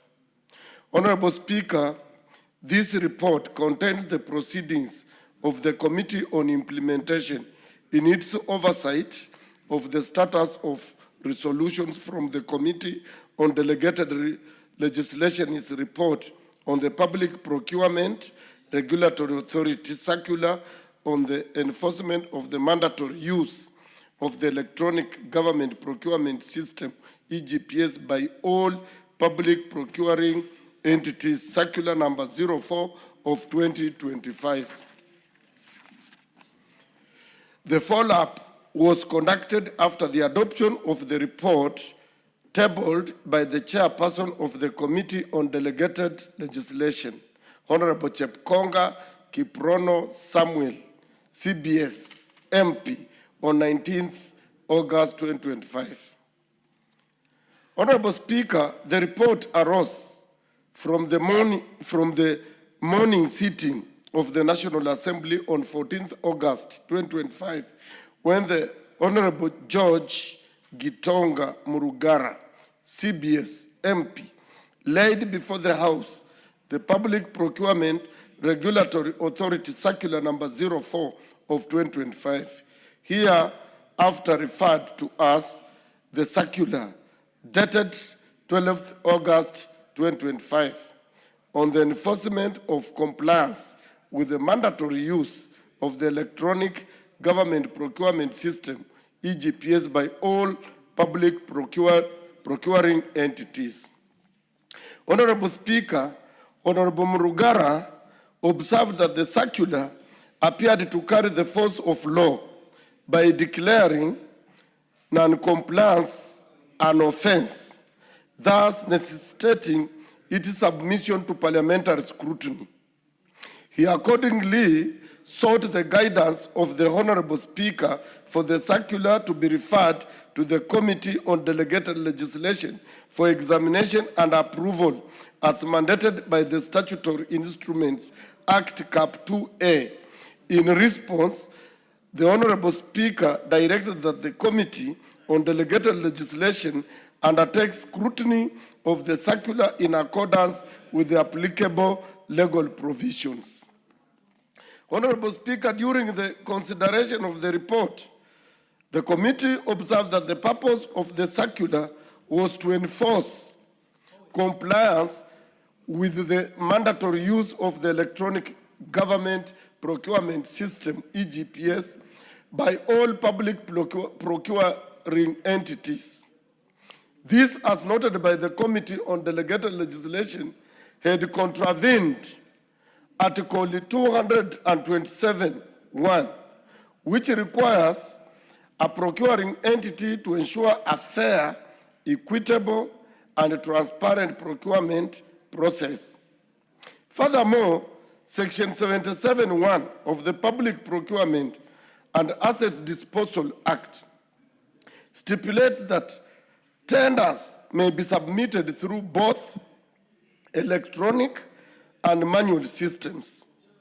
The Committee on Delegated Legislation had recommended that the House declare that circular number 4 of 2025 a nullity, pursuant to Section 18 of the Statutory Instruments Act, Cap 2A. Honorable Speaker, the Committee on Implementation, having reviewed the report of the Committee on Delegated Legislation regarding the Public Procurement Regulatory Authority Circular on the enforcement of compliance with the mandatory use of the electronic government procurement system, EGPS, by all public procuring entities, circular number 4 of 2025, noted that circular number 4 of 2025, dated 12th August 2025, had been annulled by the House. However, the committee observed that the annulment of circular number 04 or number 4 of 2025 did not consider that compliance with the mandatory use of the EGPS could continue through a cabinet directive issued during its fourth meeting on 24th June 2025, which established EGP as the primary procurement method for all government transactions. Additionally, the committee noted that the House did not annul two previous circulars. A, circular reference number NET/PPD/1/3/1/14, volume 6 by the Cabinet Secretary, the National Treasury, and Economic Planning dated 26th March 2025, directing accounting officers to transition to the EGP system with effect from 1st July 2025, and B, circular number OP/CAB6/2A dated 5th June 2025 from the head of public service, reiterating the need for all procuring entities to onboard into the EGP system. Honorable Speaker, the committee also observed that while the circulars and directives on mandatory use of the electronic government procurement system, EGPS, by all public procuring entities from the executive have legal underpinnings in the Constitution and laws such as the Public Procurement and Asset Disposal Act Cap 412C. Implementation needed to take into consideration challenges faced by public entities and the general public regarding onboarding EGPS, such as geographical remoteness, lack of internet, electricity connection, and technological challenges.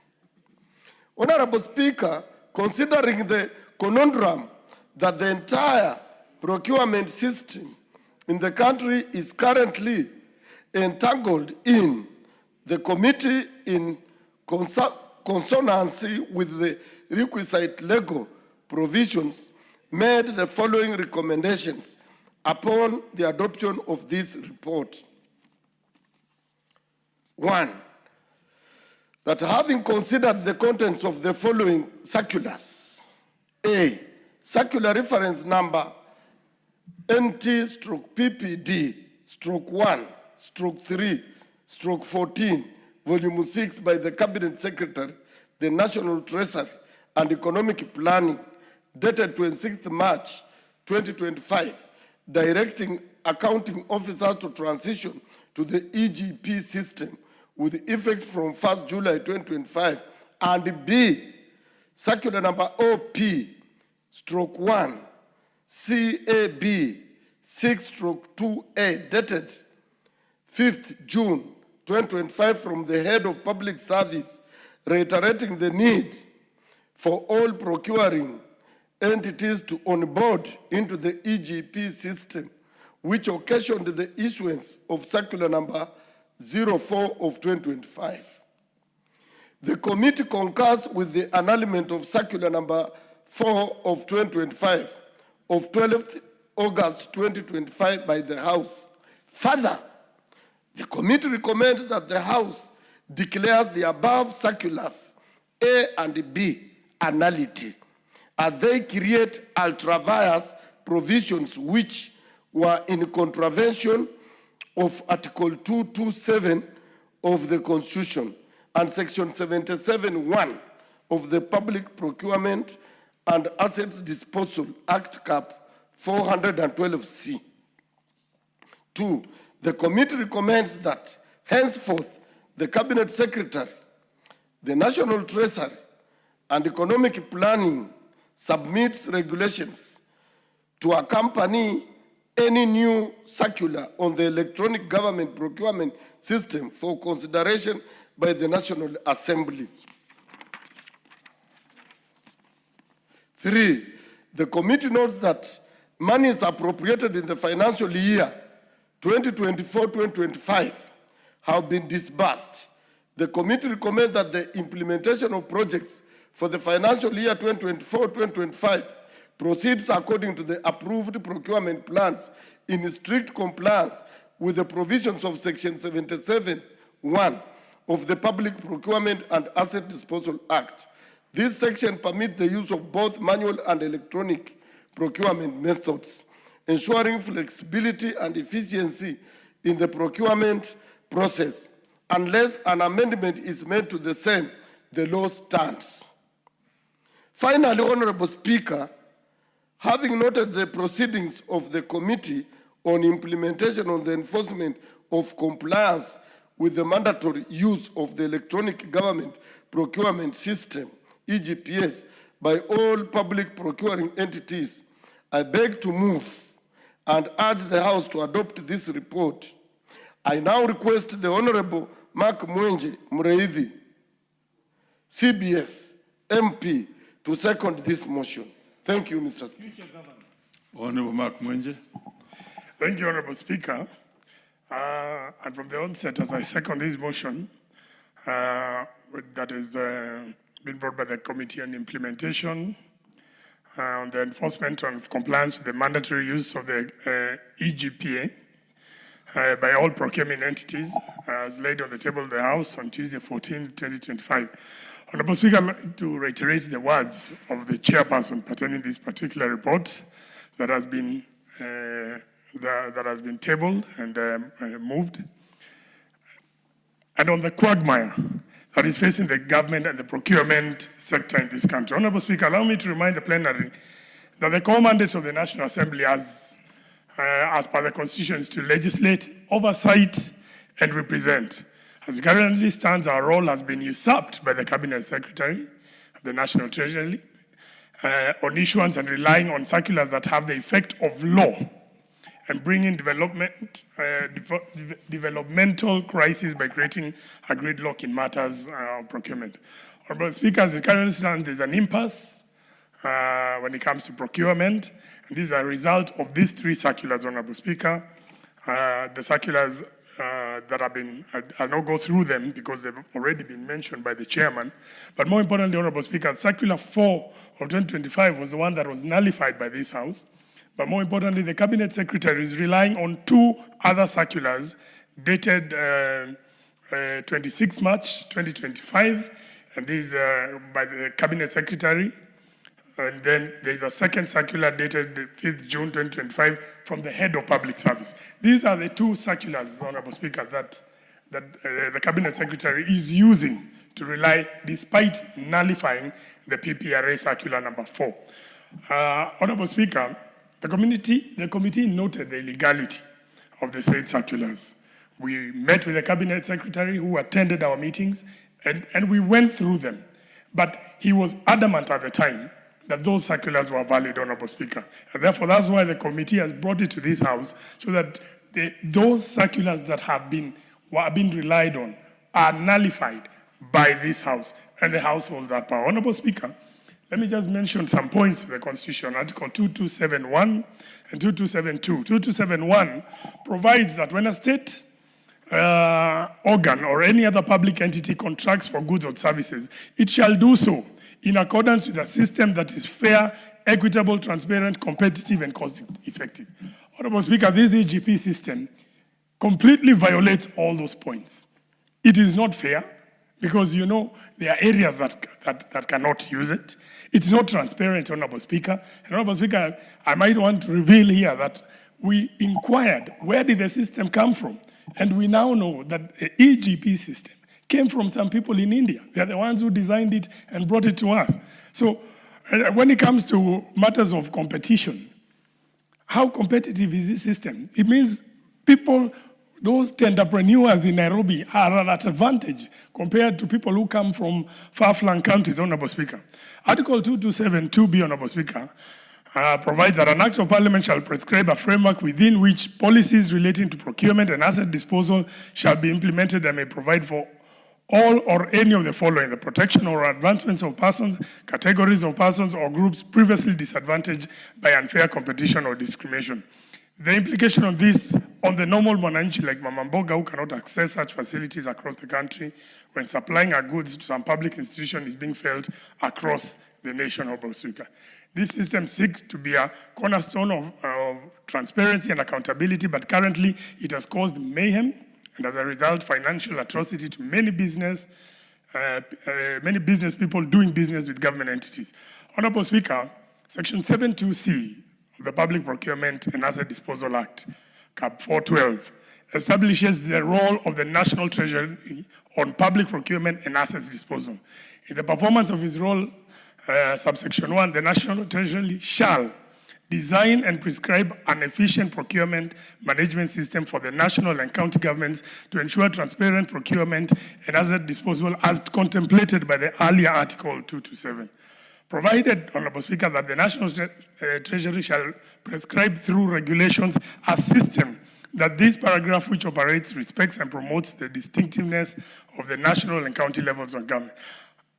Unless the said EGP system, Honorable Speaker, rolls out circulars that are duly accompanied by regulations that are supposed to be scrutinized by the Committee on Delegated Legislation, then the said will be void ab initio, Honorable Speaker.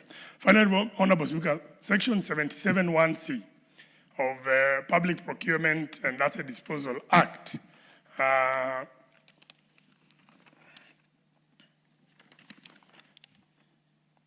provides, Honorable Speaker, that submission of tender documents, provides that submission of tender documents, whether in electronic or manual form, shall be in writing, signed, and in the case of manual submission, they shall be sealed in an envelope, Honorable Speaker.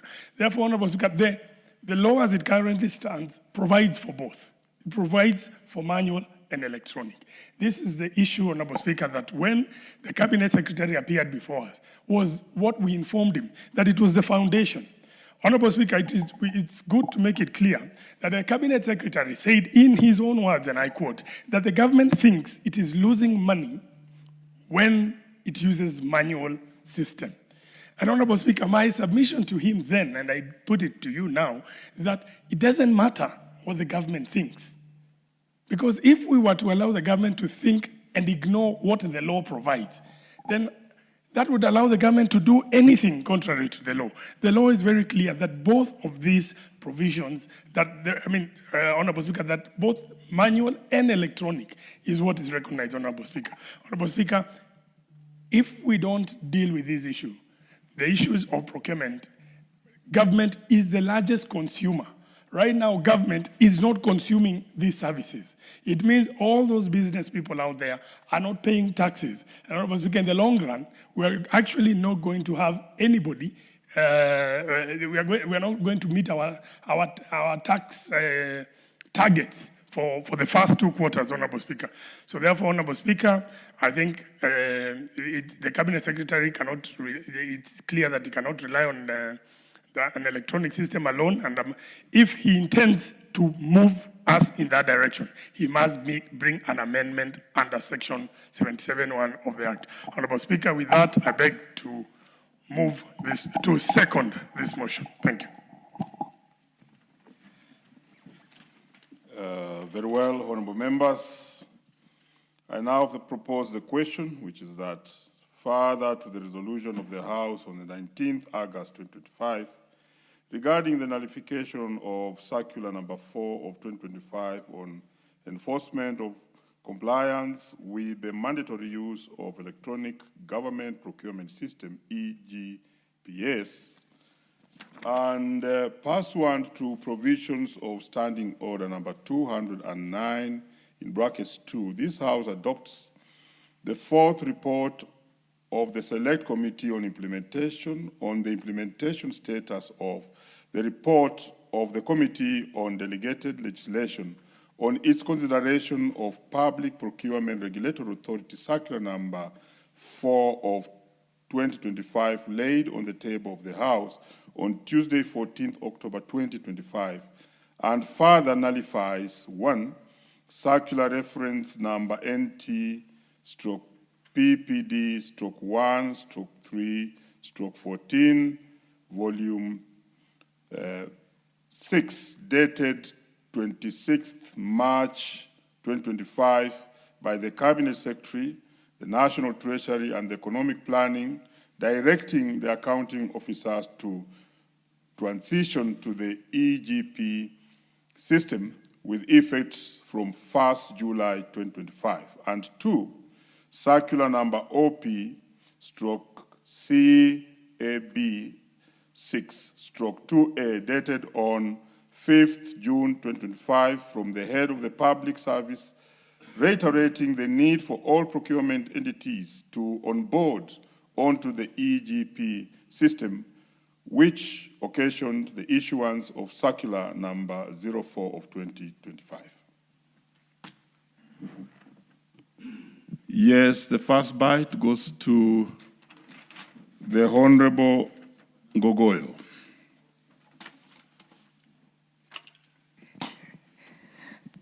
Thank you, Mr. Speaker. Mr. Speaker, I rise to support the motion on the floor. One, because the executive and this, specifically the CS Treasury does not have the role of imposing any circular on any government agency that is not in line with the act that has been approved by this House. The Public Procurement Act outlines clearly how procurement shall be done, in which manner, in which form, and worst of all is that today there are businessmen in the county governments, in the national government, who do not intend to do business this financial year, but because they have pending bills, they cannot be paid just because a county government has not been onboarded into the EGPS. You even deny people who have pending bills an opportunity to be paid. I've engaged with contractors, friends who have done business, supplied to county governments. They cannot be paid. Why? Every unit must be onboarded to EGPS so that the budget is uploaded. One, laws are about efficiency. What efficiency is the cabinet secretary bringing in by providing such a circular? He has denied all institutions ability to procure for simple things that are unavoidable. Today we have a crisis in Elgeyo Marakwet. There are goods that might be procured so that they may assist the people there. Emergency issues. You cannot do it. We as NGCDF, because of parts of the country, there was rain, you want to do maybe special units for children, you cannot do it. Just because somebody has written a circular, not looking, not referring to the mother law. One, the Constitution of Kenya, and number two, most importantly, the Public Procurement and Disposal Act. I therefore want to say that the Cabinet Secretary, who has even been a member of this House, I wonder why he chooses to do such circulars. And lastly, let me say, Mr. Speaker, we have denied Kenyans an opportunity to trade with their governments, both county and national government. 6 months, no business. You force people into a training. You even plan, has this EGPS tried anywhere else? Which institution did they pilot with? They should have even picked one agency and tried so that they see whether it works. Actually, as one of the people who have dealt with this thing, it is not even working. In my sub-county, we do not have internet for the last 1.5 years. So it can't even work. The head of procurement there for any institution, TVETs, secondary schools, NGCDF, they cannot do any procurement there because there is no internet in Ngong sub-county district headquarters. And I want to say that it is actually very wrong to put all government, to expose government in the manner in which they have been exposed. And lastly, we must also say to the executive, they cannot bring such laws at such times. Why when we are just, for instance, even in CDF, you have to exempt NGCDF financial year 24-25, and other agencies of government are not exempted. Why? Why is it haphazard? A law must be predictable, consistent, and it must be straight looking. You do not need to struggle with the law. Characteristic of a good law is that it is predictable. EGPS is not predictable. John Badi did not research. This is not the making of an institution of national treasury for the many years that we've known. And we want to say that we must reject it at all cost. Let us allow business people to trade with government with ease. Actually, why people grow in business is the ease of doing business. We need to make it easier for people to do business with our government. With those many remarks, I want to say I support that we do away with this law and make sure that we start procurement from tomorrow morning. From tomorrow morning, from midnight, let government agencies procure. And we will be very tough by anybody who will go against this law. in this 13th Parliament. Thank you very much, Mr. Speaker. Very well. The Honorable Wanami Wamboka. Honorable Speaker, one, I hold the opinion that this House must be respected. And in the places where we have discussed issues here and passed them as a House, the executive ought to respect that.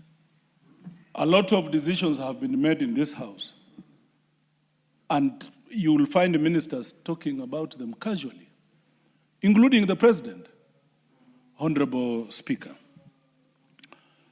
the first issue, circular number 4, issued by the Treasury CS, is actually ultra-vires to the Constitution of Kenya. I think it is Cap 227. It is against Public Procurement and Asset Disposal Act, Honorable Speaker. The law provides for 2 ways of procuring. One, electronic, and another one, manual.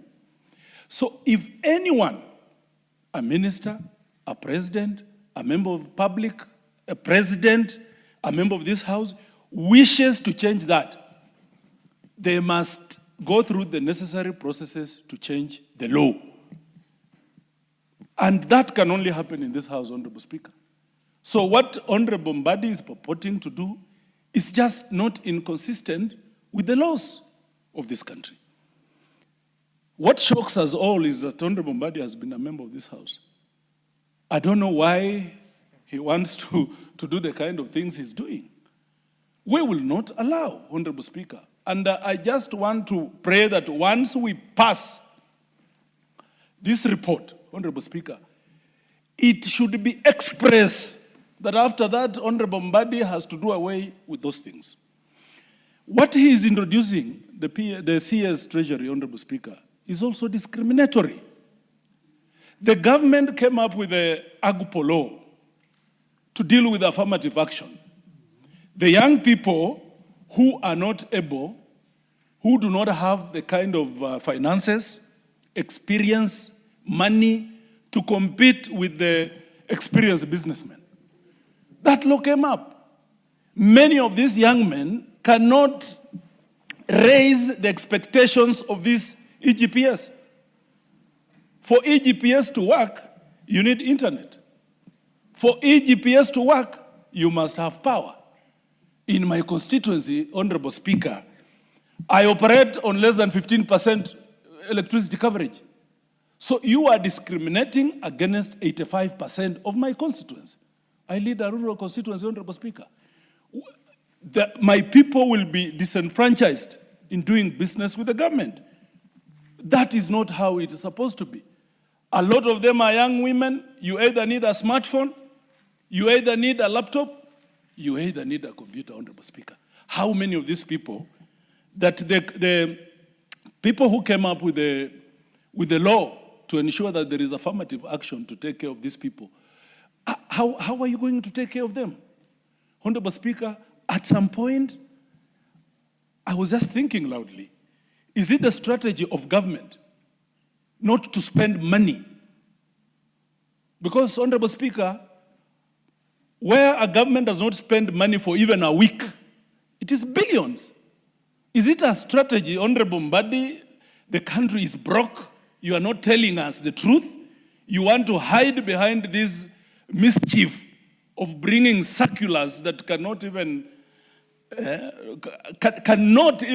bring meaning to anyone, so that the government cannot spend. That is wrong, Honorable Speaker. Money must circulate for the economy to be stable. It is now almost 6 months. We are halfway since we passed the budget here. Nothing has been done. Critical services are coming to a halt. Yesterday I was at the KMTC, Kenya Medical Training College. They cannot procure even for the simplest of things, Honorable Speaker. I was at the REREC. They gave out tenders. Those guys cannot procure. All institutions are coming to a halt. We have hospitals that need emergency services by way of the things they procure. They are not procuring, Honorable Speaker. It is leading to deaths just because a minister of government feels too important than the rest of us and wants to introduce a circular that hurt people. Honorable Speaker, we have the framers of the 2010 Constitution put Wanjiko, Nanjala, Chepkurui at the center of it. Public participation, Honorable Speaker. That for you to bring any law, and laws are about people, for you to bring any law that would therefore affect the people of Kenya in any way, you must ask them, Wanjiku, what do you think? Nanjala, what do you think? Chepkurui, what do you think? Public participation. This law has not been subjected to public participation. They want to introduce funny things through the back door. They want to score. Honorable Speaker, I'm a footballer just like you. They want to score with the hand, and they expect the referee to say it's a goal. Honorable Mbadi, we will stop you. The government, we will stop you. We must stop you. And indeed, we are going to support this report that it passes. Honorable Speaker, the government is doing a lot of injustices to this House. The issue that we were debating of Kera roads, Honorable Speaker. The rains have come. The rains are spoiling our roads. But then, instead of government increasing money for these roads, Honorable Speaker, rural roads, because they are not able to build all the tarmac roads that we need, they are reducing. Honorable Speaker, we are going to say no. We say no, we shall say no, and forever say no. This House has powers. This House has teeth. It is going to bite, Honorable Speaker. I want to strongly support this report, Honorable Wanjala, and the team. You have done a good job. And I want to urge my colleagues, turn up in big numbers so that we make a statement to this government that does not listen to the representatives of the people. We were elected, Honorable Speaker. We represent people. Order. Honorable Wamboka has a point of order. Honorable Speaker, thank you for giving me this opportunity. I do want to cut him short, Mheshimiwa Wamboka, but is it right for him to say that this government which does not listen? And our government is the government that listens to the people and to the needs of the people, and we do what is required of us. So is it right for him to say that this government does not listen? Honorable Speaker. Order, Wamboka. Proceed. Because you have less time, proceed. Yes, Honorable Speaker. You choose from which lenses to see these things. You can choose to observe from psychophancy lenses. That's up to you. You can choose to... Honorable Wamboka, be moderated. Look, because now you want to stray and you are a very good contributor. You are now using a parliamentary language. Could you conclude? I'm sorry, Honorable Speaker. Honorable Speaker, laws are about the people, and the people are saying no. We are the people's representatives. We were elected. We are the only people who can purport, who can say that we represent people. And therefore, Honorable Speaker, if we say no, a cabinet secretary is an appointee of the president. We have been elected by universal suffrage. So this House has powers, Honorable Speaker. And I want to beseech honorable members, whichever side you sit, kindly, this is bad, let's consider Kenya first. I support the report strongly by Honorable Raphael Sauti Bita Wanjala. The Honorable Karoli Omondi. Thank you very much, Honorable Speaker. Every so often in the history of this House, members come with proposals that serve against their own interests or the interests of the people they purport to represent. What's your point of order, Honorable?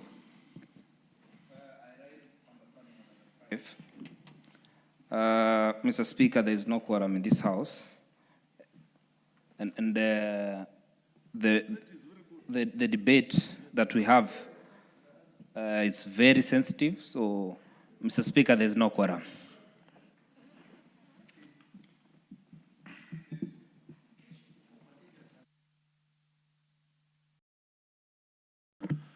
Very well. The Sergeant at Arms ring the quorum bell.